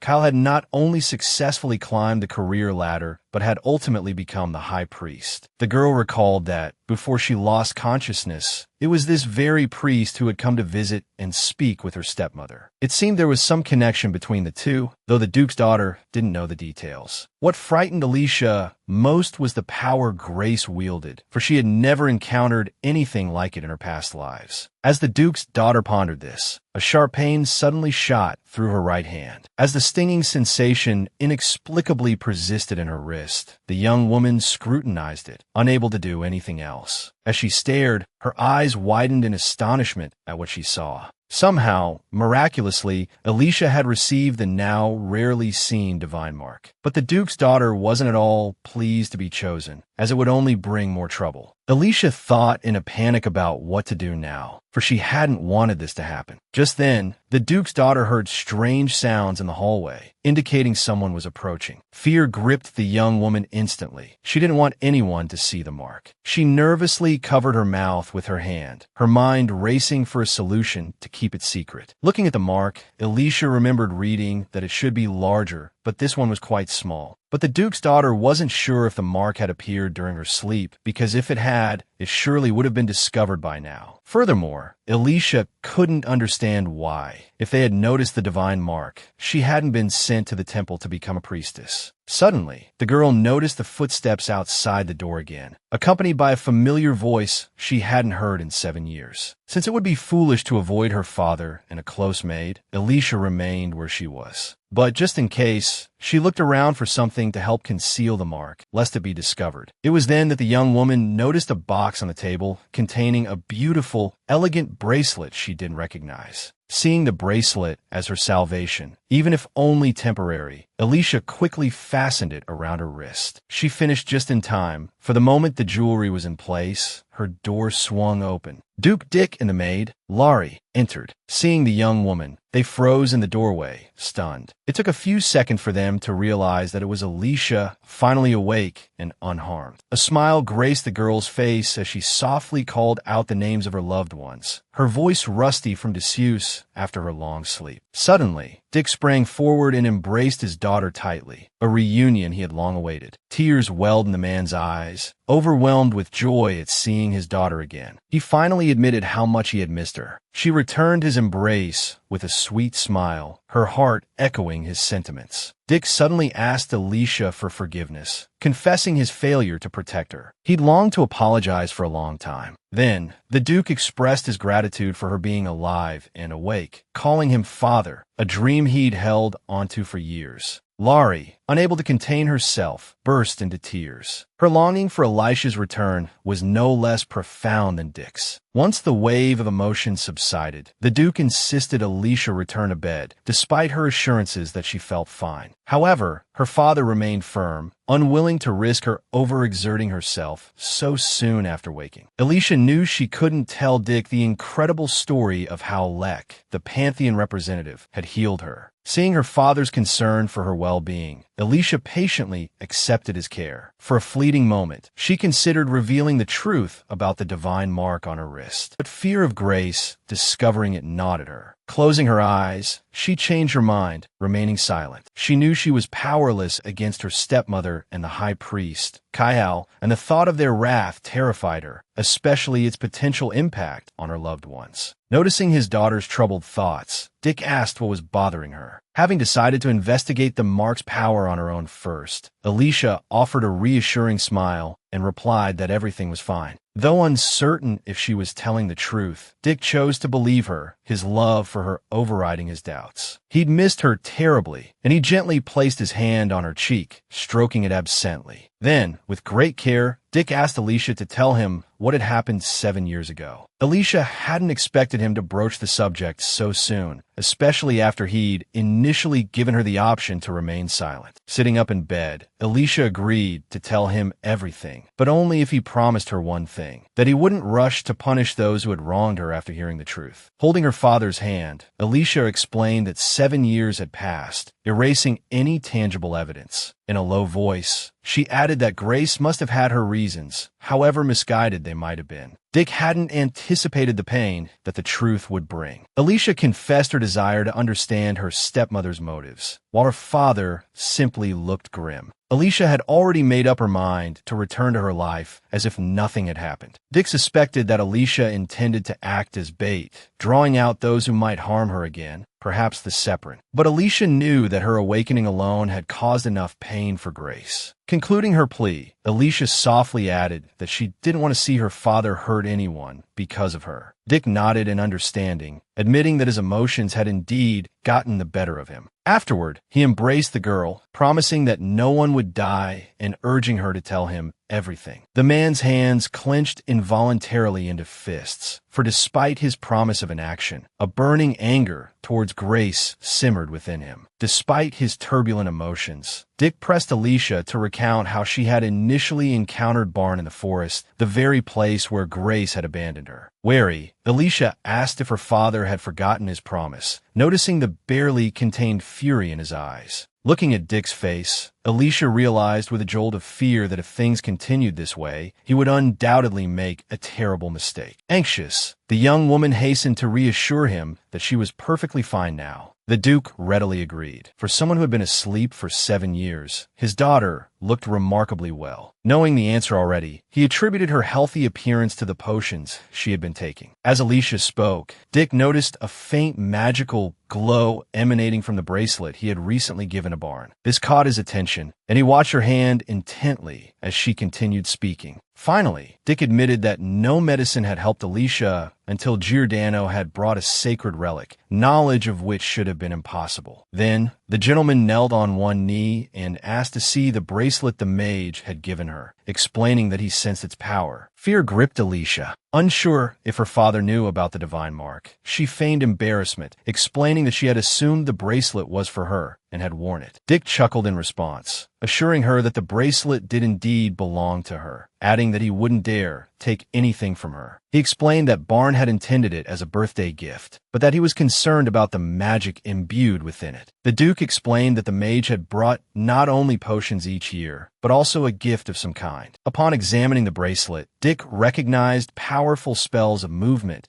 and even protection woven into its design. He then declared that the mage had gone to great lengths for her, and it would be best if she continued to wear the bracelet. Alicia smiled inwardly, realizing that Duke Giordano hadn't forgotten her, despite not hearing anything about him from Rick. Suddenly, Dick reminded Alicia that it was time for her next dose of the potion, startling her. He explained that it wouldn't do to stop taking it abruptly, a sentiment Alicia didn't argue with. Trusting both her father and Barn, who had provided the medicine, Alicia drank it without hesitation. Immediately, she felt the potion spreading through her body, causing a searing pain. Unable to contain herself, Alicia nearly cried out. This was unlike anything she had experienced before. Dick was horrified to see his daughter's reaction to the draft. The pain intensified, concentrating around the area where the divine mark had appeared, filling Alicia with terror. Noticing Alicia clutching her wrist, Dick instantly realized the source of her agony. When Alicia realized that Dick wanted to immediately remove the bracelet from her wrist, fear tightened its grip. She began to resist, despite Dick's assurances that he only intended to examine it. He promised it wouldn't take long. Finally, despite Alicia's protests and the burning sensation still emanating from the mark, her father managed to remove the bracelet. Alicia froze, a wave of terror washing over her as she realized that Giordano now knew she possessed the sacred mark. Dick's face was a mask of astonishment. He hadn't expected his daughter to be a saint. A stunned silence hung between them for a moment, before Alicia attempted to speak. Her father cut her off, explaining that the head of the Creed family possessed certain significant abilities. He knew how to channel his magical powers into a blessing, capable of soothing any energy. As if on cue, Alicia felt the burning pain slowly recede from her hand, fading away as if it had never been. She looked at the mark. It no longer burned. Gratitude for her father welled up inside her. Dick, gazing at the sacred mark, murmured sadly that it had finally appeared on his daughter. After a moment, Alicia placed the empty potion bottle back on the shelf, her appetite gone. Dick was certain. Though small, the mark confirmed that Alicia was indeed a saint. But Alicia recoiled from the thought of spending her life in the Pantheon. Fear gnawed at her. Dick, sensing her distress, decided to leave her alone for a while. He rose, telling her he had business to attend to. Alicia offered a weak smile, assuring him she was fine. She promised to stay in bed and rest, easing his worry. Though it pained him to leave her, Dick knew it was for the best. He returned home, the long conversation having exhausted both of them. As soon as Dick left, Alicia crossed her arms, praying that everything would be all right. The next morning, Giordano asked Camille how many Paladin Knights were currently available. This special unit was tasked with protecting saints until they journeyed to the Pantheon. Camille, himself a Paladin, replied that there were currently 4. Giordano ordered all 5 available paladins assigned to Alicia's protection. He further demanded that any others outside the manor be hired as additional guards. To impress upon Camille the gravity of the situation, Giordano announced that the saint of the Pantheon had appeared. Camille was stunned. A bearer of the mark hadn't emerged in years, though the knights had always been prepared. Giordano added that due to circumstances beyond their control, the Sacred Guard's mission would change. He gave strict orders that Alicia's protection was not to be lifted, even after she entered the Pantheon. The Paladin Knights offered no objections, their trust in their Lord Absolute. Dismissing them with a gesture, Giordano, the Duke, remained alone in the spacious office. Sinking heavily into his chair, the Duke silently questioned his deceased wife, wondering if he had done the right thing. Meanwhile, Barnes sat in a carriage, lost in the memory of a distant past he had witnessed in a dream within a dream. He recalled introducing himself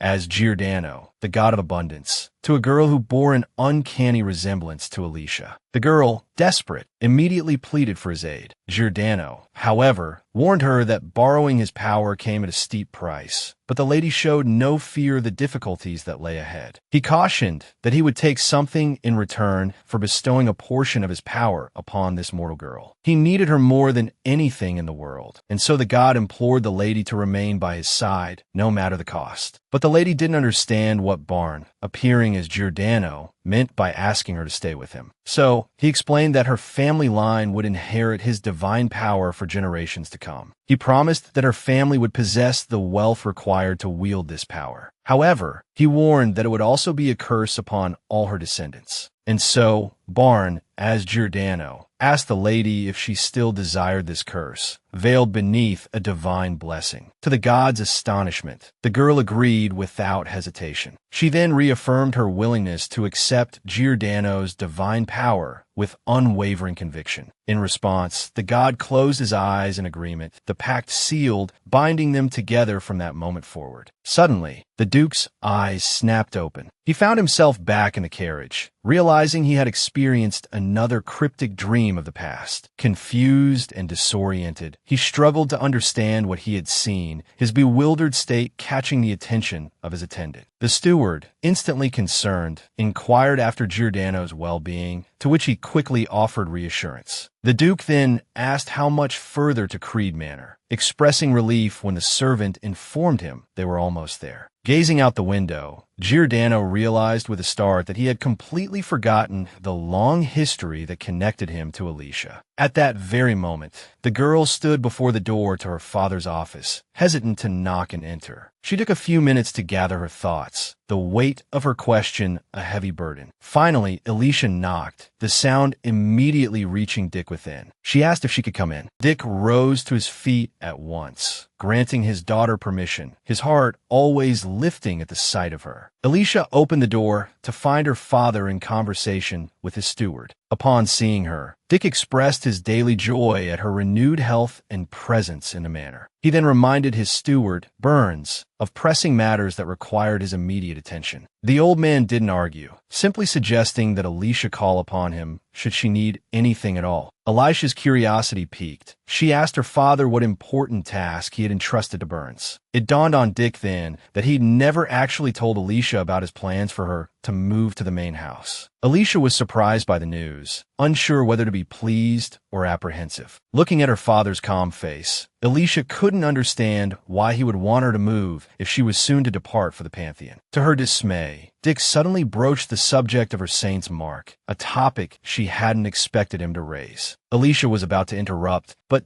Dick continued, saying that it would be best for her to keep her whereabouts hidden for the time being. These words startled Alicia. She stared at him, speechless, wondering if he was joking. But Dick's expression turned serious as he declared that he didn't want to send his daughter away for the Pantheon's benefit. He knew it was his family's duty, as they were the only lineage from which a child bearing the saint's mark could be born. However, Dick confessed that the 7 years of Alicia's slumber had been a nightmare for him. He had decided that, upon her awakening, he would protect her, regardless of the world's demands. Alicia hadn't realized how much it meant to hear these words from her father. Given his suggestion that they do exactly as she wished, she couldn't resist giving in to her emotions. He asked her what she desired most at that moment. Tears welled in Alicia's eyes as she confessed that she truly wanted to stay with him, not go to the Pantheon. This was precisely what Dick wanted to hear. He reassured her that she needn't worry. Gently taking her hand, he promised to honor her wishes and no one else's. Then, Dick suddenly asked if she was prepared to receive the guest who would be arriving from afar. Alicia was surprised to learn only now that Giordano was coming to see her. Alicia jumped up, eager to prepare for this important reunion with an old friend. Before leaving, she gave Dick a reassuring smile, telling him not to worry about her. Dick nodded, though in his eyes, she would always be his little girl, no matter how she presented herself. As Alicia hurried back to her room, Dick thought to himself, with unwavering certainty, that he would always be on her side. Clenching his fist, he vowed to make her the happiest person in the world. An hour later, Barn, disguised as Giordano, finally arrived at the manor, a knot of anxiety tightening in his chest. His only comfort was that 7 years had passed, making his apprehension understandable. Memories of the past were slowly resurfacing, and he already knew how terribly it all ended. Back then, everyone had been enraged with the girl, except for Giordano, who had continued to hold her tenderly. She had believed her arduous journey hadn't been in vain, despite her untimely demise. Giordano disagreed internally, but he lacked the power to rectify the situation. Barn, still disguised as the Duke, asked the lady if she had any final wishes, as it was the only thing he could offer her. He yearned, more than anything, for her to beg him to save her, even if it meant a monumental effort. Yet, as always, things unfolded according to her desires, much to Giordano's quiet astonishment. The lady declared that she was already supremely happy. Her final moments, she explained, were spent with Barn. Waking from this haunting vision, the Duke recalled the lady's last words to him, words that hinted at another life. He had little time to dwell on this, however. Just then, the guest room door swung open, revealing Alicia, radiant in a beautiful dress, a joyful smile gracing her features. Noticing Barn's apparent paralysis at the sight of her, Alicia inquired if he was all right. Barn, realizing he'd been silently staring, collected himself and replied that he was fine. Alicia extended her hand.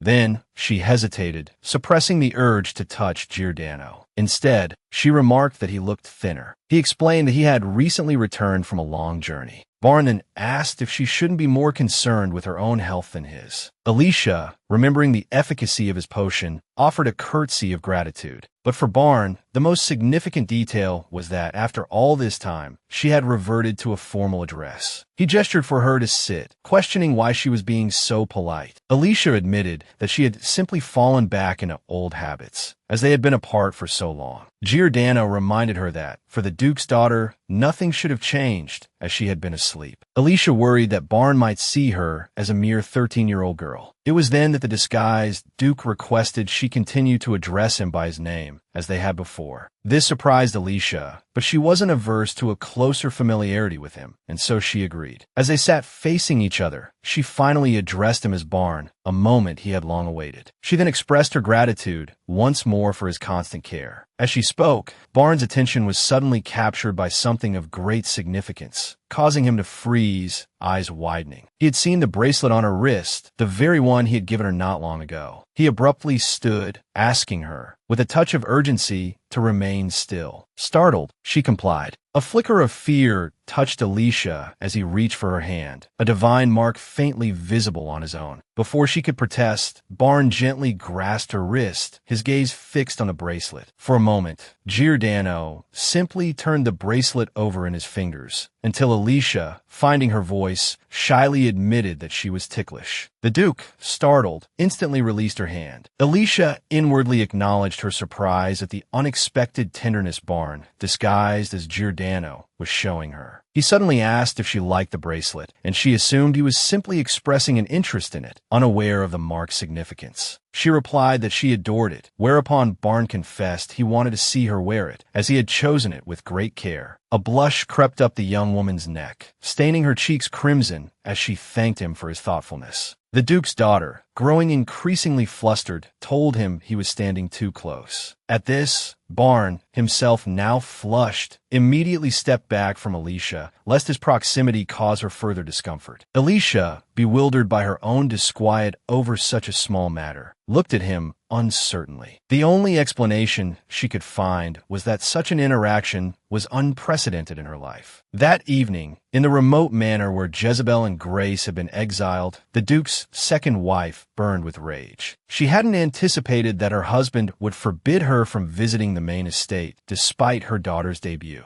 Furious, she threw the letter containing the prohibition into the fire and summoned her loyal maid. The maid appeared instantly and was startled when her mistress declared that she and her daughter, Jezebel, were to depart for Creed Manor. A look of near madness twisted Sabelin's face, silencing the servant before she could utter a word. She merely nodded in agreement to all the instructions, promising to take good care of young Jezebel. Though Sabelin worried about sending her daughter alone, she had tasks from Kahara to attend to. Grace, who desired Elisha's death above all else, was currently engrossed in plotting to achieve it. 2 days later, Alicia saw the fruits of her father's labor, a room prepared for her with remarkable speed. She realized with a pang of warmth that he had undertaken these arrangements purely out of love for her. But the new room was so spacious that she found it difficult to acclimate. Suddenly, the mark on her arm began to throb, and upon removing the bracelet, she saw that it had grown noticeably larger. Fearful that someone might enter and see it, she resolved to cover it up again quickly. Suddenly, the Duke's daughter heard a strange, high-pitched voice telling her to stop. Alicia looked around frantically, unable to locate the source of the uncanny sound. The voice, it turned out, emanated from the mark itself, and it inquired whether she could truly hear it. Seconds later, a tiny girl materialized in mid-air, expressing her delight at being able to communicate. Alicia, however, was so astonished that she forgot all decorum, frozen in place with her mouth agape. It was only because she possessed enough composure not to flee in terror that she was able to engage with the strange being. Finally, the unknown girl declared that she was the mark itself, visible only to its divine bearer. Alicia, having never encountered such information in any of her studies, listened intently. The tiny girl mused, saying that Alicia was special because she could speak to the mark even before reaching the temple. Suddenly, it realized that Alicia didn't yet know how to use her powers, which explained her scream. The situation was so dire that Alicia didn't even understand what kind of power the infant-like mark was talking about. But the strange little girl explained that when the mark on Alicia grew larger, the Saintess would understand everything herself. The Duke's daughter asked if she would always hear the little girl's voice, and the mark immediately confirmed that she would. The little girl asked if Alicia truly found her presence repulsive, and the flustered noblewoman immediately began to deny it, becoming quite embarrassed. Abruptly changing the subject, she asked what the mark's name was, as it would be impolite for a lady to address it without a proper name. In response, the little girl, still floating in midair, struggled to think, unsure if she should answer. Finally, the mark introduced itself, but Alicia was taken aback by the name, finding it incredibly long and complex. To ease the tension, Alicia asked if the little girl would mind if she called her Rin. The mark, delighted by the suggestion, readily agreed. Later, the little girl slept on the Saintess's bed, taking advantage of the fact that no one else could see her. Alicia sat beside her, trying to come to terms with the fact that this little being had arrived along with the mark. As they talked, Rin recounted the entire history of the Empire to Alicia as if she had witnessed it firsthand. What intrigued Alicia most was Rin's claim that she herself would soon manifest abilities as well. Alicia, however, held little hope for this, as the symbol on her hand was still too small. Now, she regretted not asking the sleeping Rin more about these abilities. After a moment of contemplation, the Duke's daughter suddenly thrust her hand forward, hoping to activate her powers, but nothing happened. Instead, she heard the butler knocking at her door. Meanwhile, the mark's embodiment continued to sleep soundly on the bed, showing no signs of disappearing. Unable to refuse Barn, Alicia allowed him to enter, which he promptly did. As the old butler opened the door, Alicia quickly covered the mark with a pillow, hoping her aide wouldn't notice anything. Barn reported that Giordano, her father, had invited her for tea, and she asked him to inform her father that she would be there shortly. The butler smiled, saying they would both be expecting her in her favorite greenhouse. After he left, Alicia breathed a sigh of relief that the mark hadn't been discovered when it suddenly spoke, stating that others couldn't see it. Alicia jumped, startled, as Rin suddenly asked to accompany her, reasoning that no one would know. Alicia didn't understand why the little being was so eager to go along, as it was just a tea party. But the embodiment of the sacred mark, with wide, innocent eyes, pleaded again to join the Saintess. In the end, Alicia couldn't refuse such a request from the little girl, so she decided to bring her along. Thus, the Duke of Creed found himself at a tea party not only with his daughter, but also with a mark he knew nothing about. Rin was generally well behaved, only occasionally reminding Alicia what she should discuss next with her father. However, there were times when the tiny girl forgot her place and began to chat animatedly with Alicia about certain matters. The Duke noticed his daughter acting strangely, but she reassured him that everything was fine. Meanwhile, Alicia knew she needed to find a way to bring up the topic of the magic stone mines, but she wasn't sure how to broach the subject. Rin suggested that Alicia could say she'd had a dream about it. Alicia knew it was an effective method, but she didn't want to lie to her father, so she remained silent. The mark, Rin, hinted that the Saintess was overthinking things and should approach matters more simply. However, Alicia instead asked why the Duke had barely touched his food again. Creed, roused from his thoughts, smiled and agreed that it was indeed time for him to eat more. Alicia herself realized at that moment that, in addition to the mines, she also needed to find a suitable place to cultivate her plants. She thought the Giordano Duchy would be ideal for this purpose, but she wasn't sure if the mage in charge would allow it. Thinking of Barn, Alicia suddenly felt a blush creep up her neck, a completely inexplicable shyness washing over her. Noticing his daughter's unusual flush, the Duke nearly jumped up in alarm, but Alicia calmed him down. She explained that she was truly fine and much stronger than he thought. Alicia reminded him that he had something to tell her, which the Duke had momentarily forgotten. Smiling, he bowed his head, marveling at how well his daughter was handling things. Then, folding his arms and adopting a serious expression, the Duke announced that he wanted to formally reveal her awakening. Alicia was so surprised she couldn't speak for a moment. Finally, remembering her promise,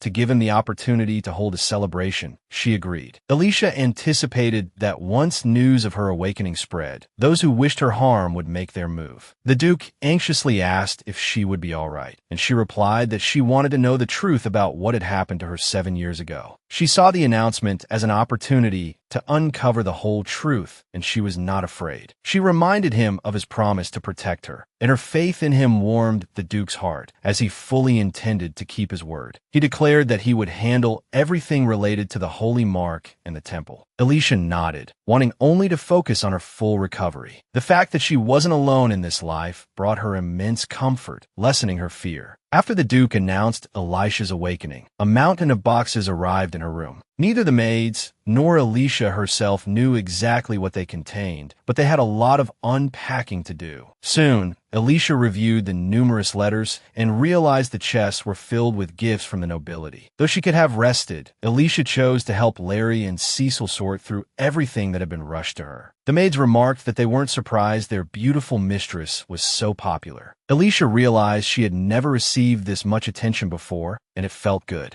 Once everything was put away, the maids offered to stay if needed, then took their leave. Alicia watched them carefully, noticing something that worried her deeply. Cecil, it seemed to her, was far more despondent than usual, and Alicia felt a pang of concern for her. By pure coincidence, the Duke's daughter hit the mark. The maid confessed she was worried about her ailing mother. Alicia immediately guessed that Cecil longed to be with her family, not here, but hadn't dared to ask for leave. Taking Cecil's hand, Alicia immediately granted her permission to go, promising to manage everything else herself. The Saintess even began to consider what herbs she could offer the girl, but Cecil, embarrassed, refused such help. Just then, other maids called Cecil away, as she still had duties to complete that day. And so, before Alicia could offer her maid anything, Cecil hurried off, thanking her again for the time off. The Duke's daughter was left wondering if everything would ultimately be all right, unsure of how things would turn out. Just then, she noticed an envelope amongst the other letters on the table, starkly different from all the rest. Taking it in hand and reading it, Alicia was instantly overjoyed. It was from her dear friend, Charlene. Alicia knew Charlene had been so worried, her friend's image often appearing in her dreams. The letter said that if Alicia was now well after her awakening, the Haddons invited her for tea. Upon finishing the letter, Alicia found herself unusually enthusiastic about the idea of a tea party. It had been so long since she had visited. Alicia was eager to see how much the siblings, with whom she had become such close friends, had changed. Wanting to talk, Alicia called out to Rin, who immediately appeared in the air, also eager to chat. With her eyes gleaming at the sight of the mark, Alicia began to implore Rin to urgently help her with something. The embodiment of the mark, without a second thought, readily agreed, intrigued by the prospect of being involved. Sometime later, Alicia strolled through the manor gardens with her maids, taking in her surroundings. Almost immediately, she noticed one of her guards, who were stationed around the entire perimeter of the estate, watching over her. The paladin was visibly startled to see the Duke's daughter where she shouldn't be. Alicia, with a calm smile, reassured the guard that she was simply taking a stroll and was, in fact, quite well. Then, seemingly out of nowhere, Duke Creed appeared, calling out excitedly as he hurried towards his daughter in the gardens. He declared that Alicia was still too weak to be walking about like that, but Alicia disagreed. Hearing that Alicia wished to see him, Duke Creed's demeanor softened, his worry easing. As it had been some time since Alicia had spent time alone with her father, she suggested a walk together, a proposal he readily accepted. As they strolled, the Duke's gaze lingered on his daughter, the thought crossing his mind that she would blossom into a truly beautiful young woman. Then, a chilling image flashed through his memory, a vision of himself ordering Elisha's death. Creed stubbornly dismissed the unsettling memory as nothing more than an overly vivid dream, attempting to cast it from his mind. Alicia, noticing her father's preoccupation, waved a hand in front of his face, drawing him from his reverie. Unwilling to burden his daughter with the turmoil within him, the Duke assured her that all was well. Alicia peered intently into his eyes, and he struggled to maintain his composure under her scrutiny. Shifting the subject, Alicia took her father's hand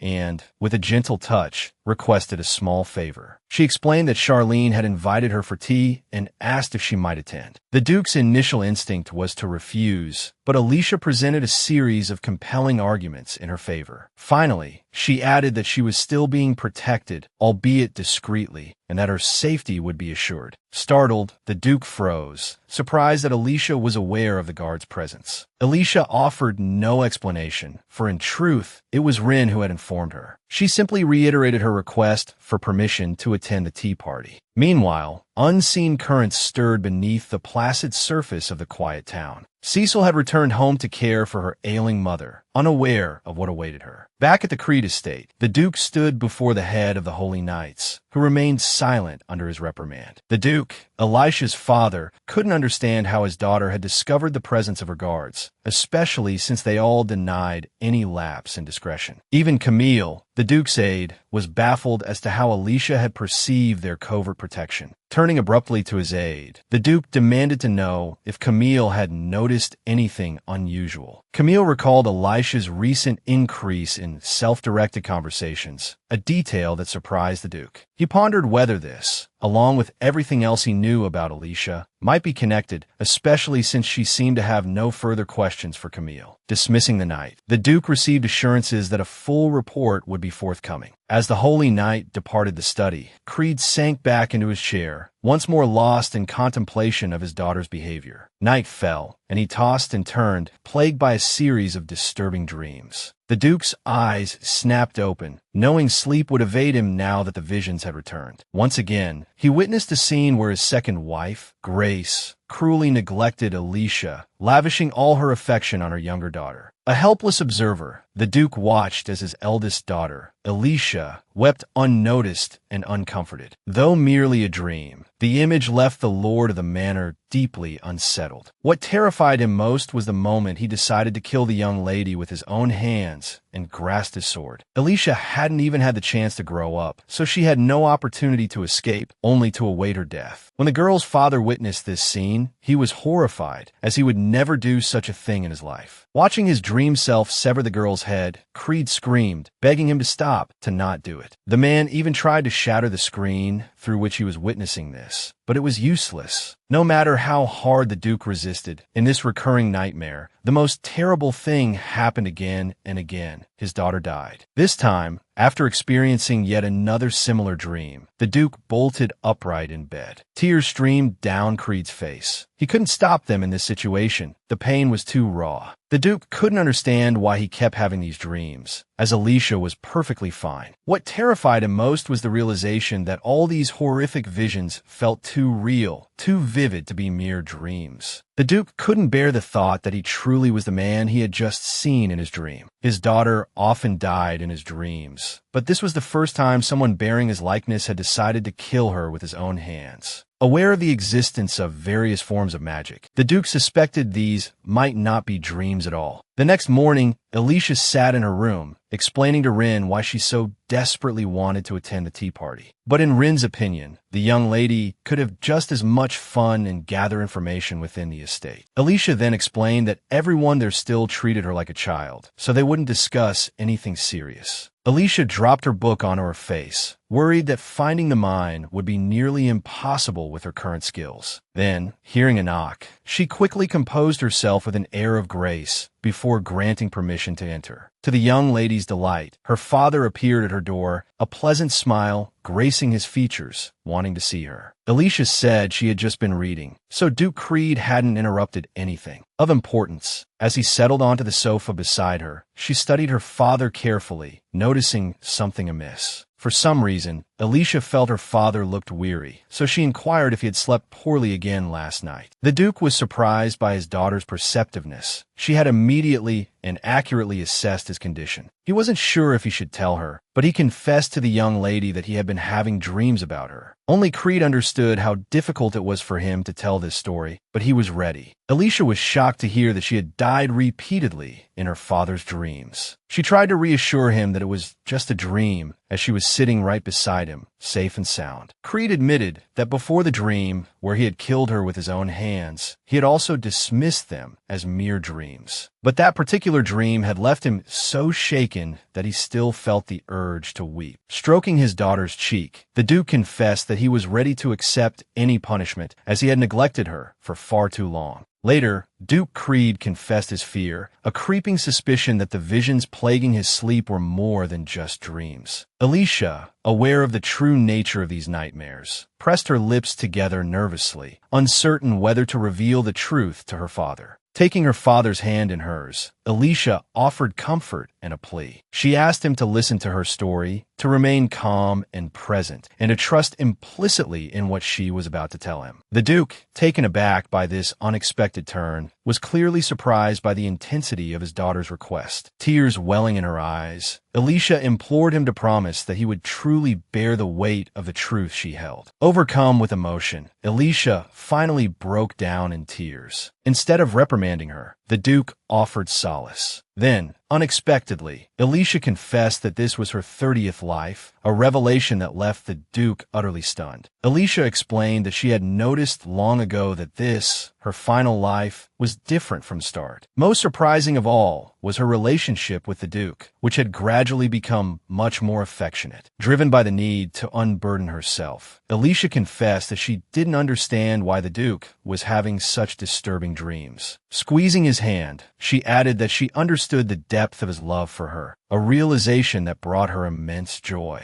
With a gentle smile, Alicia urged Creed not to blame himself for anything that had happened to her. She explained that everything was different now, and he, seemingly without hesitation, believed every word. Despite her reassurances, the Duke admitted that he didn't know how to face her, knowing that in a past life, he had taken her life. He withdrew his hand, declaring that he felt unworthy to be near her. Alicia quickly reached for his hand again, telling him that his words made her feel as though she was being abandoned all over again. Worried that she had misunderstood, Creed hastily explained that he was only seeking her forgiveness. Unable to bear the weight of his guilt any longer, Alicia threw herself into his arms, seeking comfort in his embrace. Through her tears, she told him that she didn't want him to cry for her because she loved him dearly. They stood embraced for a moment before Alicia, sensing the Duke was still reeling from her revelation, announced that she had something else to tell him. She revealed the existence of a mine rich in magic stones, located on Duke Giordano's land. Recalling that the mine had never been properly utilized, Alicia proposed purchasing it at a reasonable price and selling the stones. She added, somewhat shyly, that even if the Duke didn't agree, she intended to pursue the venture herself. The Duke was surprised by his daughter's initiative, while Alicia herself felt she had no other choice. To her surprise, the Duke gently stroked her head, a gesture that brought her a wave of calm. He reassured her that she had nothing to worry about, that they could accomplish many things together, and that they would undoubtedly succeed. A smile bloomed on Elisha's face, warmed by the unwavering support of her father. Duke Creed promised he would soon contact Barn to arrange a meeting regarding the mine. Not long after, Alicia, adorned in a beautiful dress, arrived at the Hayden estate for tea for the first time in a long while. The young woman was overjoyed that her father had finally allowed her to venture out, as she'd had little respite lately. Upon her arrival, Charlene rushed out to greet her old friend, having not forgotten her for a single day during her convalescence. Hayden's daughter was thrilled to finally see Alicia, having sent an invitation the moment she heard of her awakening. The Solantis sisters flung themselves into Elisha's arms, confessing their worry and boredom during her absence.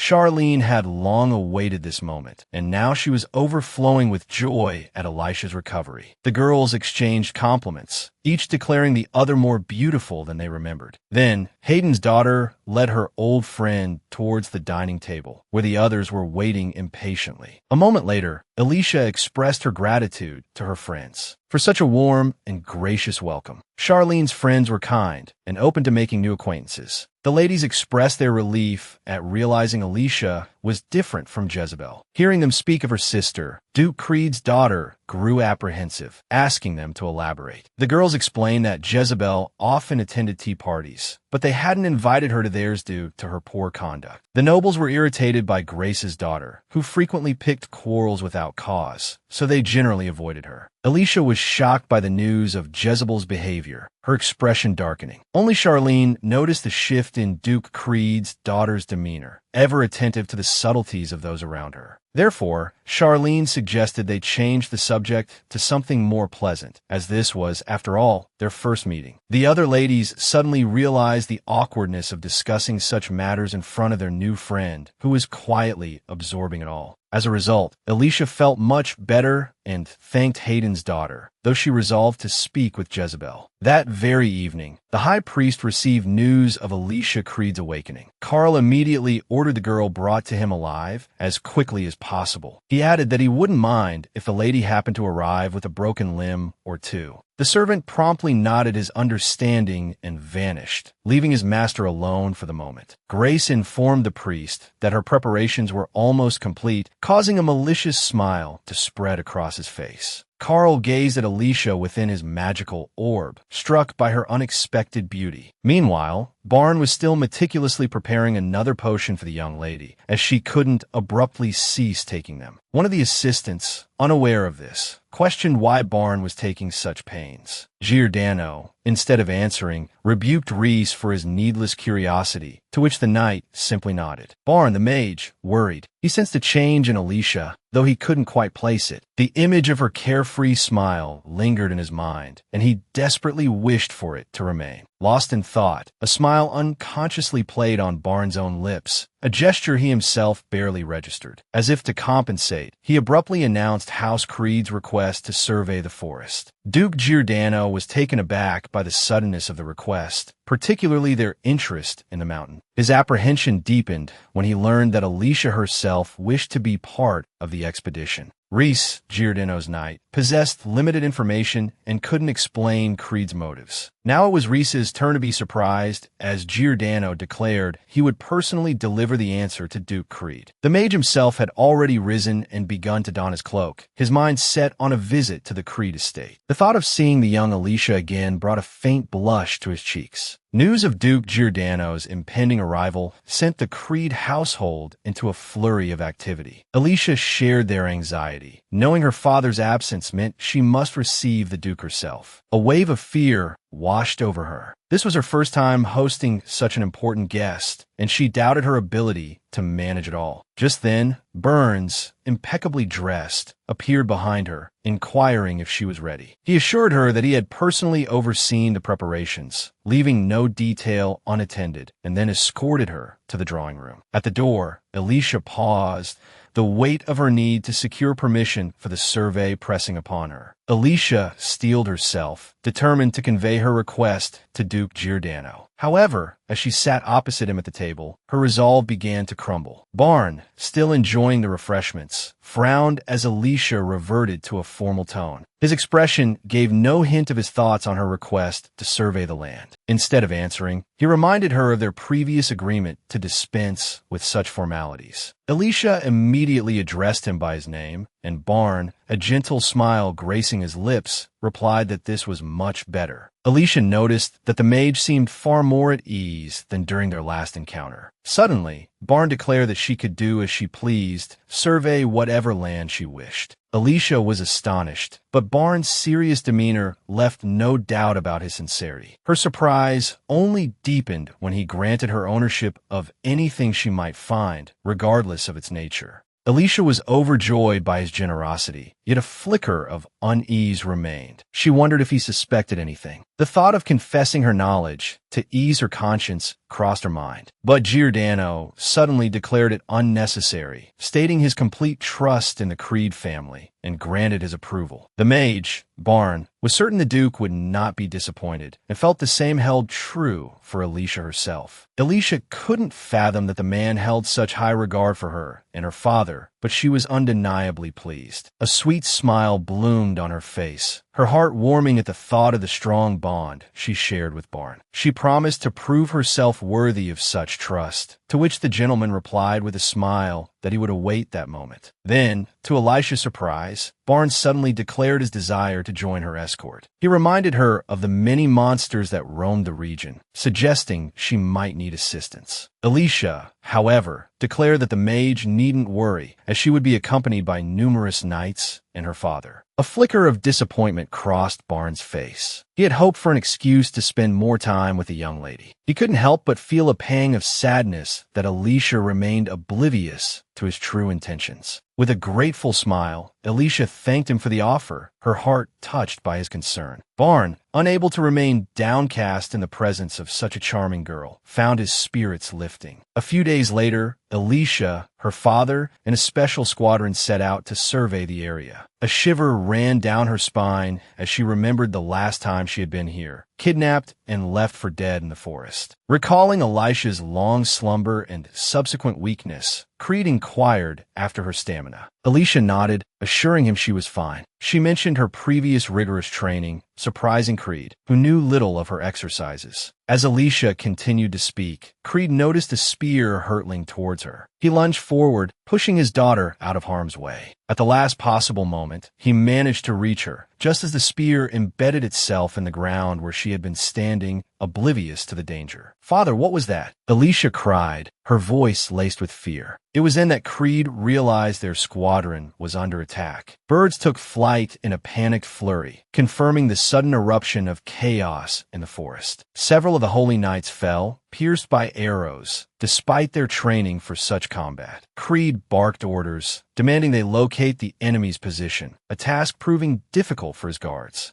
Another volley of arrows rained down upon his knights. "Be careful," Creed roared, but his warning came too late. Another man fell, struck down by an unseen assailant. A wave of panic threatened to overwhelm him, but Creed shielded his daughter, determined to protect her at all costs. A glimmer of hope appeared in the form of Reese, a knight who had managed to pinpoint at least a few of the enemy's hiding spots. Landing on the ground, Reese, the leader of the Holy Knights, urged the Duke and Alicia to move to a more open area. Though exhaustion gnawed at her, Alicia knew she couldn't falter. She steeled her resolve. Unwilling to be a burden, Alicia insisted she could run on her own. Knowing they had no other choice, the Duke grasped Alicia's hand and pulled her along, urging her to flee. The two then rushed deeper into the forest as quickly as they could toward the clearing. Soon, Duke Creed's entire party managed to escape the enemy encirclement, though all were breathless. Suddenly, a plume of black smoke ignited out of thin air near Alicia, clearly aimed at the girl herself. A mage appeared before the young lady and her father, evidently not intending to let them leave the forest. With a menacing look in his eyes, the man wielding the dark magic asked where his next prey was going. Creed immediately shielded his daughter with his body, urging her to stay behind him, to which she didn't object. But just then, Reese called out to Creed, revealing that the enemy had swiftly and efficiently surrounded the entire group. The knights declared that their lord should flee while they attempted to hold off the mages for as long as possible. Creed, however, was in no hurry to abandon his men and asked if all the attackers were present. Reese replied that it seemed so, but they couldn't be entirely certain. One of the mages, noticing that the survivors still had time to talk, intensified his dark magic. Alicia immediately informed her father, who realized that if she remained, she would be in danger. He then ordered Alicia to obey his command and jump aside, then run swiftly into the forest. At that very moment,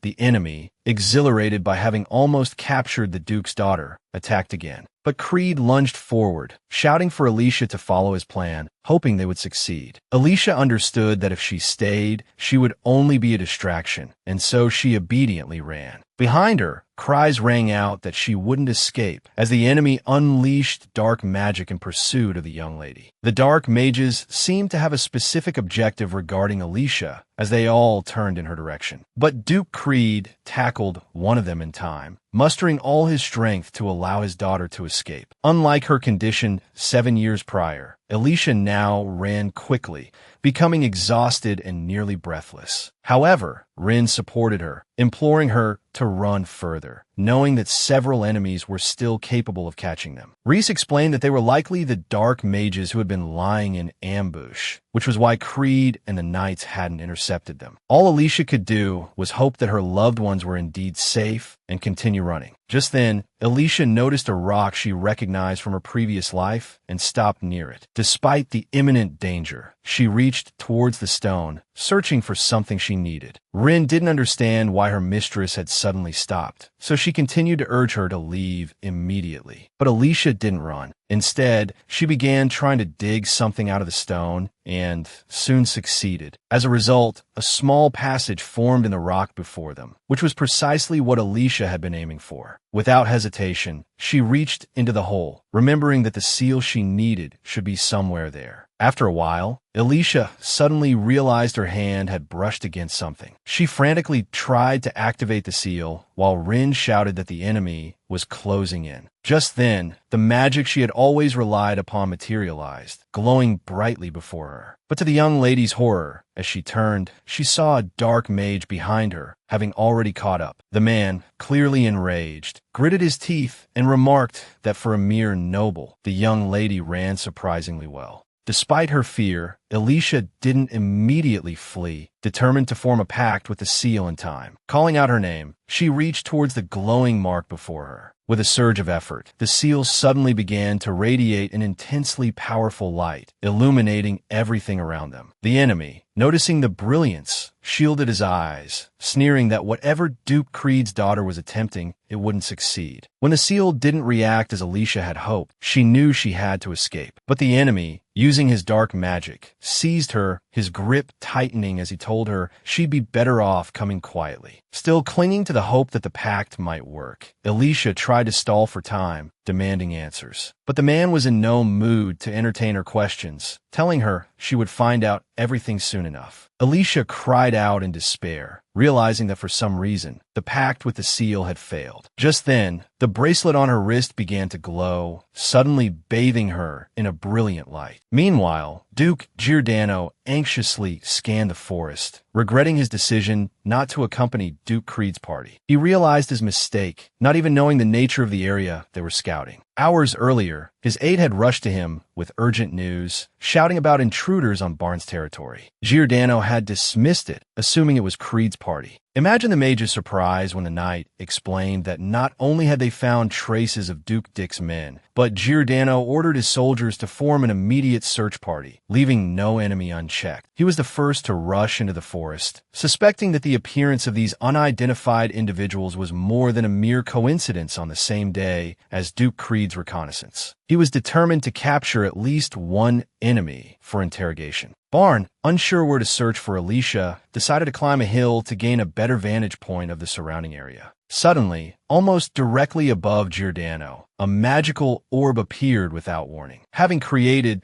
this specific magic himself not long ago, he instantly recognized it. Alicia materialized from the orb, falling through the air. Giordano rushed forward, catching her in his arms just in time. Holding her close, he anxiously asked if she was all right. The girl, Alicia, was terrified. The immense pressure she'd endured had sealed her eyes shut, and she opened them now with agonizing slowness. Imagine her astonishment when the first thing she saw was the concerned face of Duke Giordano hovering over her. Without a word of explanation about what had transpired, Alicia unexpectedly threw her arms around Giordano. Tears welled in her eyes as she confessed how afraid she had been, convinced she was about to die. Giordano gently stroked Elisha's hair, reassuring her that she was safe now and that he wouldn't let anyone harm her. He then noticed the bracelet he had given her was glowing a fiery red, indicating it had nearly depleted its magical energy. Realizing the bracelet needed to cool down before it became dangerously hot, Giordano carefully carried Alicia towards the water's edge. She asked anxiously what had happened, but he soothed her with gentle words, postponing the explanation. It all felt like a dream to Alicia. Embarrassed, she asked Giordano to tell her it wasn't, confessing her fear of waking up and finding herself back in the midst of the dark mages attacking her father. Dipping Elisha's hand, still adorned with the bracelet, into the water, Giordano leaned close. "You're not dreaming," he assured her, "and whether you're asleep or awake, I'll always be here." Confident in his ability to protect her, Giordano urged Alicia to let go of her fear. She listened, mouth slightly agape, his words calming the storm within her. As he finished speaking, Alicia leaned against him,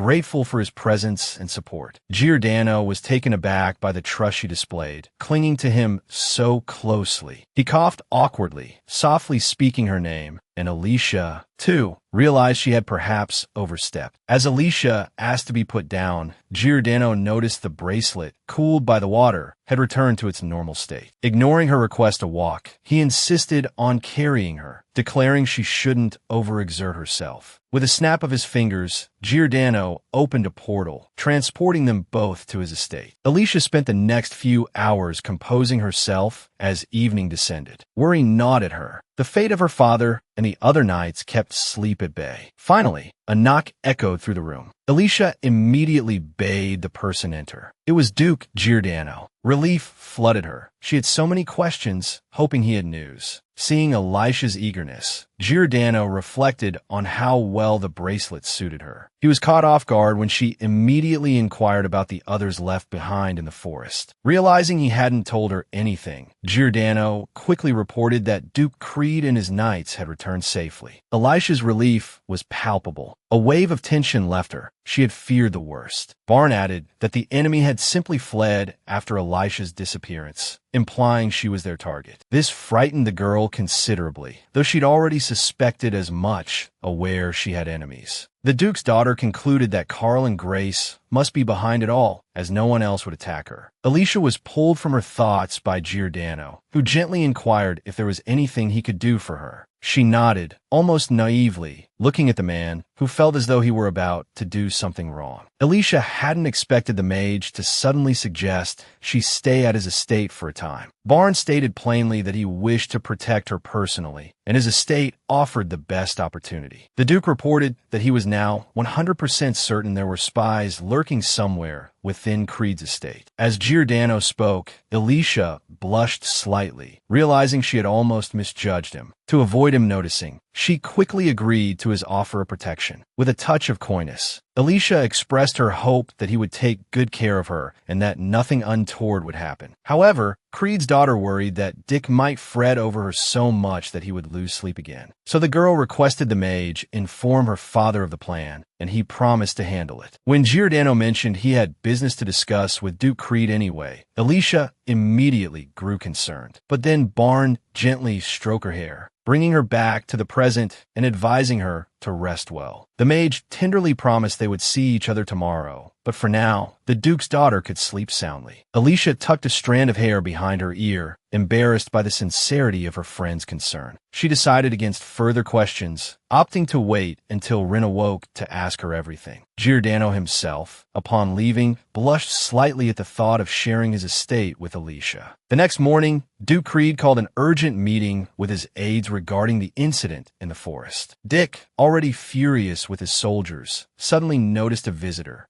It was Duke Giordano, arriving at Creed's estate with news. The girl's father immediately rushed to him, demanding to know Elisha's whereabouts. Giordano replied that she was at his estate. Barn explained that Alicia was safe and unharmed, urging the man not to worry. These words calmed Duke Creed, who breathed a sigh of relief, having been deeply concerned for Alicia. But then Dick questioned why the mage had come alone, as he could have easily brought Alicia with him. To this, Giordano replied, somewhat excitedly, that Alicia would be staying with him for the time being. He declared that she would be much safer there, a statement that stung the estate's master, though he couldn't argue. Creed himself was aware that things were no longer peaceful within his own walls, partly due to Jezebel's impending arrival. Furthermore, Giordano's estate was always heavily guarded, making it difficult for spies to infiltrate. But none of this could change the fact that, as a father, Creed still felt an intense aversion to the situation. The mage noticed this and stated that he had no intention of taking advantage of Elisha's current vulnerability. These words greatly angered the Duke, so much so that Giordano had to defend himself. The aides, who were sitting at the table waiting for the meeting to continue, dared not intervene in this conversation. Meanwhile, the two dukes were still trying to fully understand each other, lest a quarrel break out. Finally, Duke Creed was the first to end the argument, sighing and saying that he fully understood his ally.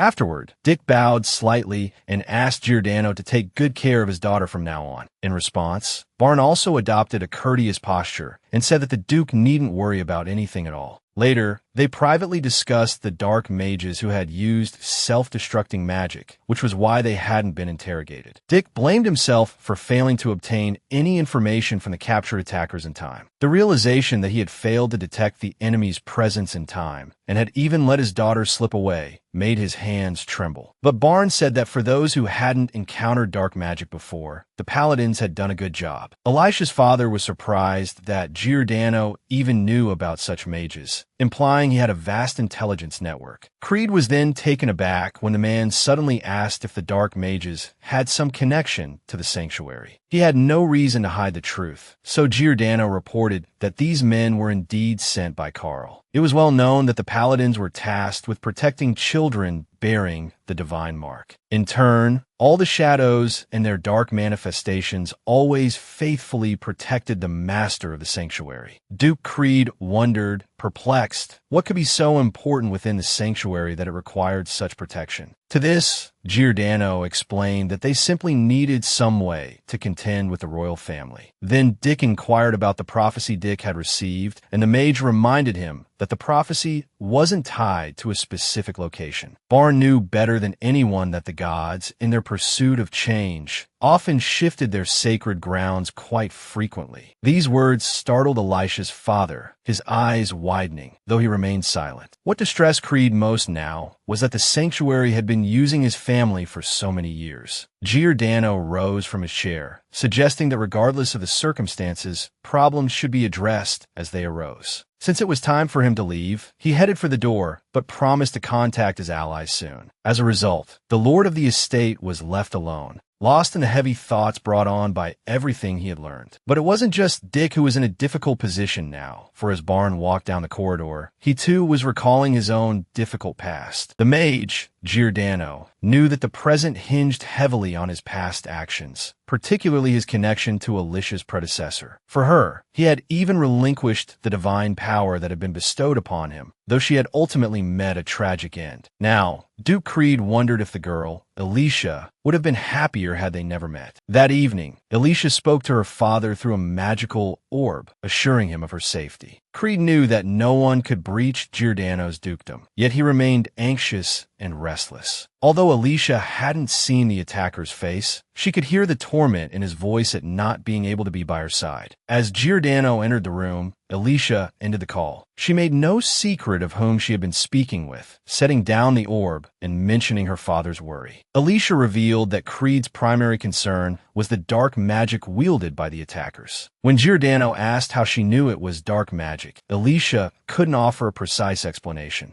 A flicker of understanding crossed Giordano's eyes, but he refrained from pressing the young woman further. Meanwhile, he examined the bracelet he had gifted her, searching for clues about the attack. Alicia interrupted Giordano's contemplation with a pressing question of her own. When could she return home? Alicia confessed her desire to leave, feeling she was imposing on Barn. Giordano couldn't deny that Duke Creed was also deeply concerned about his daughter's absence, but he was reluctant to let her go so soon, suggesting a stay of 7 to 10 days. He saw Elisha's visible sadness at this news, her longing for home evident. Trying to reassure her, Giordano offered a comforting smile and mentioned the many interesting places surrounding the estate. He hoped she would eventually enjoy her time as his guest, finding solace rather than sorrow. Alicia pondered his words, uncertain if she had understood his meaning correctly. Finally, she asked if she was truly free to explore the grounds, to which Giordano readily assented. The Duke's daughter was surprised by his permission, allowing her to roam freely and even take what she pleased. Embarrassed by such generosity, she asked Giordano directly why he trusted her so implicitly. Barn, taken aback by the question, gazed thoughtfully at his sweet and beautiful guest. He knew his behavior was suspicious, but he couldn't reveal their shared past. Recalling her image, he sometimes wondered if it all had been a dream. He dared not hope that Alicia would believe him if he suddenly revealed everything. So, he offered a small lie, claiming his trust stemmed solely from his respect for Duke Creed. He added, hoping this simple explanation would suffice for now. Alicia immediately guessed he was holding something back. She clasped her hands, remembering she, too, held information she couldn't share at the moment.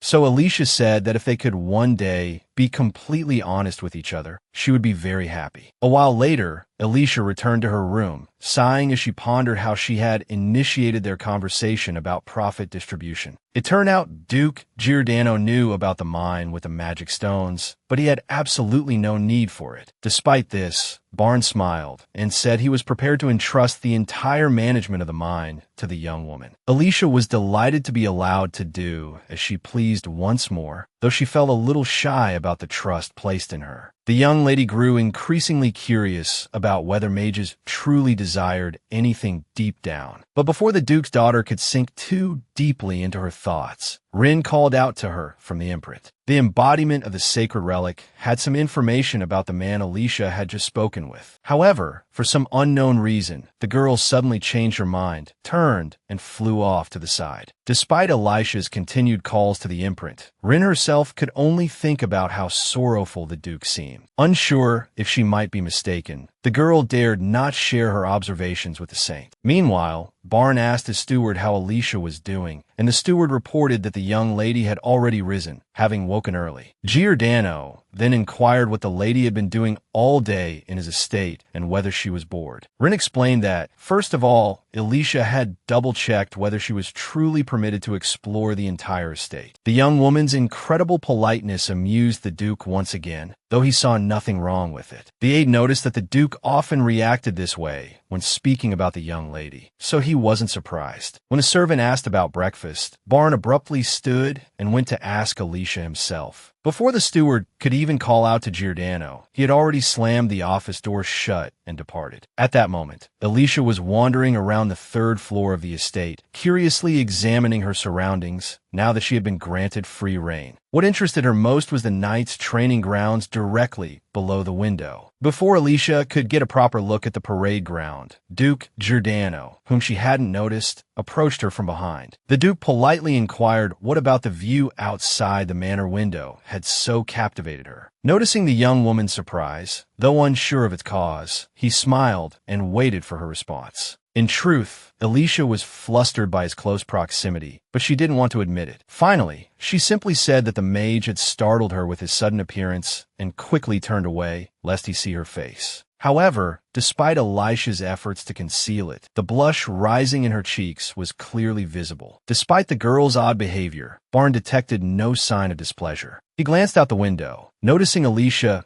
gazing towards the training grounds. It suggested to him that she found the place agreeable. He asked her if he could get her anything, and upon hearing it was about food, she replied that she hadn't had time to get hungry yet. The Duke, however, countered that skipping meals, especially breakfast, was never a good idea. He then seemed to think better of arguing the point and instead offered to show Alicia around his estate. As they walked, Alicia wondered if the gentleman was this solicitous with everyone or just her. Giordano himself gave nothing away, leaving the young woman to guess. A few minutes later, Barn led Alicia to his private gallery, which housed his collection of paintings. The girl exclaimed that looking at any of these canvases brought her a great sense of pleasure and warmth. Alicia wondered if there was a particular reason he chose these specific paintings. To this, the Duke replied that in all works of art, he looked for a sense of having lost something important. Alicia didn't understand what this meant, so she asked the mage to explain it to her. He pondered for quite a while. When the Duke said that it was difficult to explain clearly to her right now, the young woman guessed that he was hiding something again. Remembering her own mark, Alicia suddenly realized that, for some reason,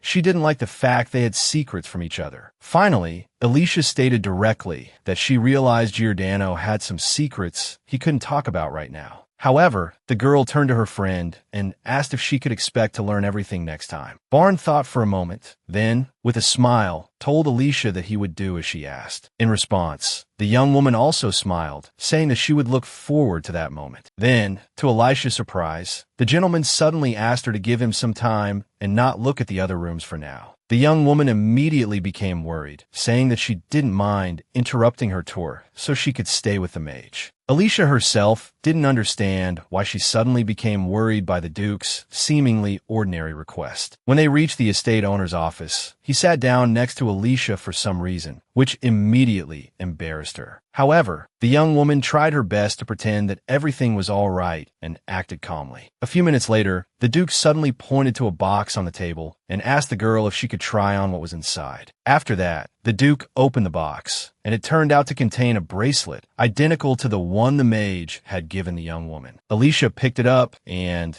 Giordano explained that he had kept the same design but strengthened the item's magical protection. Alicia hadn't expected the Duke to decide to recreate his own gift, and was therefore very surprised by this. Not wanting to reveal the mark on her hand, she asked if she could put on the jewelry later. In truth, Barn already knew what was on the girl's hand, so he understood her reluctance to show it. However, the Duke wanted to build more trust between them, so he gently touched Elisha's hand. When Rin, the mage, said she needn't hide anything, Alicia realized her friend knew everything and squeezed her eyes shut in fear. Duke Giordano, however, explained that she had nothing to fear here, as everyone within the estate was there to protect her. He added that he wanted to know as much about Alicia as possible, even the smallest details. The Duke's daughter listened silently to the man's words, unsure why he was saying these things again. Frowning, she asked the Duke why he was doing all of this for her. Rising from her seat, Alicia declared that she no longer believed Rin's earlier words about trust. With a touch of bitterness, she questioned whether the Duke truly treated everyone he'd ever trusted in this way. It was clearly of vital importance to her whether Giordano treated others as he treated her. As she spoke, her gaze was fixed on Barnes' face, and his worry was evident. Rising from his own seat, the young Duke finally understood that his daughter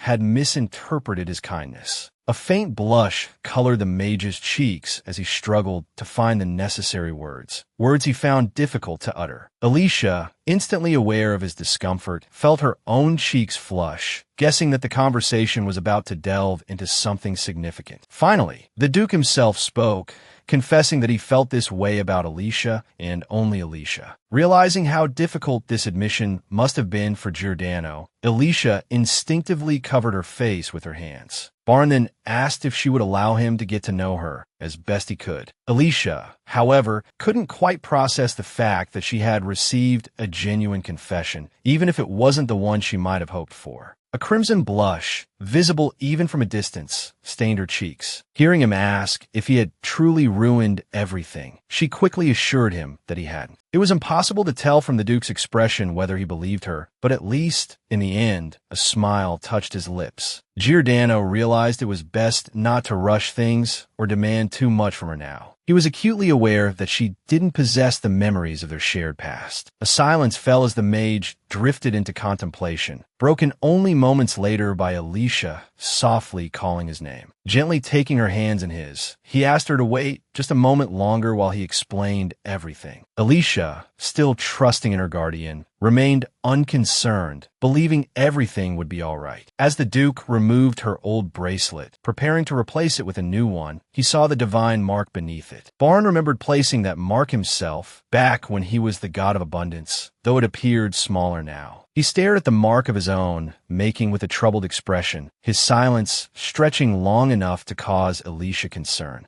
The Duke anxiously inquired if he had heard Alicia, to which she replied that she was simply unaccustomed to their current situation. Realizing he'd been holding Miss Elisha's hand for quite some time, the gentleman blushed, apologizing for his forwardness. Despite Duke Creed's daughter assuring him all was well, Rin, the mage, was eager to procure a new bracelet for her as soon as possible. Alicia was taken aback when the mage suddenly told her she needn't pretend everything was all right. It was of paramount importance to Barn, Duke Giordano, that the young woman feel comfortable expressing any discomfort or reservations. Therefore, Giordano implored her to be forthright with him. Alicia responded that the Duke had done nothing to displease her, after which he kissed her hand. Then, with a sly glance in her eyes, the gentleman asked if he truly hadn't done anything she disliked. Just then, however, the steward knocked urgently, bearing news. Thus, Duke Creed's daughter was unable to answer her friend, though he eagerly awaited her reply. Resigned, the Duke accepted the interruption, resolving to learn what she wished to say once all other matters were attended to. Left alone, Alicia still maintained that the mage had done nothing she could possibly dislike. Looking at the Duke, Alicia stubbornly puzzled over what exactly he felt the need to be cautious about. That same day, a magnificent carriage arrived at the Creed estate, greeted by only a handful of servants. Jezebel stepped down from the carriage, surprised by the meager reception. The maids and footmen assigned to greet the Duke's second daughter explained that these were their lord's instructions. The girl couldn't fathom the stark difference in treatment and provision. Grace's daughter attributed it all to Alicia, convinced that her awakening had drawn all the attention. Gritting her teeth, the young woman restrained herself, recalling her mother's counsel. To avoid further encounters and embarrassment, she hurried towards her chambers. In her haste, she nearly collided with a servant who couldn't keep pace with the fleeing girl. He called after Jezebel, however, that she needn't bother going to the main manor, stopping her in her tracks. Jezebel couldn't understand why she had been abruptly relegated to the outer estate. Meanwhile, Duke Creed observed his second daughter closely, feeling no remorse for his decision. Dick was even grateful for Elisha's absence, knowing she wouldn't have stood idly by. Putting Jezebel from his mind, he inquired about the preparations for his eldest daughter's upcoming social debut. Barnes, beaming, reported that Duke Giordano had pledged to oversee everything personally. The steward himself agreed that the gentleman was entirely trustworthy when it came to selecting gowns and jewels. Furthermore, Duke Giordano would be an excellent escort for Miss Alicia at the event. The lord of the manor, though reluctant, grumbled his agreement that his aide was correct. The image of Barn flashed through Duke Giordano's mind. He had promised to do everything in his power to care for the young Duke's daughter, Alicia. At that moment, in Giordano Manor, the steward, Barnes, felt a knot of unease tighten in his stomach. He had interrupted his lord's conversation with the young lady at the most inopportune moment, and now the Duke was fixing him with a glacial stare. Yet, Barnes couldn't help but intrude. It had seemed to him that the two were on the verge of crossing a certain line. At the time, Alicia was having her measurements taken for a gown, having completely forgotten about her upcoming debutante ball. The maid assisting her was exceptionally kind, and Alicia, feeling comfortable, ventured to ask her question. One can only imagine her surprise when the maid inquired about her opinion of Duke Giordano.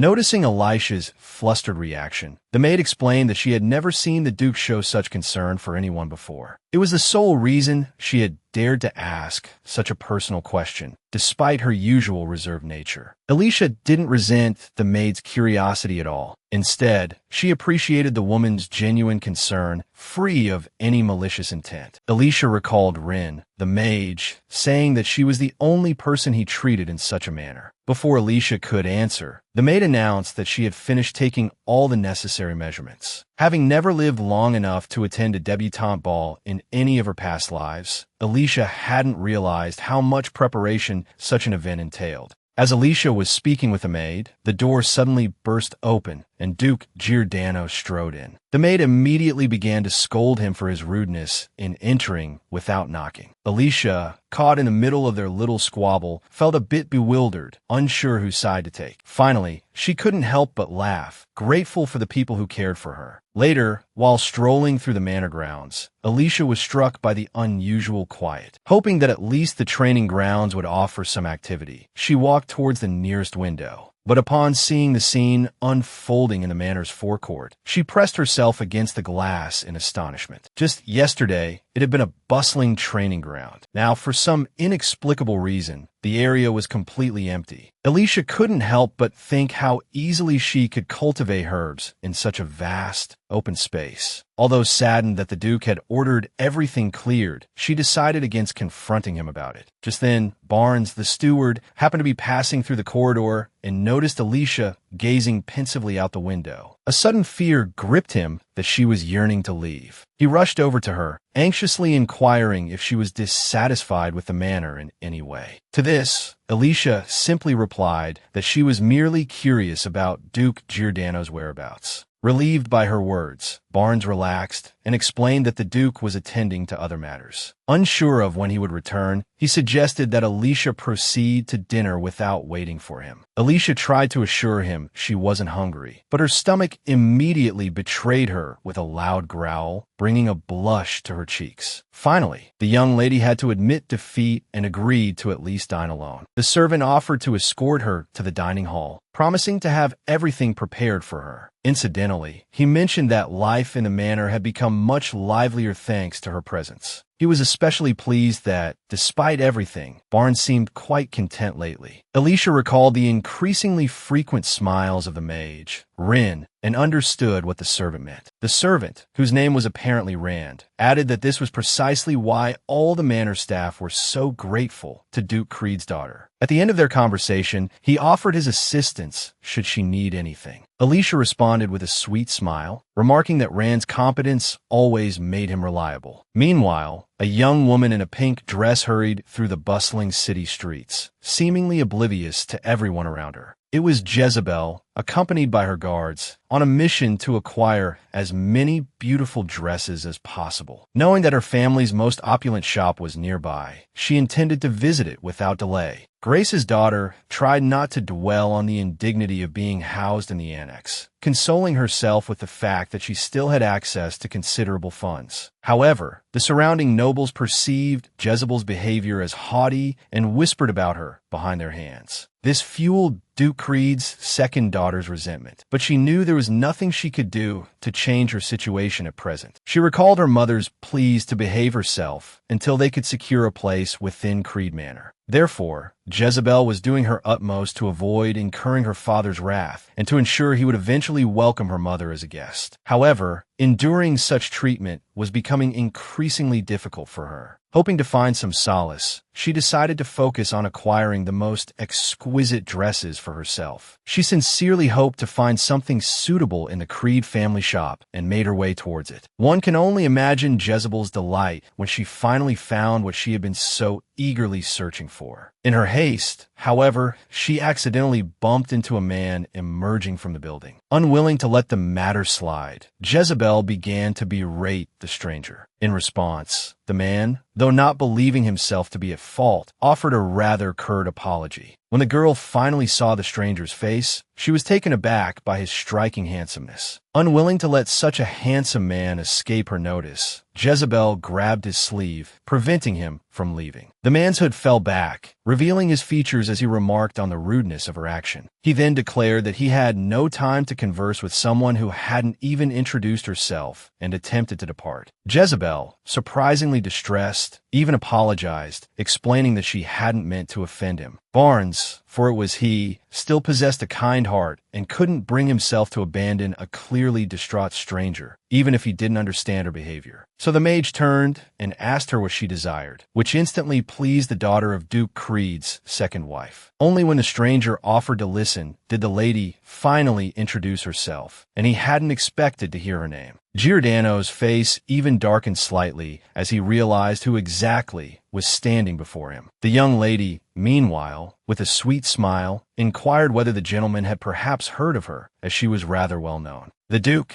not lying, replied that he knew a little, which for some reason pleased Jezebel once more. Next, Grace's daughter, striking a charming pose, asked if the handsome gentleman would agree to be her escort for her debutante ball. While the girl spoke, the mage was analyzing her with all his might, unable to understand how the sisters could be so different. The young lady was not only dressed very flamboyantly, but also used far too much perfume, constantly drawing attention to herself. Jezebel stood quietly for a while, waiting for an answer to her question, and then, seeing that Barnes did not reply, repeated it. To the lady's surprise, the Duke suddenly asked if she was truly extending such an invitation, knowing who he was. Then, Giordano pulled his hood back over his head and calmly announced that he already had an escort. These words stung Jezebel, who was left alone far more severely than anyone could have imagined. After finishing her shopping, the Duke's second daughter ordered a servant to find out who exactly Mr. Barnes would be accompanying. Jezebel herself was sure that whoever the Duke's escort was, she would be able to steal Giordano away with a few little tricks. Meanwhile, the lady looked at her assistant with such a crazed look that the assistant didn't even dare to object with a glance. When a master of the manor returned home, he immediately went to find Alicia to take her on a special walk. The heroine had absolutely no idea what exactly the gentleman wanted to show her, but she wasn't at all opposed to finding out. Only now did Barnes admit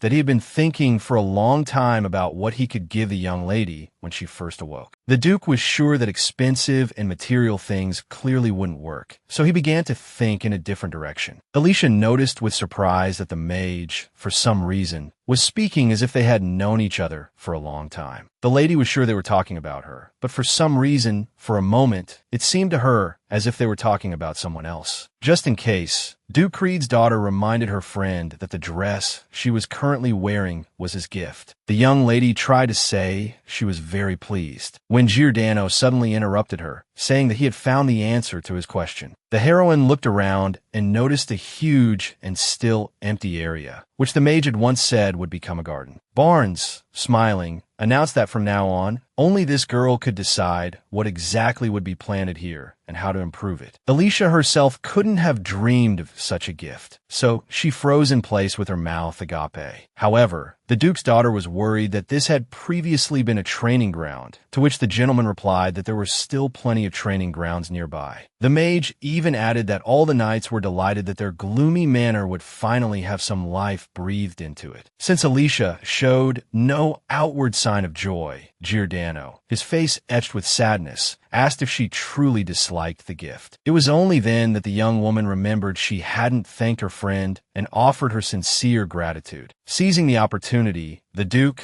overcome with emotion, gently took Elisha's hand, a gesture he'd long desired to make. He then inquired what she envisioned planting in the vast, fertile expanse of land. Seeing her lost in thought, Giordano suggested planting a few trees. Alicia, a small smile playing on her lips, countered with the idea of medicinal herbs and trees, though she couldn't quite articulate why she felt drawn to them. Fortunately for Alicia, Barnes didn't object to her somewhat unusual choice. The mage then abruptly changed the subject, expressing his concern that she might have caught a chill on their walk, but she assured him she was perfectly fine. Much to Elisha's surprise, she overheard the Duke's intention to keep her at the manor for as long as possible. She turned to Giordano, startled, and he realized, with a flush of embarrassment, that he'd spoken his thoughts aloud. Rather than taking offense, Alicia stifled a laugh, finding the situation amusing. The Duke stammered an apology, but she reassured him there was no need, that all was well. Wiping away a tear of mirth, Alicia promised to ask for help if she needed it. Giordano, unexpectedly delighted by her smile, returned it warmly. As Giordano and Alicia returned to the manor, they remained oblivious to the watchful gaze of a stranger. A raven, perched nearby, had been observing their every move. Finally, having seen all it wanted, the raven took flight, vanishing silently into the air. At that very moment, Barnes sensed the presence of some unknown magic within his domain. The mage gave an absent-minded smile, but unable to pinpoint anything specific, he dismissed it as his imagination. Alicia noticed his strange demeanor and inquired, but Barnes simply assured her everything was fine. Giordano offered an awkward laugh, claiming he'd merely been startled by a bird. As the sun began to set, the raven arrived unimpeded at the royal palace, bathed in hues of pink and gold. There, a young man awaited its arrival, addressing the bird as his ally. A difficult feat, the richly dressed man extended his hand, and the raven obediently landed upon it. The raven's master was revealed to be Cain Saprin, curious about Elisha's well-being. Only he could understand his feathered ally, and he learned that the young woman was currently under strong protection. It was unclear what the emperor's son truly sought, but he suddenly smiled, murmuring that he had no other choice. Back at Duke Giordano's manor, the Duke himself sat at the table, utterly perplexed. He had offered Alicia a lavish meal, but she had requested only bacon soup. With a sweet smile, she explained that it was more than enough, and she wouldn't eat any more. This still left the mage, Giordano, feeling a pang of disappointment. He'd hoped Alicia would indulge in more of the delicious food. As Alicia continued her meal, she reflected on how she'd been privileged to witness a completely different side of the usually composed mage. It turned out that the mage himself often struggled with things not going his way. But just then, a knock at the study door from the butler snapped him back into his usual collected demeanor. He seamlessly transitioned back to his role as the esteemed mage. Rand arrived while Alicia and Giordano were still in conversation, so he waited patiently for a lull in their exchange. Finally, unable to contain himself any longer, Rand softly called out to Giordano, informing him that he had retrieved the requested item. With no further tasks for his assistant, Giordano dismissed him. Alicia, recognizing the distinctive container, immediately guessed that it held the potion she needed to drink. Alicia quickly thanked Giordano for his care and mentioned she would take the potion in her room. However, Giordano suddenly insisted that she drink it in his presence. He wanted to witness the process firsthand. Knowing the effects of the potion, Alicia nervously clasped her hands together. Looking at the vial, she realized that without her father present, she would have to endure the pain alone for a longer period. She didn't want Giordano to worry about her, which was why she had intended to drink the potion in private. But looking at her friend, Alicia suspected he might want to be present for similar situations concerning her. So, without concealing anything, Alicia candidly admitted that consuming the potion would be painful. Giordano's eyebrows shot up in surprise. He was completely unaware of such a side effect. Alicia relayed her father's explanation, attributing the pain to conflicting energies. The mage looked down at his hands, a thoughtful expression on his face. Alicia added that even without intervention, she would eventually recover, but she preferred to take the potion alone. Suddenly, Giordano spoke up, his voice urgent. If she trusted him and stayed with him, he might be able to help. Taken aback by his offer, Alicia turned to look at him in surprise. He pleaded with her to at least give him the chance to help, a chance he wouldn't let pass by.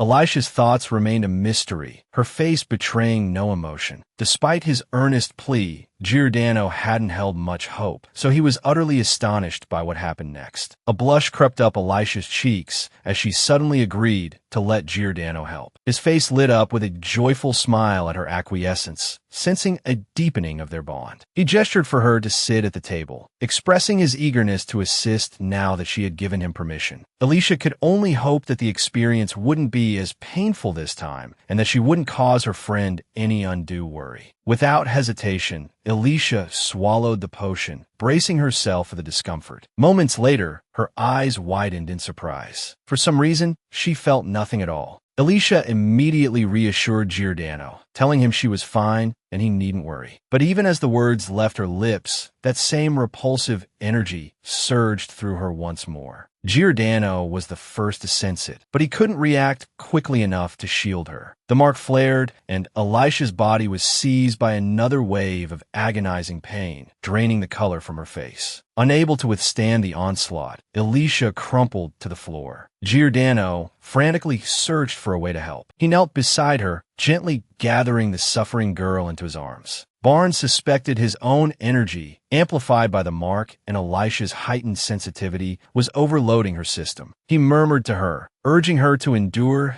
just a little longer, his embrace tightening around her. The sheer agony etched on Elisha's face was unmistakable, yet she remained stoic, biting back any cry of pain. Then, as quickly as it began, the torment subsided. Opening her eyes, she saw Giordano's anxious face hovering close to hers. This episode had been shorter than usual. Alicia offered Giordano her sincere gratitude for his support. He gently reminded her, once again, that she could simply call him by his name. He added, however, that if she wasn't ready to abandon formalities, he would wait. Alicia thought to herself how considerate and kind he was. Touched by his warmth, Alicia rested her head against his hand in a gesture of thanks. The unexpected intimacy startled Giordano. He hadn't imagined she would display such open affection. He had yearned for such a moment, though. His heart pounding, he gently stroked her hair. Meanwhile, Jezebel preened before her mirror, reaffirming her own unparalleled beauty. She questioned her reflection, wondering who would accompany Barnes to the upcoming debutante ball hosted by Duke Creed. Then, without warning, she saw the reflection of Creed's eldest daughter appear behind her in the glass. Jezebel whirled around in alarm, but the room was empty. Yet, she heard a voice, disembodied, echoing in the air, questioning whether she truly was the fairest of them all. The voice, emanating from the mirror, urged her to look at herself. she spun back to face the glass, her heart pounding with fear. The image of Alicia continued to whisper to her, accusing her of tormenting herself with envy of everyone around her. Deep down, Jezebel knew the apparition spoke the truth. Her lips trembled. She screamed in defiance, vehemently denying her own cruelty and wickedness. Clapping her hands over her ears, she tried to block out the sound, but Elisha's haunting voice persisted. Then, to Jezebel's utter astonishment, the image of Alicia declared that she genuinely wanted to help her. At that moment, a knock echoed at the door, and the vision vanished as if it had never been. The young lady shook her head frantically, pleading with her sister's image to disappear. Only after a long moment did she finally allow the attendant waiting outside to enter. The daughter of Duke Creed's second wife still wore a look of deep displeasure, but nonetheless addressed the servant. Informed that the man had found the information she sought, she demanded he cease provoking her further and tell her everything at once. Jezebel's astonishment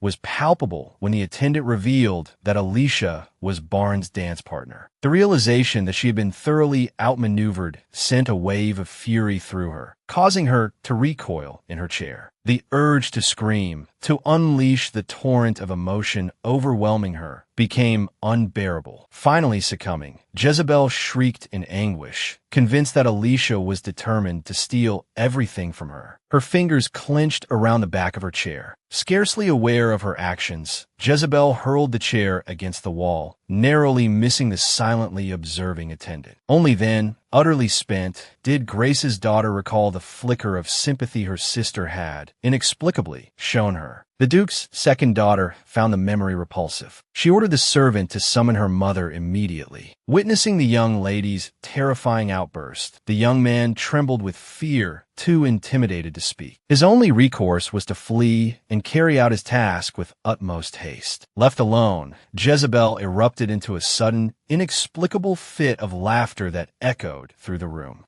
Her eyes wide, she muttered that her sister would not take everything from her. She would stop her. Meanwhile, at his estate, Duke Giordano anxiously clutched the bracelet box. Only now did his loyal knight, Lecce, fully grasp his master's turmoil, yet he refrained from offering unsolicited advice. Finally, however, he couldn't contain himself, suggesting that the lord of the manor could simply keep the young lady by his side. Barn, initially bewildered by his attendant's words, suddenly understood the reference to his potential future wife. Lecce further pointed out that the mage had yet to inform the young woman that he would be her escort for her debut. But the Duke, latching onto only the mention of Alicia as his potential wife, felt a blush creep up his cheeks. Abruptly, he sprang to his feet, declaring his intention to inform the young lady immediately. Despite the late hour, his attendant couldn't stop him. Barn rushed to the door, where, by a stroke of luck, Alicia already stood waiting. Lost in his thoughts, Giordano had completely lost track of time. It suddenly dawned on the young man that Alicia might have overheard his entire conversation with Lecce, as they had made no effort to lower their voices. The young lady herself appeared only slightly flushed and abashed by the situation, but showed no inclination to leave. Barnes, observing the scene unfold, was taken aback that Alicia had dared to venture as far as the office. He recalled a time when she hadn't even dared to leave her own room, but something had clearly shifted. He could only hope that Giordano and Duke Creed's daughter would manage a normal conversation. For a long moment, the two stood in silence, facing one another. Then abruptly, they both spoke at once. Having interrupted each other, both Barnes and Alicia fell silent again, unsure how to proceed. The mage flushed, remembering he hadn't quite finished his conversation with the knight, Lecce, who had been saying something about his future wife. To Alicia's delight, Giordano then invited her for a walk around the estate. Alicia immediately remembered she was still in her night clothes. However, looking directly at Giordano, she suddenly realized she would deeply regret refusing him. Though it was late, Giordano was overjoyed to hear Alicia agree to accompany him. He offered her his arm for support, which she gratefully accepted. With a genuine, sweet smile, Barnes explained that there was a place he very much wanted to show her. Soon, he led her to a field of flowers that bloomed only at night, their beauty almost magical. Completely taken aback by the breathtaking sight, Alicia stood frozen, eyes wide and mouth agape. It was several seconds before she could finally acknowledge the beauty surrounding her. Gazing around with delight, she asked the mage how he knew of this place. Giordano, studying her after she spoke, realized he couldn't reveal the truth just yet. It turned out that this was the very spot Alicia had intended to cultivate long ago. So, Barnes claimed he had stumbled upon the field by chance and decided he wanted to share it with her. Lowering her head uncertainly, Alicia asked if he was only saying that to make her feel better. Plucking a beautiful flower, Giordano replied that he always strived to speak only the truth. He then tucked the blossom behind her ear, adding that he would never lie to her. Touched by his gesture, Alicia smiled and said she could only offer words of thanks. In response, Giordano suggested that if her gratitude was sincere, she could continue to call him by his name, as she had before. Alicia thanked him again for so unexpectedly sharing such a wonderful place with her. Blushing slightly, the mage admitted he took great pleasure in making her happy in any way he could. Noticing him reach into his pocket, Alicia paused, her curiosity piqued. To her utter surprise, he produced a beautiful ring from a small box and, with a look of eager anticipation, asked if she would accompany him to the debutante ball. Jezebel was utterly astonished when she learned that her invitation was from Duke Giordano, a dream she had long held dear. With a blissful smile, she readily accepted his offer to accompany him to the event. Giordano confessed his anxieties about choosing the ring, but was relieved to see it suited Alicia perfectly. His greatest fear had been an outright rejection, to which she assured him such a thought had never crossed her mind. Alicia lowered her head, uncertain if she could continue indulging in such happiness. After all, she, too, had eagerly anticipated the upcoming event, hoping to attend with her friends. It was in this moment, for reasons she couldn't quite grasp, that Alicia felt a profound sense of joy and freedom. The following morning, her father, Duke Creed, paced, a mixture of excitement and irritation, awaiting Barnes' arrival with Alicia. By his reckoning, the young man and his daughter should have arrived long ago, and furthermore, Alicia certainly shouldn't be addressing the Duke so informally. Just then, Alicia finally noticed the man who had been waiting for her near the gates of Creed Manor. Without hesitation, Alicia rushed into her father's arms, exclaiming how much she had missed him, a sentiment he heartily returned. Duke Creed glared at Giordano, grumbling about their prolonged absence. Giordano attempted to explain his actions, driven solely by concern for Alicia's safety. Creed continued to eye his ally with displeasure, despite the Duke's role in rescuing his daughter. Sighing, Creed conceded that there were no hard feelings and all was well. He then turned his full attention to Alicia, inquiring about her well-being. Giordano, a faint smile playing on his lips, listened to their exchange, touched by the evident affection between father and daughter. He then inquired about the reason for Creed's sudden summons, a question that caused the Duke's expression to darken.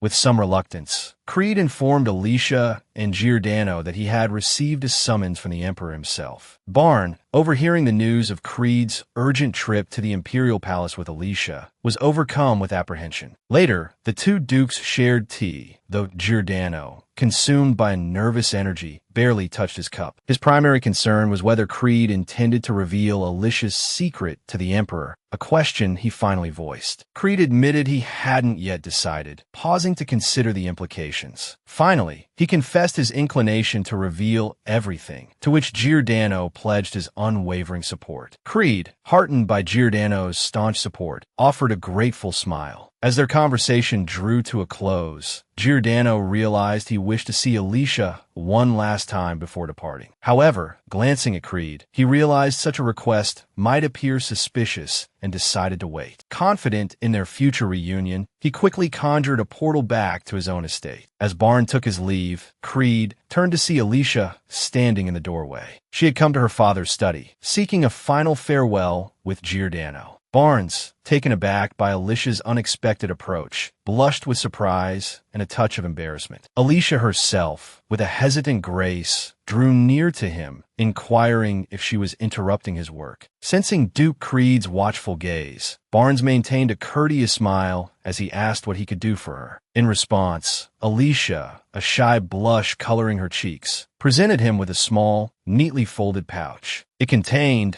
she explained, tea leaves she had gathered and dried herself, a small token of her gratitude. Barnes, his smile now genuine, expressed his sincere appreciation for such a thoughtful gift, accepting it with pleasure. For a moment, a pleasant air of camaraderie settled between them. The spell was broken by Duke Creed, who cleared his throat rather loudly, a pointed reminder that their farewells had perhaps gone on long enough. Creed reminded Giordano that he had claimed to have pressing matters to attend to, a fact which Giordano seemed to have only just remembered. Finally, Barnes bid Alicia a good rest, a wish she returned with a gentle smile. And so, Barnes returned to his estate, leaving Alicia and her father at Creed Manor. The moment Barnes was out of sight, Creed turned to his daughter, his gaze filled with concern, wondering what had transpired during her absence. He noted, however, the eager anticipation in Alicia's eyes when she spoke of Barnes, and the newfound ease with which she now used his first name. A few days later, in the garden Alicia tended with such care, Rand was engaged in playful banter with Leche, the knight. Leche reminded Rand of his initial disapproval of Alicia and Barnes's burgeoning friendship, a sentiment Rand now vehemently denied. He had merely been cautious of the gentleman, he claimed, a defense that only served to make him appear more suspicious. Pressed further, Rand admitted that his opinion of both his master, Duke Giordano, and Alicia had shifted considerably. He had observed Giordano closely of late and witnessed a remarkable transformation. Rand found himself growing fond of this new Giordano, the man he had become through his interactions with Alicia. Barnes, too, was noticeably brighter, happier, a change Rand attributed to the gentle influence of Duke Creed's daughter. It was evident in the young mage's eyes, once so world-weary, that he was learning to see the world anew.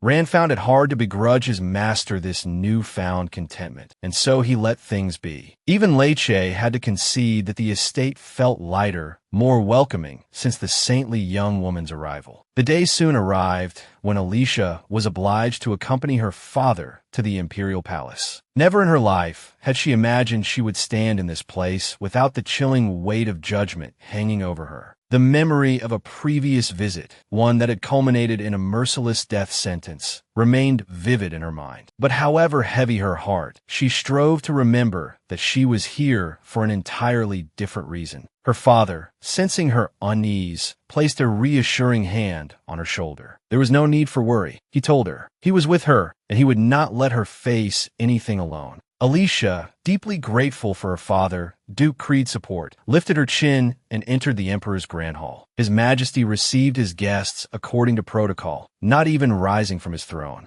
Duke Creed bowed first, introducing himself formally, as the occasion demanded a more ceremonious address than their usual friendly exchanges. Alicia followed, mirroring her father's respectful elegance, curtsying low and stating her full name. Dale, the Emperor, suddenly let out a delighted laugh. He had long awaited this day, this meeting, his good humor evident. He bade both the young woman and her father to rise, relieving them of the need to remain bowed before him. Emperor Dale approached Alicia, placing a hand on her shoulder, expressing his pleasure at finally meeting her. Looking at the Emperor's jovial face, Alicia couldn't help but notice a difference in his demeanor compared to what she had heard. Unexpectedly, His Majesty declared that Alicia was far more beautiful than the servants had described. While Duke Creed sputtered in protest at Dale's forwardness, Alicia felt a blush creep up her neck, embarrassed by the compliment. At this, Duke Creed requested that his daughter be allowed to return home. The Emperor expressed surprise, claiming their conversation had been far too brief. But Duke Creed, ever the protective father, firmly reminded Dale that the Emperor had requested an audience with him, not his daughter. Resigned, Emperor Dale bid the young woman a temporary farewell, though he expressed his hope to see her again soon. Alicia, ever polite, replied that should such a day come, she too would look forward to their potential future meeting. Dale gestured to a guard, instructing him to escort Alicia to a beautiful garden near the palace where she could await her father. As Alicia departed the hall, both men watched her go in silence, neither daring to speak. Once she was gone, the Emperor turned to his friend, his curiosity piqued. What was it that Duke Creed wished to discuss? It turned out that Duke Creed's concern was centered around his young daughter's debut into society, a concern the Emperor, gazing out the window, agreed would cause quite a stir. Duke Creed bristled at this, but the emperor reminded him that he shouldn't be so overprotective of his daughter. Duke Creed tried to explain that, for him, time had flown by too quickly. He still saw Alicia as a child. His Majesty merely chuckled at this sentiment, understanding all too well the challenges of raising a daughter, especially one as spirited as Alicia. But Duke Creed, missing the emperor's humor, demanded that Dale compose himself and treat the matter with more gravity. For a moment, Emperor Dale couldn't contain his amusement. He was seeing a whole new side to his usually stoic friend. But after a moment, Dale collected himself, steering the conversation toward a more serious tone. What truly intrigued Emperor Dale was why, after all this time, Duke Creed had never brought his daughter to the imperial palace until now. Duke Creed hadn't expected the emperor to see through his attempts to deflect the conversation so easily. Duke Creed closed his eyes, realizing that further avoidance of the serious discussion was futile. And in that moment, His Majesty wasn't just a ruler, but a dear friend concerned for Duke Creed's well-being. And so, the master of Creed Manor, Duke Creed, finally confessed to the emperor that his daughter had recently received a stigma. The news took Dale completely by surprise. He forgot everything he'd meant to say, stunned into speechless silence. Then, unable to contain himself, the emperor sprang to his feet, incredulously asking if he'd heard correctly. It was the first time in his life that the emperor had met a true bearer of the divine mark, and the impact was profound. Clearly recalling the procedures following the discovery of the Saintess, he declared it was time to prepare Alicia for her entrance into the temple. But Duke Creed abruptly and somewhat mysteriously declared that such preparations were entirely unnecessary. Fixing Dale with an icy stare, he stated that his daughter would live as if she bore no stigma at all. Alicia herself was unaware of her father's conversation with the emperor. She had been escorted to a beautiful garden. She had longed to wander the grounds of the palace, and now, unexpectedly, the opportunity presented itself. She couldn't help but notice the unusual beauty of the imperial gardens. As she drew closer to the flowers, she noticed a faint coolness emanating from them, a subtle indication of enchanted blossoms. Alicia was so engrossed in observing the plants that she didn't notice someone approaching from behind. It wasn't until she heard a familiar voice that she turned, startled, to confirm her suspicion. It was indeed the emperor's son, Cain, whom she hadn't seen in 7 years, walking towards his old friend. Seeing Alicia, a joyful smile spread across the young man's face. He, too, had missed her dearly during their long separation. By mistake, Alicia addressed him by his childhood nickname, Saphir, and immediately corrected herself, apologizing for the slip. But Cain, approaching closer, told her she could call him Saphir just as she had in their childhood, as he wouldn't mind at all. Duke Creed's daughter nodded obediently, though a blush crept up her cheeks at the abandonment of formality. Noticing Alicia's acceptance of their old way of speaking, Cain smiled with satisfaction, telling her she'd made the right choice. Then, much to Alicia's surprise, he confessed that he had wanted to be the first to visit her after her awakening and had intended to invite her to her debut. A wistful sadness flickered across his face, leaving no doubt of his sincerity. However, Saphir quickly brightened, asking Alicia not to take his words too seriously, explaining it had simply been a wish. In that moment, Alicia was at a loss for words, never having considered the possibility that he might have harbored such thoughts. Studying her friend's face, she realized that she wasn't the only one who had changed during these intervening years. Regardless, even if it was just a coincidence, Alicia felt incredibly awkward refusing him. In response, Cain sincerely assured her that there was no need for apologies, as he was prepared to be her friend, just as they had been before. Noticing the relieved smile that bloomed on the Duke's daughter's face, the Emperor's son felt a quiet satisfaction. Sapern decided to seize the opportunity and invited Alicia to stroll with him in the gardens. She readily agreed, and their interaction was observed by a cloaked figure hidden amongst the trees. It was Giordano, who had been eavesdropping on Alicia and Cain's conversation, now uncertain what to do. The young Duke's concern stemmed from his deep-seated anxiety for Alicia's safety. He glanced at the retreating figure of the Emperor's son, his suspicions about Cain resurfacing.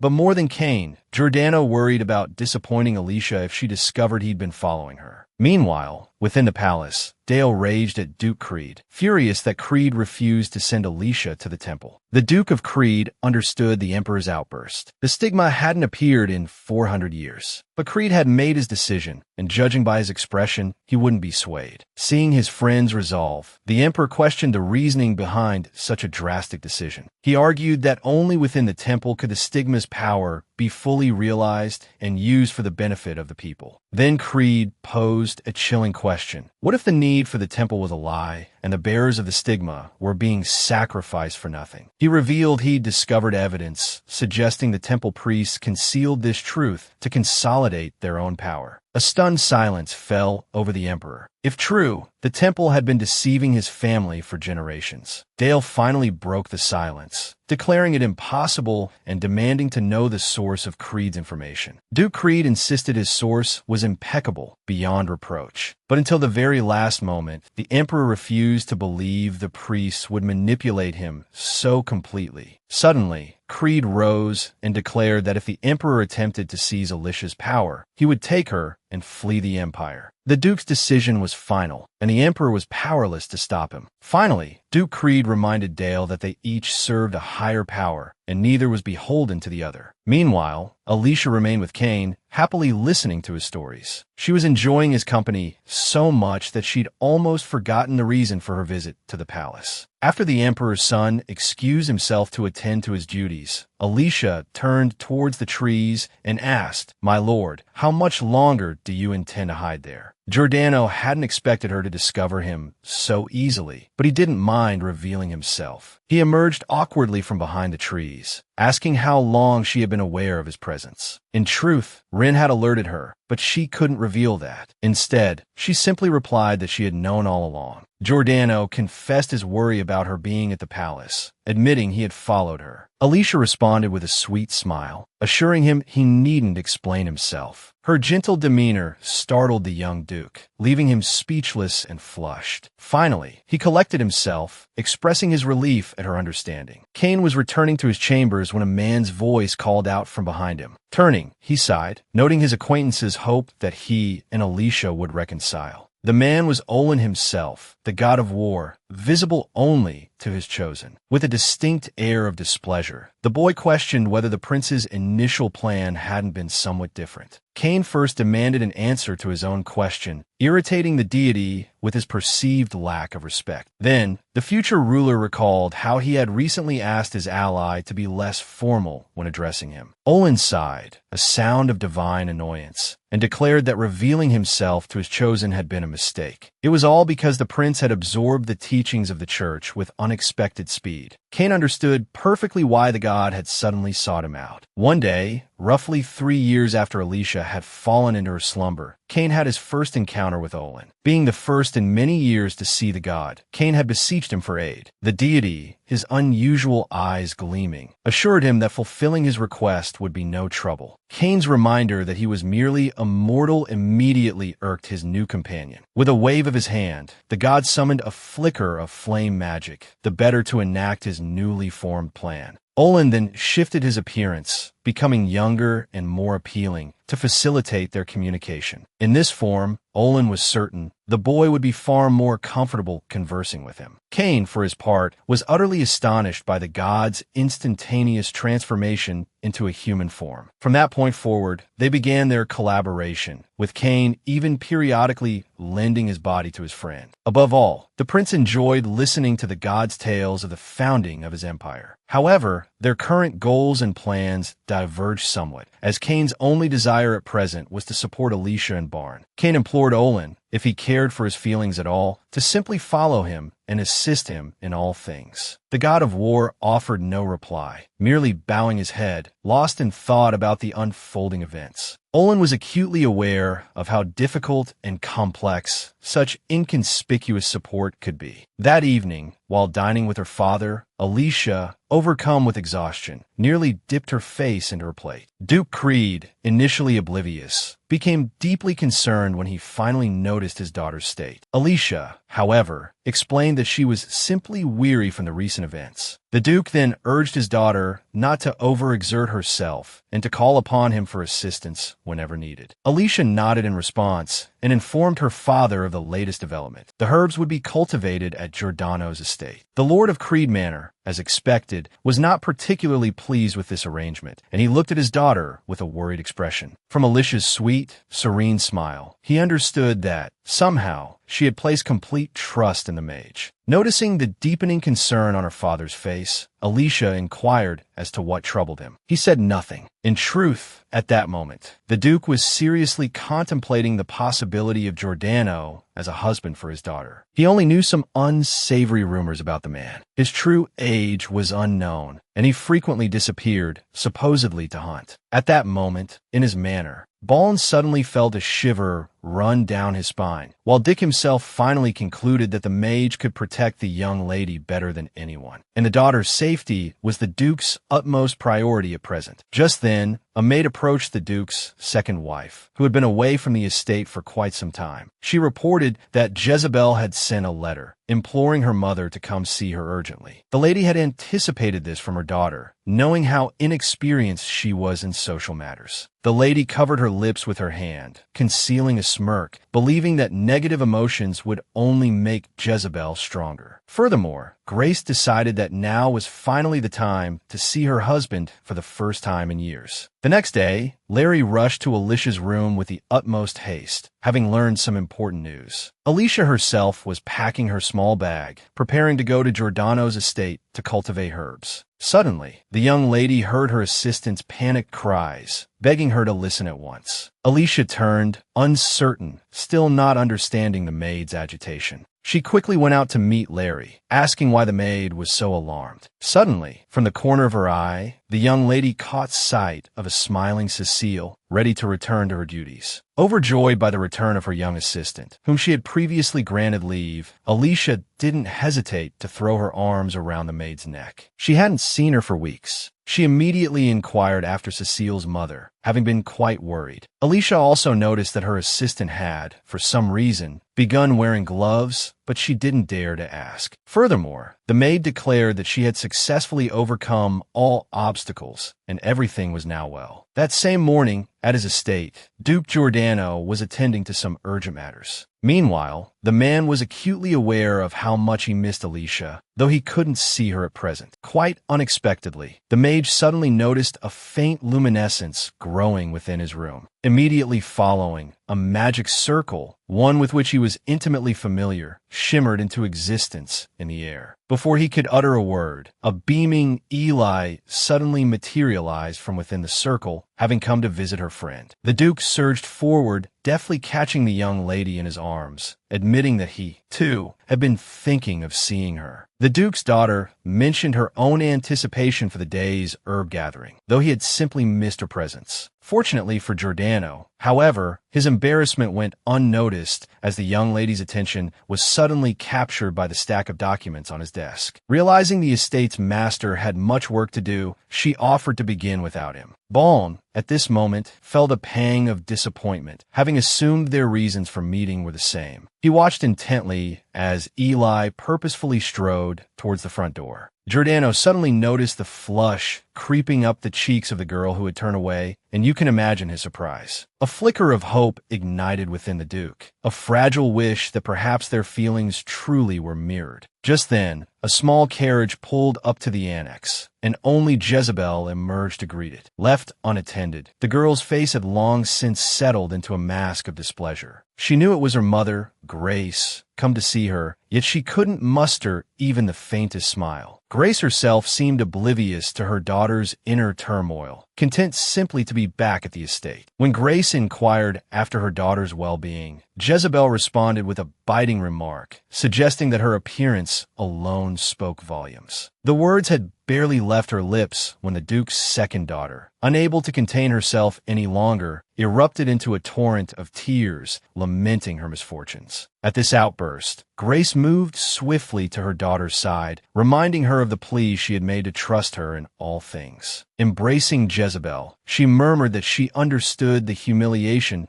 she must endure. Jezebel remained silent in her mother's arms, a seed of doubt planted in her mind about whether such trust was truly warranted. For reasons she couldn't quite grasp, life, despite her best efforts, seemed to grow worse with each passing day. Duke Creed, meanwhile, observed the brief reunion between mother and daughter with a thoughtful gaze. He had no desire to intrude, and so the man finally turned and walked away. In her own chambers, Alicia felt a surge of happiness as Cecile, at long last, brushed her hair once more. The young lady confessed this to her maid with a smile, hoping to bring a moment of joy to the girl. Alicia admitted that Larry was also skilled, but his touch was always a bit rough when braiding Eli's hair. The maid nodded, inquiring after the young lady's plans. Alicia replied that she intended to take tea with her father. Gazing at her reflection, the young lady fell silent. A fleeting impression of sadness on Cecile's face had caught her eye, leaving her momentarily perplexed. She turned to the maid, a question forming on her lips. However, she was immediately met with Cecile's cheerful smile, which seemed to dispel any trace of sorrow. Convinced she had been mistaken, Alicia finished her preparations for tea. Suddenly, a maid burst into the room, her face pale with panic, unable to speak. Cecile immediately reprimanded the girl. Such a frantic entrance into the young lady's chambers was unacceptable. But Alicia, ever composed, calmly granted the maid permission to speak. The maid, breathless from her hurried arrival, struggled to collect her thoughts. Closing her eyes for a moment, she realized she had no choice but to deliver her news. She reported that after Grace's return, a maid had collapsed after sampling Alicia's food. Despite the shock of this news, Alicia proceeded to take tea with her father. However, the Duke quickly perceived his daughter's unease, despite her attempts to maintain a cheerful facade. He understood she had every reason to be troubled. After all these years, her stepmother had returned. Alicia knew her father would support her no matter what, so she didn't bother hiding her feelings. She admitted that she hadn't expected anyone to suffer in her place, not even Dick. Therefore, Alicia decided to make significant changes to her diet to prevent the maids from being poisoned again. The Duke hadn't anticipated his daughter's decision, as it involved her own safety. Clenching his fists, the Duke confessed that he had nearly lost Alicia once before because he hadn't fulfilled his duty to protect her. Noticing the tremor in her father's voice, Alicia took his hand, soothing him. Then, she declared that she had no intention of dying, as that would only allow Grace's plans to succeed. The Duke hadn't even considered that his daughter might devise a plan to uncover his second wife's true intentions. He suddenly confessed, without warning, that every time she did something like this, he felt a pang of guilt. In response, Alicia smiled gently and asked her father not to feel guilty on her account. However, for reasons he couldn't quite articulate, the Duke, presumably referred to as Dick, was convinced he had to take responsibility for everything that happened around him. He explained that it was the only way he knew how to protect his daughter and fulfill her every wish. Alicia was overjoyed to hear her father say this, having never received such attention in her previous lives. Suddenly, he added that, deep down, he wanted to destroy Giordano's estate, but he knew his daughter would stop him. A sweet smile touched Alicia's lips. She understood that all of her father's actions stemmed from his love for her. Meanwhile, the Duke's second wife, Grace, stood haughtily in a room prepared for her in the side wing. Hearing someone approach, she turned and asked the maid what she wanted. It turned out to be Cecile, and Grace had something very important to ask of her. The girl, filled with fear and apprehension, clasped her hands tightly before speaking. Then, falling to her knees, Cecile pleaded desperately with Grace not to poison her mistress, Alicia. She promised to follow the plan exactly, a statement that, for some reason, caused Jezebel's mother to burst into laughter. Grace roughly grasped Cecile's face, forcing the maid to look at her and forbidding her to look away. A manic glint in her eyes, Grace demanded to know if Cecile was still setting aside money for her mother's treatment. Grace, mistakenly referred to as Separon and then Separin, also questioned how she could trust Cecile if the maid wore gloves to protect herself from the supposed curse. Furious with Cecile's behavior, Grace shoved her away, reminding her of her place. The Duke's second wife reminded the wretched servant that if she didn't obey, she would die alongside her mother. Realizing she had no choice, The maid bowed her head miserably before the imposing woman. Grace responded with a scornful laugh, thinking that the maid had made the right decision by agreeing to help her. Meanwhile, Duke Giordano busied himself gathering herbs, one by one, so that Alicia could later dry them. Alicia watched him from the corner of her eye, surprised by the mage Baln's attentiveness. He had no real obligation to help her, yet he lingered, carefully tending to his task at her side. Duke Giordano noticed Alicia had paused her work, her gaze fixed on him. A little self-conscious, he asked why she was staring, breaking her reverie. With an embarrassed smile, she excused herself, claiming her mind had simply wandered in a pleasant daydream. To her surprise, he reached out and placed a hand on her face, asking if she was truly lost in thought without reason. The unexpected touch sent a blush creeping up her cheeks, rendering her momentarily speechless. Alicia couldn't immediately answer the mage's question, flustered by his closeness. After a moment, she admitted that she felt a sense of calm in his presence. But even as she confessed this, a disquieting thought tugged at her. This wasn't the time for such feelings. Baln leaned in close again, his voice low as he inquired about the source of her troubles. Giordano, his eyes sharp and perceptive,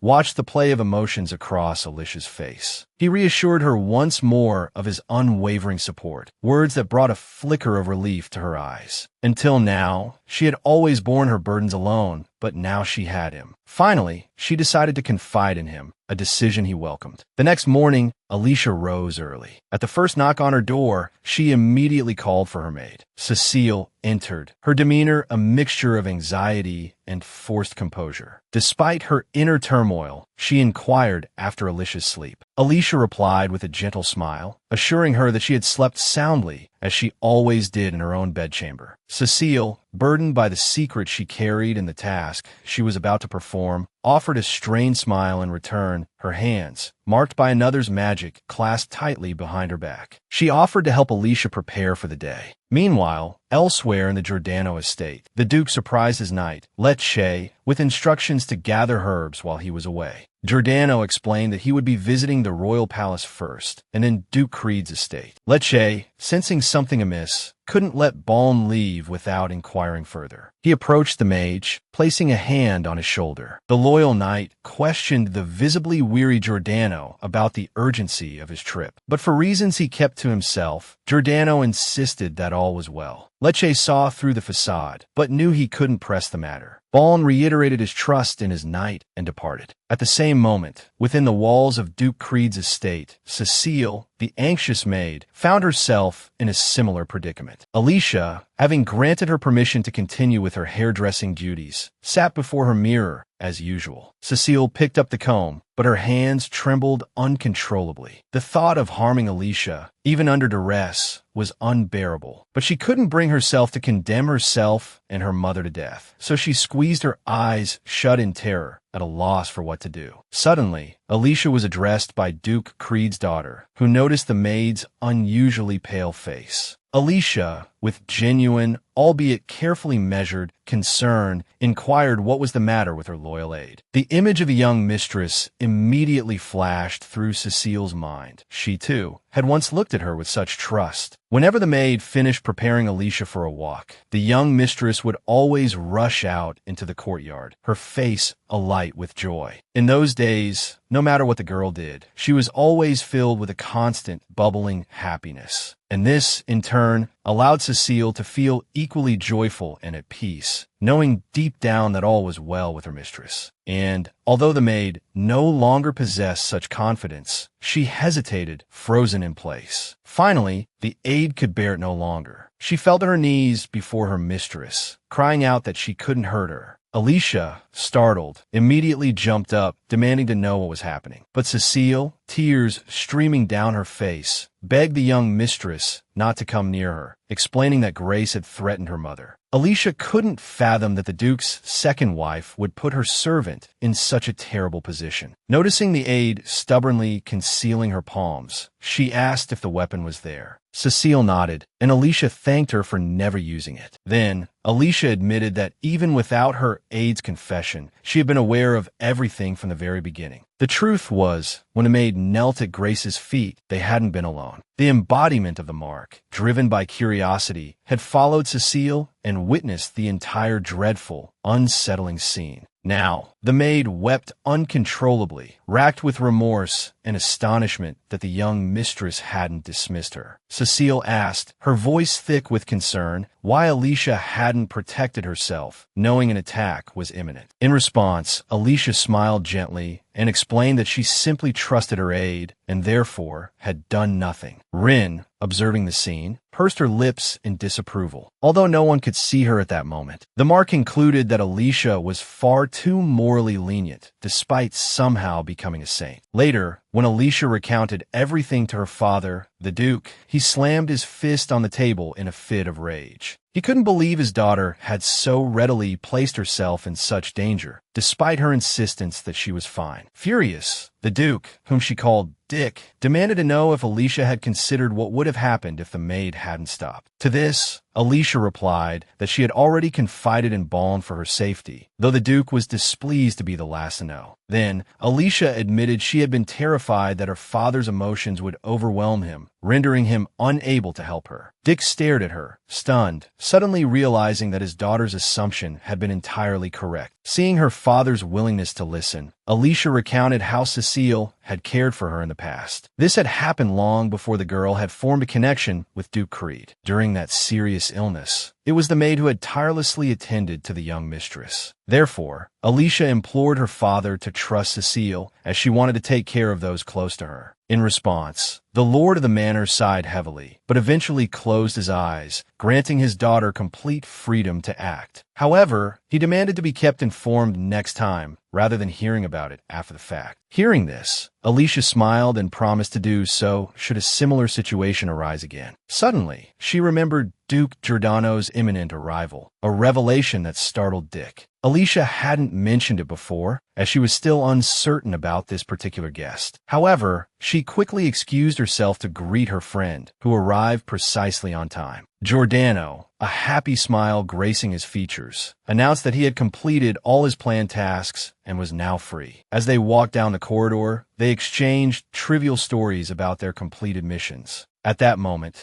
the mage Baln glanced toward the door and asked Alicia if that was the room they were supposed to enter. She nodded in confirmation and walked towards the door, only to be met with a shocking sight: Cecile's condition. The sight startled Alicia considerably. When she had left Cecile, the maid had been perfectly fine. Now, the mark on her hand was glowing, and she was clearly in agonizing pain. Without a moment's hesitation, Alicia rushed to aid her clearly distressed maid. But before she could get far, the Duke caught her elbow, urging her to wait. Alicia couldn't understand what Giordano was doing, as Cecile appeared to be in terrible pain. With a grave expression, Baln explained that it would be best for Alicia not to approach Cecile at that moment. This didn't frighten Alicia. She was more concerned about her maid's well-being. Giordano assured her that he would handle the situation and that it was best for Alicia to remain near the entrance of the room. Only when he approached the bedside and saw the mark did Baln immediately realize that what afflicted the girl's hand was far from ordinary magic. The young mage hadn't seen such a terrifying curse in a long time. It belonged to a rare form of dark magic. Looking at the girl's tear-streaked face, Baln recalled Alicia mentioning that they were like family. So, he had no choice but to heal the maid, no matter the cost. Giordano summoned all his magical power and, amid Cecile's continuous, agonizing screams, began to extract the mark. Even the Duke himself, at one point, felt the incredible sting and tearing sensation emanating from the dark magic. Noticing the pain her friends were enduring, Alicia decided to move closer, but the mage yelled for her to stay where she was. He was distracted by the woman, so it was too late when he noticed the tendrils of foreign magic suddenly wrapping around his arm. Baln, however, wasn't one to give up easily. A fierce glint entered his eyes, and he mustered all his strength. He cast a sealing spell of light magic upon himself and his assistant, a seal that would at least offer some healing. Finally, after several minutes of continuous struggle, he managed to purge all the malignant energy. The maid, Cecile, breathed a sigh of relief and promptly lost consciousness, overwhelmed by all she had endured. Duke Giordano had sustained far more damage than he anticipated, but he knew he wouldn't be killed so easily. So, when Alicia, the Duke's daughter, anxiously inquired if everything was all right, the mage calmly replied that he had taken care of it. Meanwhile, as he claimed the dark magic was gone, he subtly hid his injured hands behind his back. Alicia was astonished to find that she had been right. Her maid had indeed been afflicted by a terrible curse. Relieved that everything was resolved, she moved towards her friend, Giordano, stumbling slightly, and he had to steady her. Alicia, laughing, admitted to feeling a bit embarrassed, considering all that Giordano had already done for her. Suddenly, mid-sentence, she paused, looking intently at him, a puzzled expression on his face. Then, she reached out and gently touched his face. Giordano, bewildered, asked what she was doing. In response, Alicia pointed out the sheen of sweat on his brow, clearly from the exertion of healing Cecile. As the two conversed pleasantly, their dialogue was overheard by Duke Creed, standing somberly in the shadows. He concluded that if his daughter was so fond of Giordano, the lord of the manor, he wouldn't interfere. But Creed couldn't comprehend how his daughter had grown so much without him noticing. Later that night, as the moon bathed the chapel in its luminescence, a familiar figure entered. He slowly dragged the body of a man who was no longer of any use to him. The man was Father Kihar, who spent nearly every hour of the day in his beloved sanctuary. The figure, Rin, surveyed the room, as usual, his gaze settling on the magic orb. Imagine his surprise when he discovered it was inexplicably broken. Kihar had never encountered anyone capable of removing his mark from a victim. In his astonishment, he even dropped the corpse, which, even now, meant nothing to him. He lunged towards his orb, cursing Grace, who had promised to handle everything. Kihar realized he now needed another plan to make Alicia his.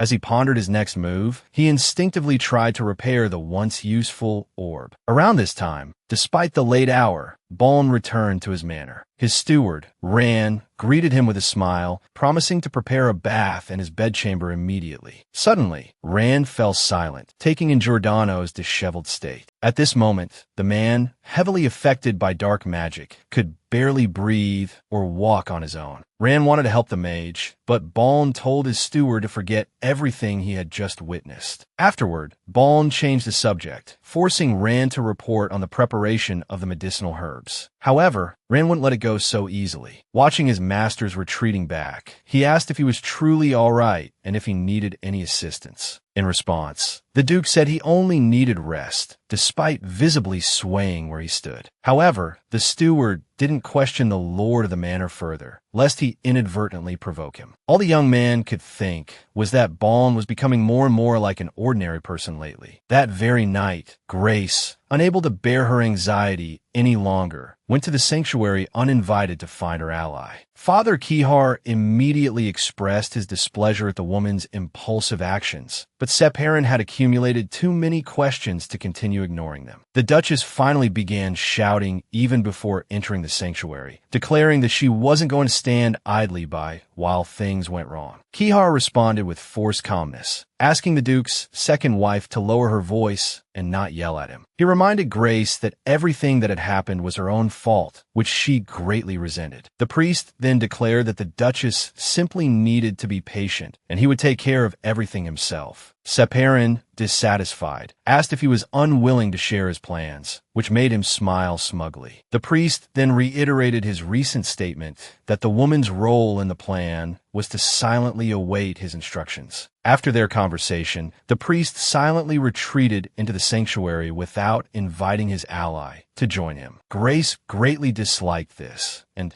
something else was now troubling her. Although the Duchess obediently left, she still felt that Kihar had decided to simply use her and her daughter. But Separin had her own plans for this situation, and a sly smile played on her lips. The second wife of Duke Creed was not one to be manipulated, and she intended to prove it. The next morning, the maids crowded around the door to the room where Cecile had been lying. Alicia herself, consumed by anxiety, hadn't left her maid's bedside for a moment, waiting for her to finally awaken. Suddenly, the girl made a faint sound, which the young lady immediately recognized as a sign of consciousness returning. Sure enough, a few seconds later, Cecile slowly opened opened her eyes, still weak. Imagine the maid's surprise when the first thing she saw was Alicia's face leaning over her. Alicia was overjoyed that her maid had finally regained consciousness and asked how she felt. Cecile immediately tried to sit up, assuring her that she felt no pain, and then inquired about her mistress's well-being. Alicia then comforted the girl, telling her that they had both been miraculously saved by Duke Giordano. She gently took the maid's hand and told her that her family was now completely safe. The maid, already deeply grateful for Alicia's help, felt tears welling up again at these words. Alicia told the girl that next time something like this happened, she should come to her immediately and not try to handle it herself. In response, Cecile tearfully asked when Alicia had grown up so much, becoming so wise. Alicia didn't answer, only gently and comfortingly stroked the back of the sobbing girl. Alicia recalled her desire to do everything possible to personally protect her people, but right now, she wasn't alone in the manor, so she saw no harm in seeking help. A few hours later, the other maids, never ones to miss an opportunity for gossip, were at it again. The truth was, Duke Creed dined peacefully, entirely according to his schedule, and received no correspondence from anyone. Suddenly, Duke Giordano himself arrived uninvited and showed no intention of leaving. Baln casually noted that Creed seemed displeased about something, though he himself was well aware he had violated all propriety. In reality, however, Creed's concerns stemmed from the woman who had suddenly reappeared and might whisk his daughter away again. Only Baln admitted that he had come specifically to see Duke Creed today, as he had a matter to discuss. The young nobleman was deeply troubled by the nightmares that had plagued him ever since the mark on Cecile's hand had been removed. Giordano, unable to understand the reason for this, looked at his own hands in bewilderment. Since the visiting mage didn't speak first, the girl's father waited patiently. However, he soon began to worry that something very important might be afoot. Finally, after several minutes, Giordano, the lord of the manor, tossed a paper onto the table, declaring that he had brought important information. Creed couldn't imagine what his ally would suddenly choose to share with him, as they usually reported everything directly to the emperor. At that moment, a servant knocked and announced that Alicia was ready with her luggage, prompting Baln to stand, as he didn't wish to see her now. Before leaving, the young man said that Duke Creed would understand everything perfectly after reading the letter. In response, Creed nodded gravely and, for some reason, asked the mage to take good care of his daughter. As soon as Giordano stepped out the door, he immediately bumped into the girl, who had somehow managed to reach the vicinity of the office. The young man was clearly surprised by this, as according to his calculations, he should have been able to leave earlier. Suddenly, the lady, dressed in a remarkably beautiful gown, declared that she was in a hurry to speak with both gentlemen at once. Seeing Alicia like this, Baln couldn't help himself and immediately blushed crimson. However, the young man couldn't admit his embarrassment to the lady, as her beauty had stunned him. Then Giordano quickly changed the subject,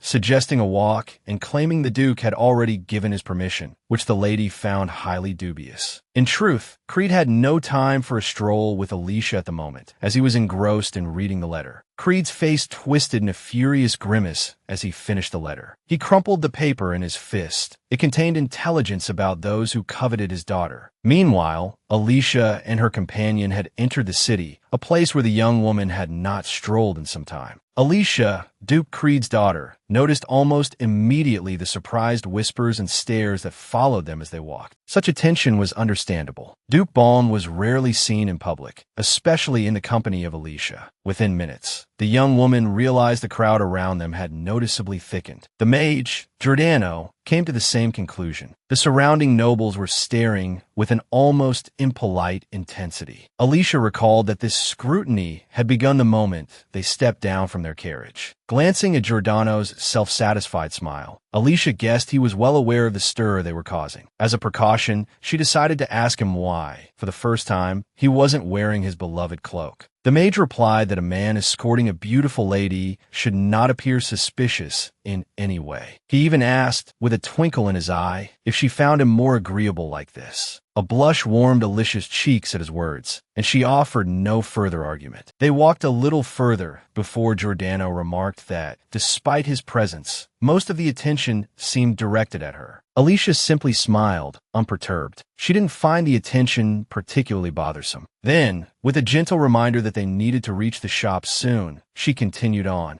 Baln returned her smile, stating that he wouldn't dare disobey her under such circumstances. Just then, Duke Creed's aide arrived with the news that his daughter and the mage had reached the clothing store. A glint of steel flashed in Duke Creed's eyes. He ordered his man to continue surveillance, ensuring nothing was missed. Carmel, however, questioned the necessity of such close observation, given that Baln was already a formidable protector. At Carmel's overprotective tone, Creed leapt from his chair in agitation, protesting loudly. The knight quickly apologized, and the Duke, calming slightly, showed him a note from Giordano. The note revealed that the shadowy figures who attacked them in the forest belonged to the sanctuary. Creed was unsure whether these individuals acted on their own accord or under Grace's instruction. As a precaution, he burned the note and ordered Carmel to tighten security around Alicia. He even granted the knight the authority to act on his own judgment should anything suspicious arise. Creed was prepared to eliminate a threat or two if it meant ensuring his daughter's safety. Meanwhile, Jezebel arrived at a tea party where the assembled guests immediately began whispering about her outdated attire. Finally, unable to bear the whispers any longer, Jezebel inquired whether they had gathered to discuss her clothes rather than enjoy the tea. The nobles instantly denied any such intention. Open criticism, after all, was considered unseemly. This made Jezebel acutely aware that the young women were pointedly avoiding their usual topics of conversation in her presence. Just then, one of the ladies mentioned that Duke Giordano had been seen in the city that day, unmasked and accompanied by a young lady. Then, forgetting who she was speaking to, the noblewoman let slip that the young lady in question was none other than Alicia herself. Jezebel, upon hearing of her disliked sister's recent triumphs, was thoroughly vexed. However, instead of raising a fuss, she maintained a pleasant smile and remarked how interesting their conversation was. Following this, Grace's daughter pointedly asked the surrounding girls to tell her everything they knew. While Jezebel settled down to her tea, Alicia continued her pleasant stroll with Duke Giordano. Seeing the lady in such high spirits because of his efforts, the young nobleman was overjoyed. Then, Alicia, remembering the late hour, inquired whether they ought to return. But the mage, with an air of mystery, replied that they had one very important matter left to attend to, which wouldn't take long. The young woman urged him to make haste, lest her father worry, and Giordano lightly took her hand. He then reassured her, saying that Duke Creed was likely already aware of his daughter's well-being. Suddenly struck by an idea, Giordano, with a flourish of magic, swept Alicia off her feet, bidding her not to be afraid. In a blink, the two vanished from the middle of the square, startling those nearby. The knights, perched on rooftops, tasked with watching over the young lady, exchanged panicked glances, wondering how they would report this to Duke Creed. Then, one of them stepped forward, declaring that they would inform their lord that Alicia was safe and that the next shadow had been dealt with.